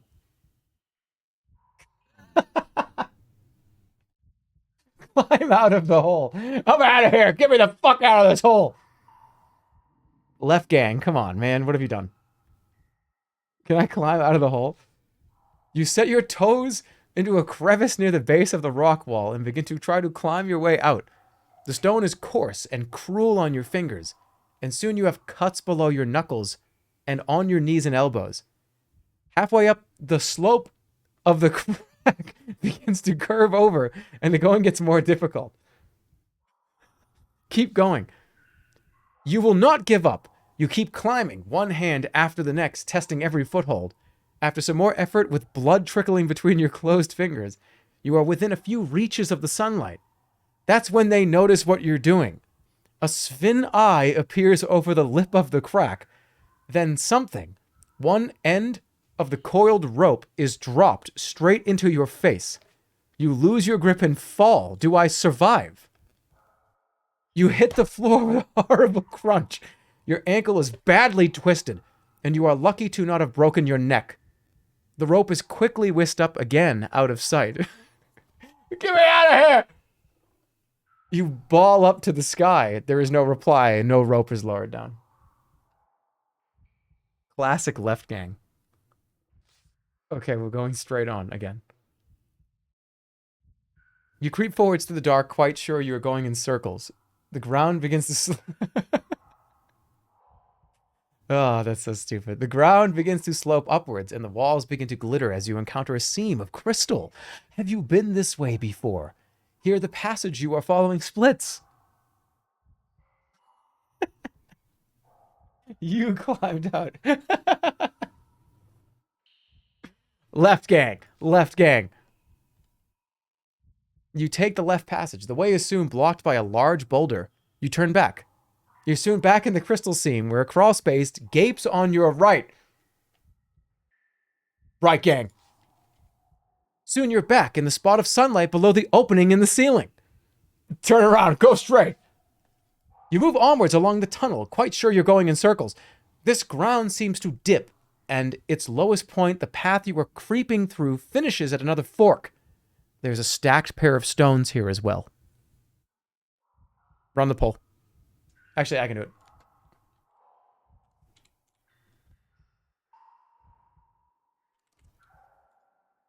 Turn back. What is it? Straight? Turn back? Turn back, left or right?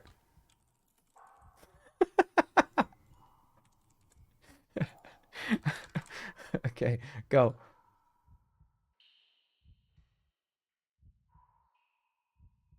Turn back, left or right?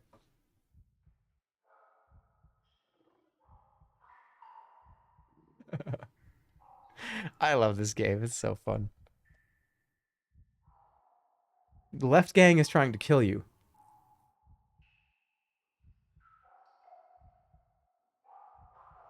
What is this game called? It is called Sorcery with an exclamation point. There are a few other things called Sorcery, so make sure it's Steve Jackson's Sorcery. This is the tutorial, by the way. We're going to be stuck here for hours. Alright, it's left. You slip through the opening in the left wall. The tunnel twists and bends sharply, as if carved by a river now long since dried away. You lose all sense of which way is which, except to keep going forward, where the winding seam forks again. Another pair of stones are stacked in one corner. Another pair of stones. Okay. Left or right?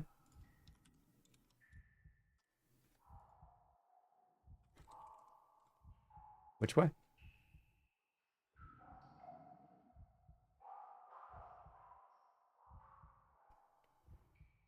Is there up or down? There's only left and right.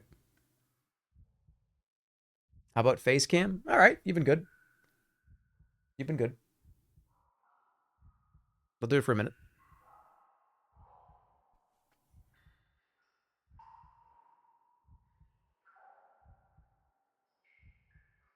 What do we got? Still pretty close.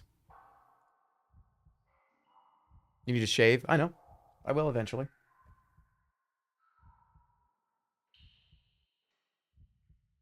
This is left.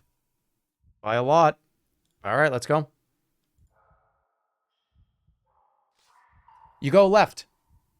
The going is suddenly more difficult, and you realize that the tunnel is climbing at quite a sharp gradient. Little stones rattle and roll away downwards into the dark. At the highest point, the cavern flickers in the torchlight and reaches a split. As you enter, 2 stones roll away down the slope. 2 stones. 2 stones.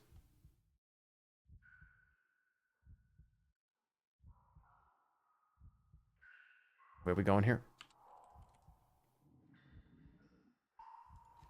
All right, last one, then I'm going to start picking. Make your choice.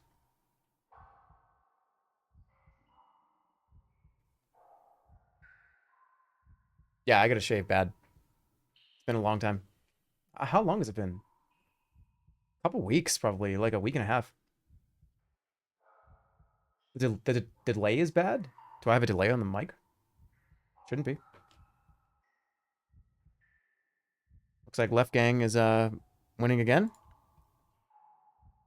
3 lefts is just turning around. Yeah.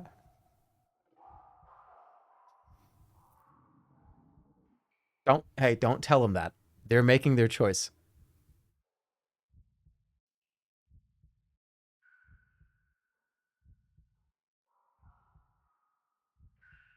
It's too close to call, but I think it's going to be left.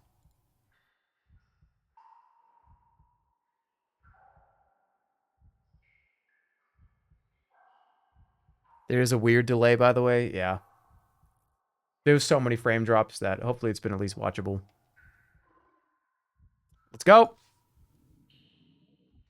The cave walls crush in close as though the rock is squeezing you to death. Your shoulders rub against the walls. When you feel certain you can go no further, the tunnel branches once more. 2 more stones are stacked against the wall.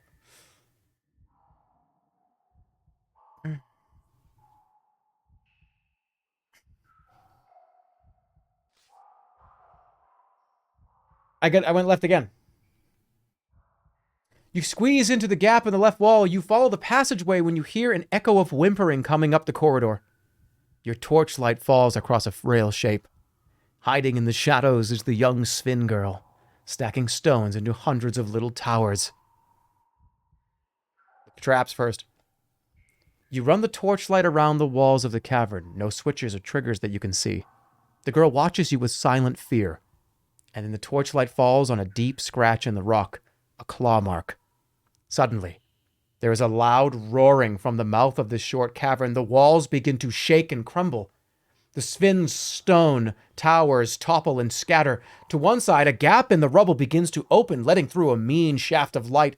But before you can head for it, the roaring sound is joined by a scream from the Sven girl. You turn slowly and peer into the gloom back along the tunnel. Is there something moving? Something coming closer? Perhaps the roaring is the wind rushing through the tunnels. Something is coming. You hear the scrabbling sound of claws on rock, and the exit from the tunnel is blocked by a dark and looming shape, a manticore. Huge, terrible. It stands between you and the light, and it howls in bloody rage. Look at the creature. Fight the creature, use magic. You clear your mind for a spell.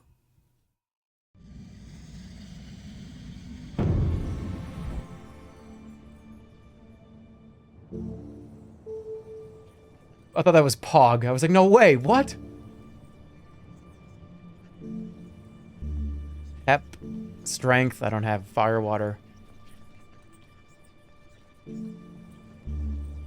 Puff, create wind, I don't have a gale horn.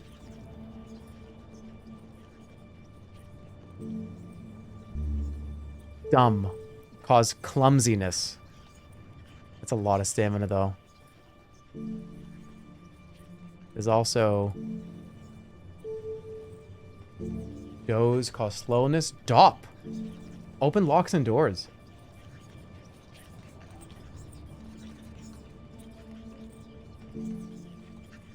There's only huff, not hot, no zap. This fog, summon darkness. Force field. What would Dop do? I mean, it's hold on. Let me look at Dop. I'm just curious. I know it opens doors, but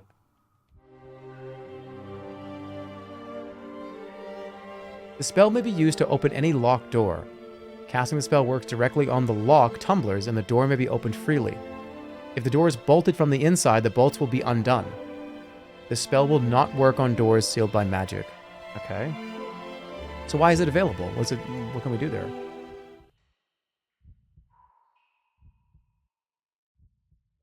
Or I don't cast a spell and I just fight. I only have 8 stamina.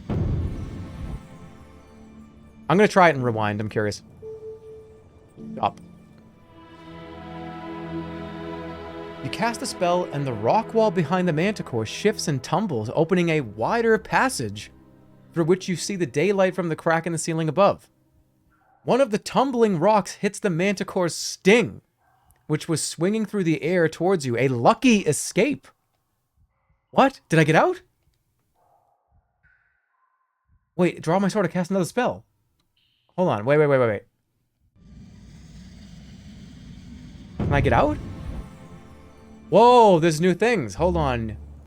Yap. Oh, I can't talk. I can talk to the manticore? What? Yob. Summon a... Oh, you shitting me? Are you shitting me? Should I summon a giant? That's cool. That's cool. I wonder how cool this would be. Hold on, what else is there? Oh, I can cast Fireball. I can... summon a goblin. This goblin's gonna get instantly killed, I think.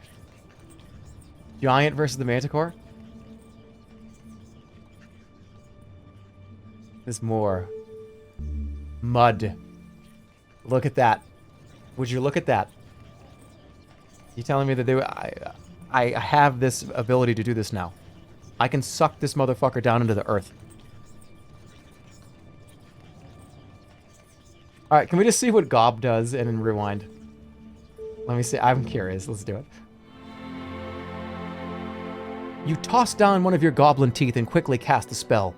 With a cloud of smoke, a furious goblin warrior appears, making the Sven girl shriek with fear. But he is under your control, and you direct him straight towards the manticore. The little goblin fights valiantly, ducking nimbly between and around the swings of the gigantic stinging tail. But ultimately, he is no match for the vicious beast. One strong swoop of a claw, and his little body is broken in two. Do it again! You throw down another goblin tooth. This one fares a little better than the first. Perhaps each learns from the last. He lands a few good strikes and then is crushed beneath a gigantic paw. Then the beast is on top of you, and there is no more time for spellcasting. Oh, god damn it. They did 2 damage. Go back. I'm using one of my things.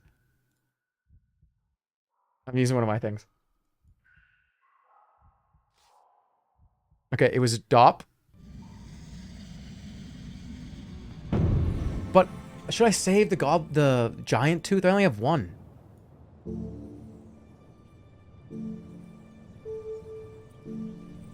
Something else that you guys need to remember.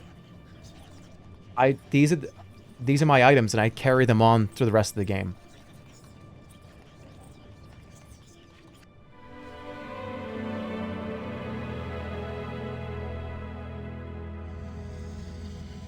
So if I use this giant's tooth, I might not actually be able to get another one. I don't know. I forget how rare these are. I have 2 giant... Let me hold on. How many teeth do I have?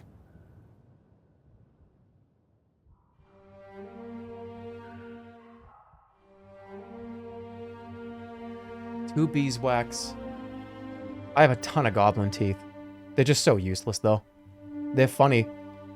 Sometimes they can help a lot. All right, I only have 1 pouch of sand. I have 1 giant's tooth, not 2. Do the mud?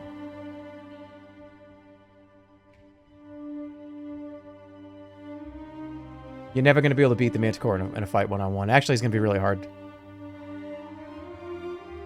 You got to use Yap. I don't have the item. I didn't get it.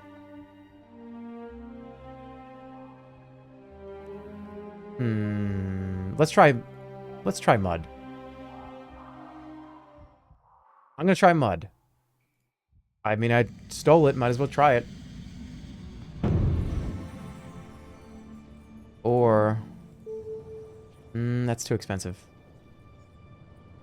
It's just like fucking Resident Evil, man. I don't want to lose all my items. Let's do it. You pull out your pouch of sand and quickly toss it across the floor, raising the spell.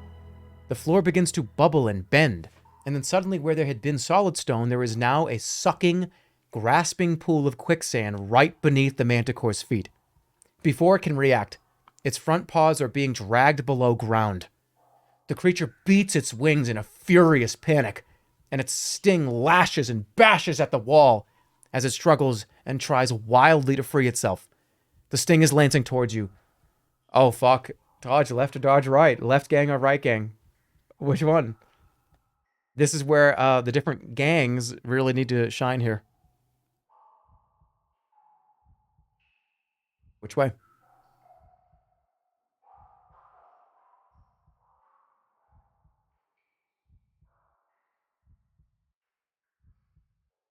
Okay. Okay.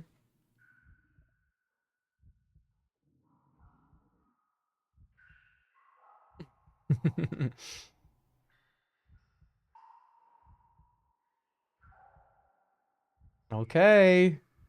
It's running away. It's actually running away right now. This is what we're up against. You understand how important this is? Currently being sucked into the ground.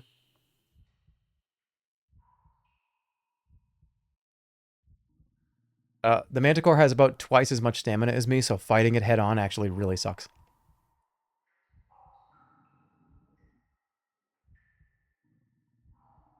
Dodge left. You dodge left as the sting swings past you to the right. You laugh. A lucky escape indeed. The terrible tug of war continues, but the spell is beginning to wear off, and the Manticore is such a large beast that the quicksand is not enough to contain it. However, it has worn itself out considerably from the struggle. The Manticore roars, making the walls of the chamber shake, but listening closely, you can hear a note of fear in its too human voice. It is still a beast of ferocious strength, but you have weakened it. You'll have to make this next and final spell matter, or take it to task with your sword.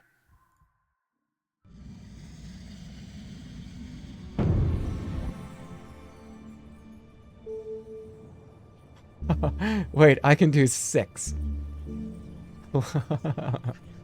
I can also do sap, which is depression.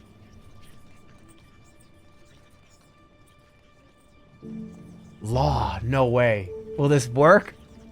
He's weak. He's weakened. Can I control his mind?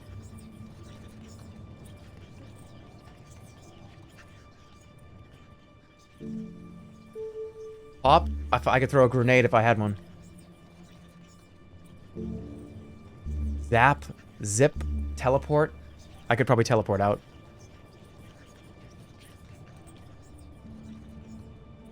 Law probably won't work.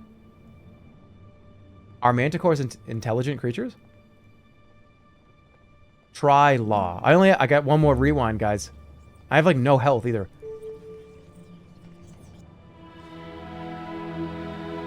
You cast the spell Heart in Your Mouth.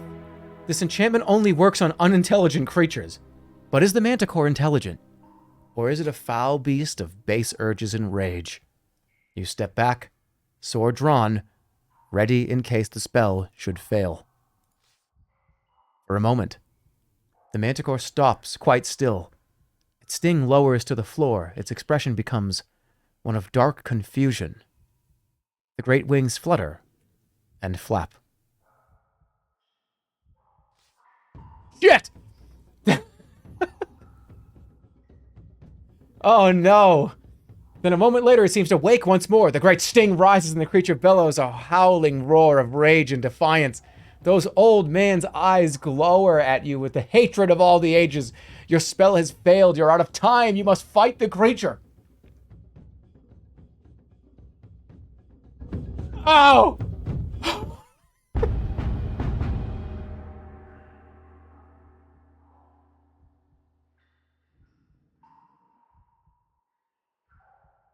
The fearsome creature paces forward, teeth bared. At the last moment, the manticore pounces all claws off the ground and bared to plunge into your flesh. It takes you by surprise and wide open, knocking you painfully back. Spin Girl screams out in alarm.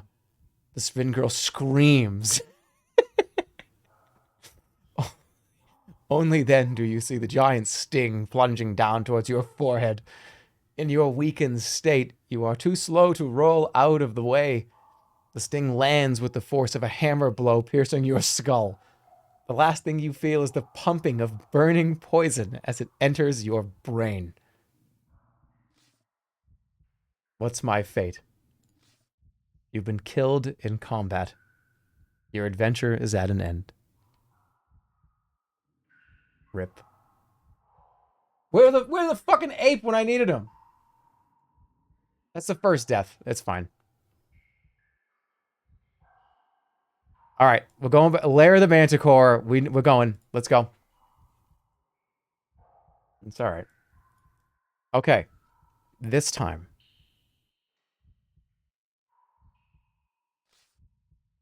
I'm gonna do Dop.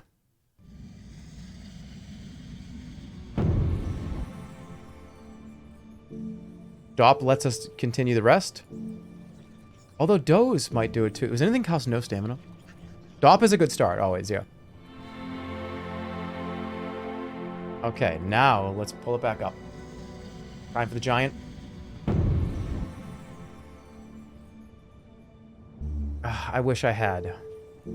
Should I go for it? Is it time to bring out the giant? But I want to keep the giant. What if the giant could help somewhere else?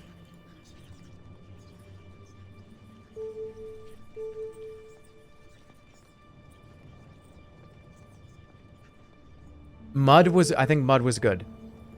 We're doing mud. Duck in the sand. It was dodge left. Swings past to the right. Okay. Let's go.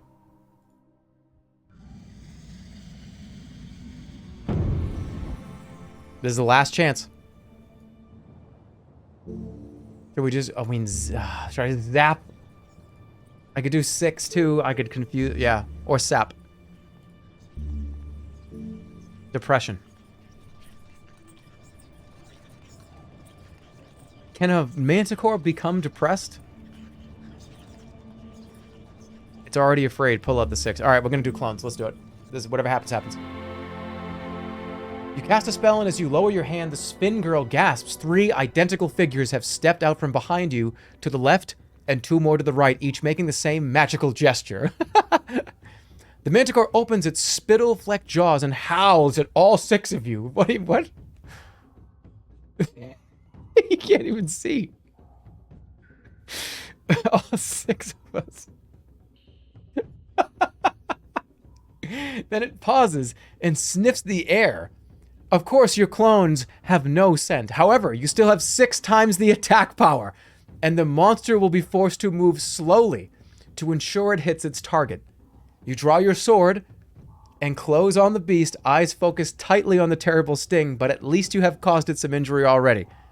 All right, I have 6 times the attack power. All right, defend. Yep, good start. Good start, good start, good start. I'm all right. The fearsome creature paces forward, teeth bared. You and your clones drop back, raising your guard, hoping the beast will wear itself out. At the last moment, the manticore pounces, all claws off the ground, and bare to plunge into your flesh. You brace yourself as it comes down and leap aside at the last moment, claws raking your skin. For a moment, it is close enough to smell its warm, fetid breath. Okay, that was all in. We're gonna go like 2. Fuck you. Oh my god, that's bad. What? Oh, come on, dude.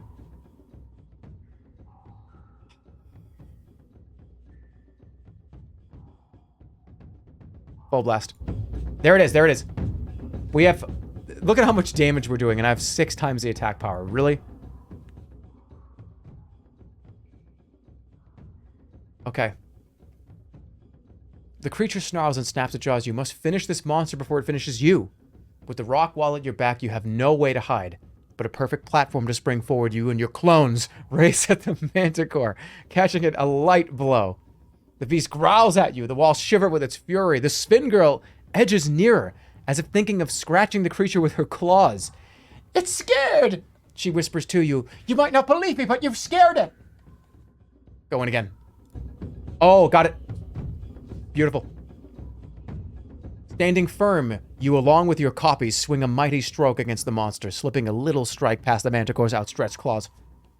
The creature crashes against a wall. Smash! Rock dust pours onto its back. But as it tries to shake itself, it stumbles. You can hardly dare to hope the foul beast is weakening. Alright, I gotta be careful. Is a big one coming? I don't know. What was the last thing? What was the last thing you did? It's like 2.4? I think I have to defend here. Yep, okay. Fuck, I'm gonna die.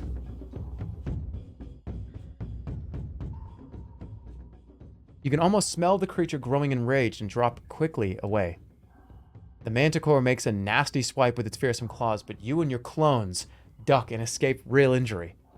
You are gasping for breath. The creature's relentless assault, its sheer rage, is almost too much for you to take. The manticore chomps and grinds its teeth, its expression an ugly frown. All in. Good. That's another 3. I'm going all in again. In the darkness of the cave, it's hard to read the monster's intentions, but you cannot wait forever. Dropping your weight, you and your copies chop a heavy swing at the vile beast, catching the manticore a passing cut again. Right? I think so, right? Because he's used his whole bar. I'm going in again. Am I gonna die? I have to do it. I have to. I'm dead.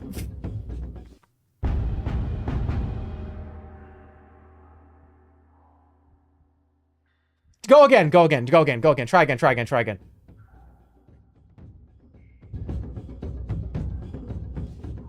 Fuck. Okay. We're gonna go in just a little bit at like a 3.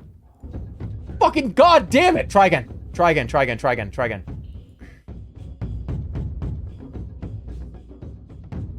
Alright, stop, stop, stop. His bar is so much higher than mine.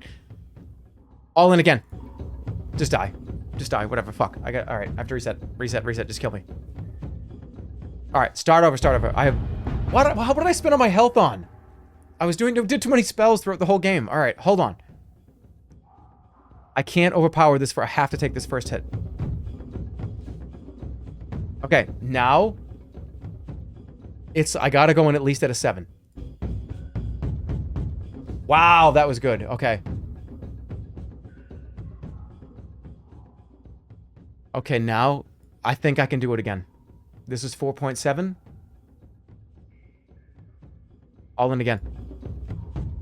All right, this is huge actually. That was actually a big deal. Now I'm going to defend. Wait, you've scared it, right? It's scared. You might not believe me, but you've scared it. I think it's going to come in with like a 1 or a 2. I don't know. Defend, defend, defend. Don't believe, don't believe. Isn't it going to be a little bit? I fucking told you guys! I told you! I told you! Now I have to defend again. Okay. Now we go in at like a 5 or a 6. 6, just to be sure. Yep. Alright. I gotta do one more all in. Grinds its teeth, expression ugly frown. Does it have enough to do like 6 or 7?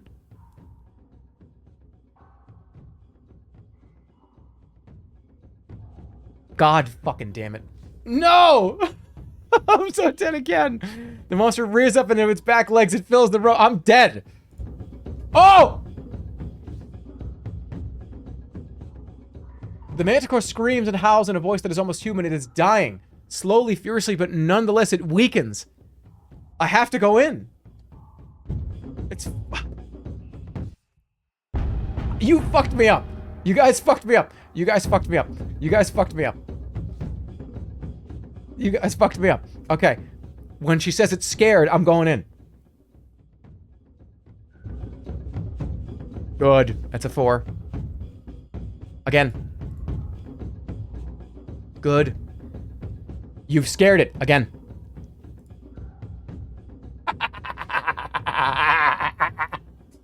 Alright. Now we defend. Yep. We're gonna make it out. This is it. This is it right here. All in. Alright. Literally have to hit it one more time. But I'm going to defend. Should I? Yep. Good call. Now we go all in. See you later. Goodbye.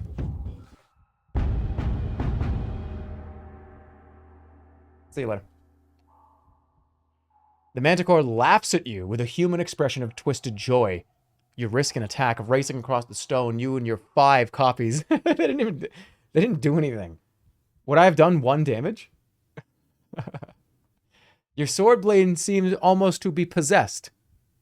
It finds its way past the Manticore's sweeping claws, through its thick hide, and down into its ancient, cruel heart. For a moment it howls loud enough to make the walls shake, and then everything falls very quiet. I'm almost dead. The only noise in the chamber is the hammering of your heart, and the quiet breathing of the Sven girl. Thank you, the Sven girl murmurs, then tugging at your arm. This way! She leads you towards the light, through the gap made by your Dop spell, to the pool of sunlight in the first cavern. Well, that's good.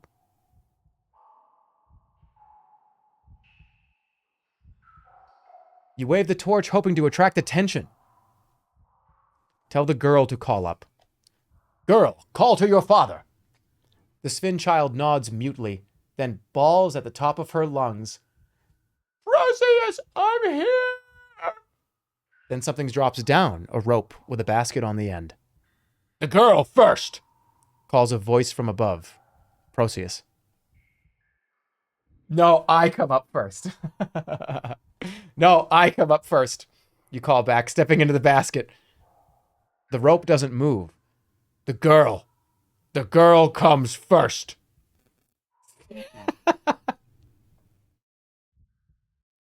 I ain't moving. No. You call back quite calmly.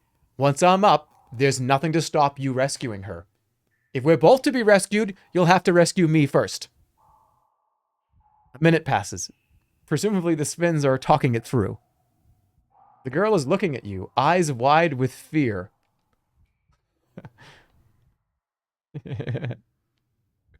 Recycled joke, Andy. Come on, it's funny.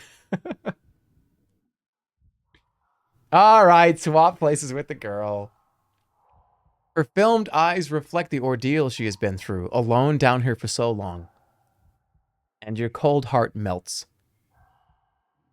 Don't let them leave me, you whisper to her as you step out of the basket and lift her in. I won't, she promises. You cup your mouth and shout upwards. Haul away! The Svens give a great cry and begin to pull, and the basket starts to slowly rise, spinning as it goes. The girl waves to you as she disappears up into the sunlight. Then she is gone. Wait. A minute passes. Nothing. Wait. Another minute. Still nothing. No sign of sound or movement from above. That treacherous cur Perseus has betrayed you clearly. The tunnel echoes very slightly. A noise from the depths. Perhaps the Manticore was not alone. Someone just said, you stupid bastard.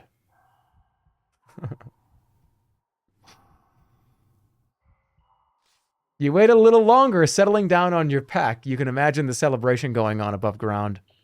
The tears and grateful reunion. No surprise if they lose track of you down here in the dark. And then, sure enough, the basket and the rope tumble down. You clamber quickly in and they haul you up. Above ground, the chief himself helps you out onto the grass. His daughter is with him, clutching his hand. My daughter tells you fought bravely. For that, I grateful. I invite you with us. Back to Rapani. Will you come? Carry on to Kar or back to Torapani? Go back and kill them. After all the shit you did.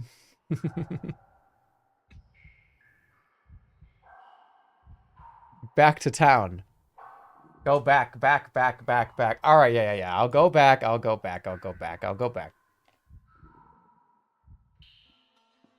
A little generosity cannot hurt you. You nod, I will come. As you enter the village, it erupts into celebration. You're given a place to stay and recuperate from your long journey. A visit to the healing priest treats your wounds, and when you emerge, it is to find the village, before so somber and silent, now in full life. Flowers are tied to every rooftop, and bands of Svens are playing music on long, strangely shaped lyres. You are whisked away into the dance by Proceus' daughter before the chief can give you his thanks again. The night is glorious. That night you sleep heavily and rise the next morning to continue your journey. The chief meets you before you go. You are rude, He declares. but we Svens pay our debts. He presses 2 gifts into your hands. A pouch of 10 gold pieces, a fortune for a place like this, and a key. This opened the Salt City Gate of Kar. I hope it is used. Time to go. You take your leave. The path winds away from Torapani, and soon you are on a downward slope away from the Shumatanti Hills. Through stepped rice fields. As you walk, you feel for the first time the loneliness of the path ahead. Though Kar is a busy city, it is cruel. And beyond Kar, there is nothing but the vicious wasteland. You'll have no time and no one to trust in the days ahead. Wait, what? For a brief moment up on the hills above the path, you fancy you see a figure stealing its way along by some high and secret route. A figure in all black. But when you shade your eyes against the sun, whatever was there has disappeared. In the distance rises the wall of a great city. The first true stonework you have seen since you left home. To Kar.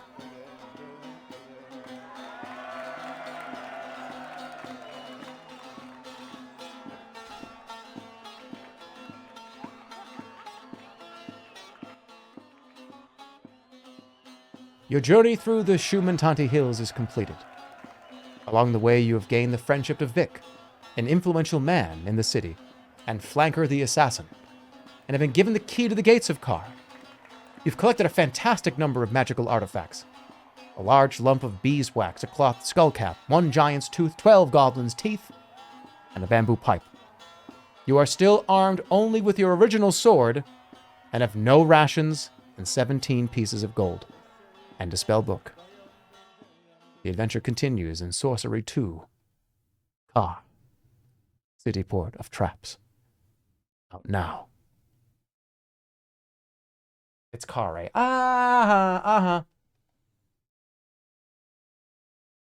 Don't save, Giga Chad. What? Why would I not do that? But yeah, I want to show you something. It's out now, yeah. I would like to show you guys something. First of all, hold on, wait. Oh shit, I didn't want to do that.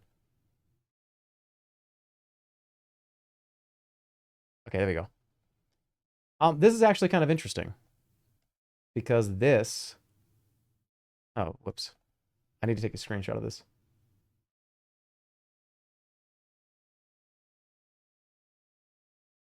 This is... Oops. What the fuck? I have like a save spell. How come it's not showing on the screen? Well, I'm gonna print screen. Okay, wait, wait. Oh, there we go. What the fuck? Oh, that was weird. The crown of kings has been stolen by the Archmage and taken across the backlands to Mampang. You've been sent to get it back. Should you fail, the whole of Kakabad will surely fall. You didn't save, yes I did. Journey began. Because I alt-tabbed. From the outpost settlement in Analand, you crossed the Shumantanti Hills. Along the way, you spared the life of a defeated assassin, saved a village from the plague, and fought and killed the dreaded Manticore. You faced starvation and disease. The test of character. To survive, you used your blade rarely and your intelligence frequently. You deceived, charmed, and tricked your way through. Your spirit guide changed as you changed, becoming the ape. Now all of that seems a distant memory, but you are approaching Kari, the city port of traps. And look at how huge this fucking map is. Founded on a ford of the Jabaji River. Kare was once a camp for the pirates who ambushed merchants sailing from Lake Lumley to the sea. But the camp grew, became a village. The village became a town, and now Kare is a magnet for ne'er-do-wells and thieves, ruled over by a council of villains. It cannot be avoided. Let the city do its worst. It is a place of treachery and traps. You will have to be constantly on your guard. As you cross, your goal is the North Gate, the only entrance to the Backlands, and the next stage of your journey. If your quest is to succeed, you must enter the city port of traps and make it out alive. Ladies and gentlemen, Inkle presents Steve Jackson's Sorcery.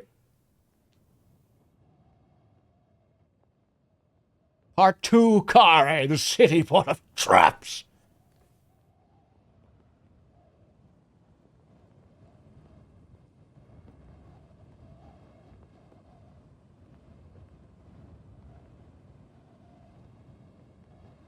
This map is fucking huge.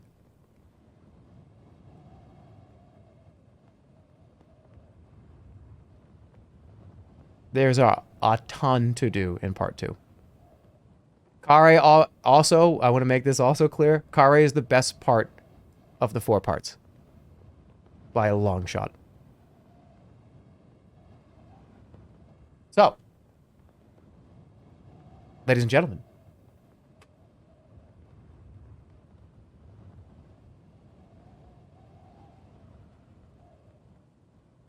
I'll see you tomorrow.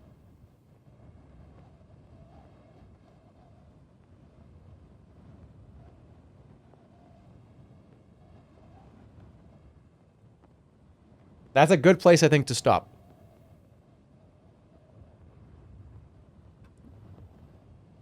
But we'll pick it up tomorrow. You asshole.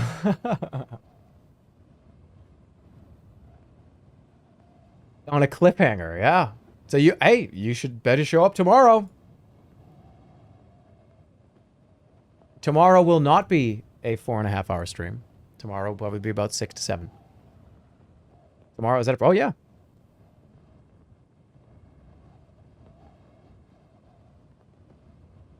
I wanted to give you guys a taste. Out of curiosity. I'm very curious. I'm wondering. I know this was a little shorter, but I knew I was going to get through that first one, and I wanted to do the next one tomorrow. So here's the plan.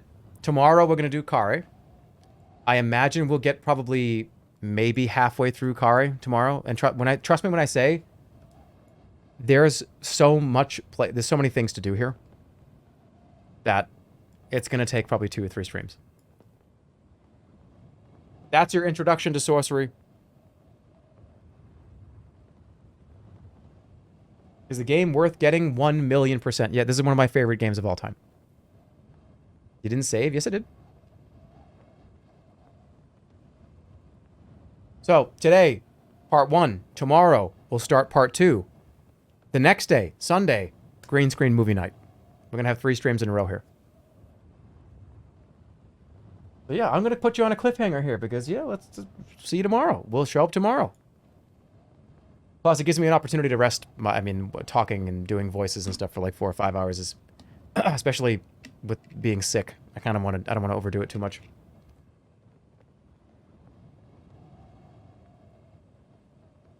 So we'll start tomorrow, probably around the same time. Somewhere around like 1, 2, 1 p.m. And then it's green screen movie night on Sunday. Hope you had a good time. I know this is not a very fast-paced thing.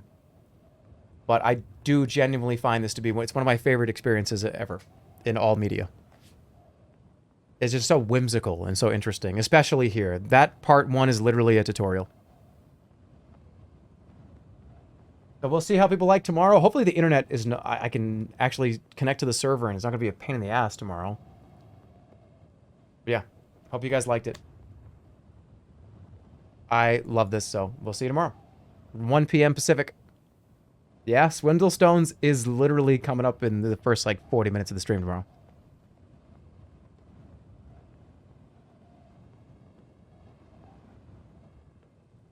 Try a non-West Coast server. Yeah, maybe I'll try to connect to, like, a Central or, like, an East Coast. But we'll see you tomorrow. Thanks for watching, guys. Shorter, I know, but I think it's a good place to stop. Makes sense.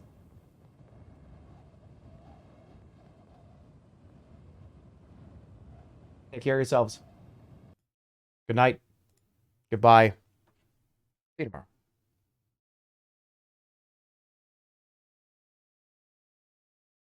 It's always a pleasure. We got exciting things back to back here. I'm so ready for the green screen night. I've been told that there are a lot of really good submissions so far. Hundreds of them. So this is going to be interesting.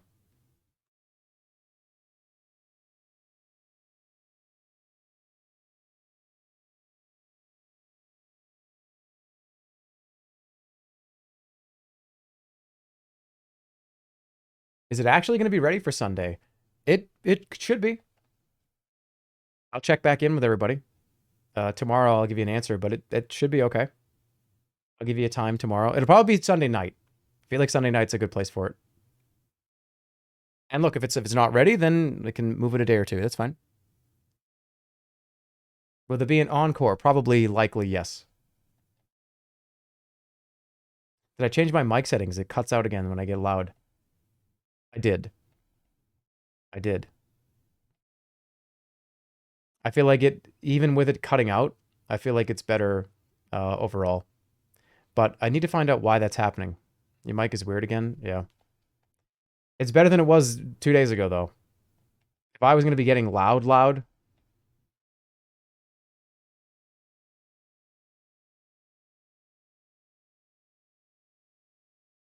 Which I don't understand why the compressor keeps doing that. I've used a compressor for like 12 years.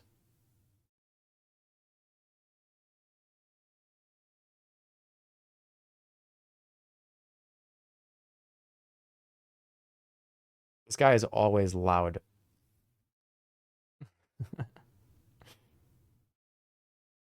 Should have just used your first stream mic. Oh, God.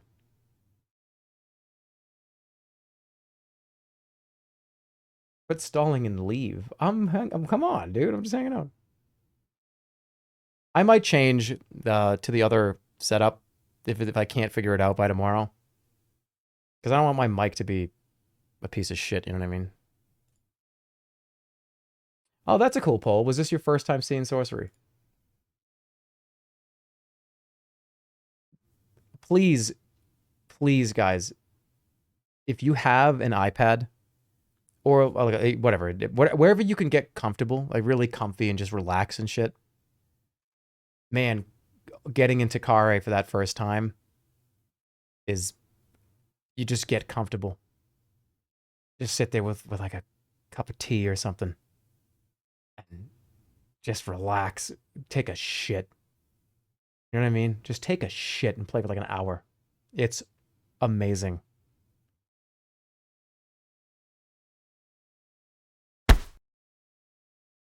This is my favorite road trip game. Oh, that's so cool. Or like an airplane. If you plan on taking a long trip, Kare will take you probably 10 to 12 hours to get through, at least. And remember, there's like a dozen different routes you can take in these games. You're gonna miss everything.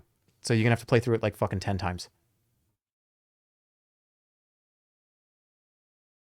Hope you enjoyed it. It's the first thing I ever did, really, on stream. When we get to the end of Kare, we'll do another poll to see how people are liking it, if people want to continue, if we want to go to part 3, which is really crazy.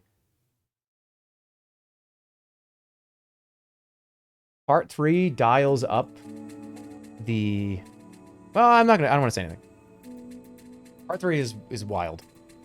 I think Part 2 is the best. Part 3 is probably a close second best, and then it's... Part 4 is a mess, but not in a bad way. It's just crazy. The whole game is crazy. But good night, guys. Thank you so much. We'll see you tomorrow. Take care of yourselves.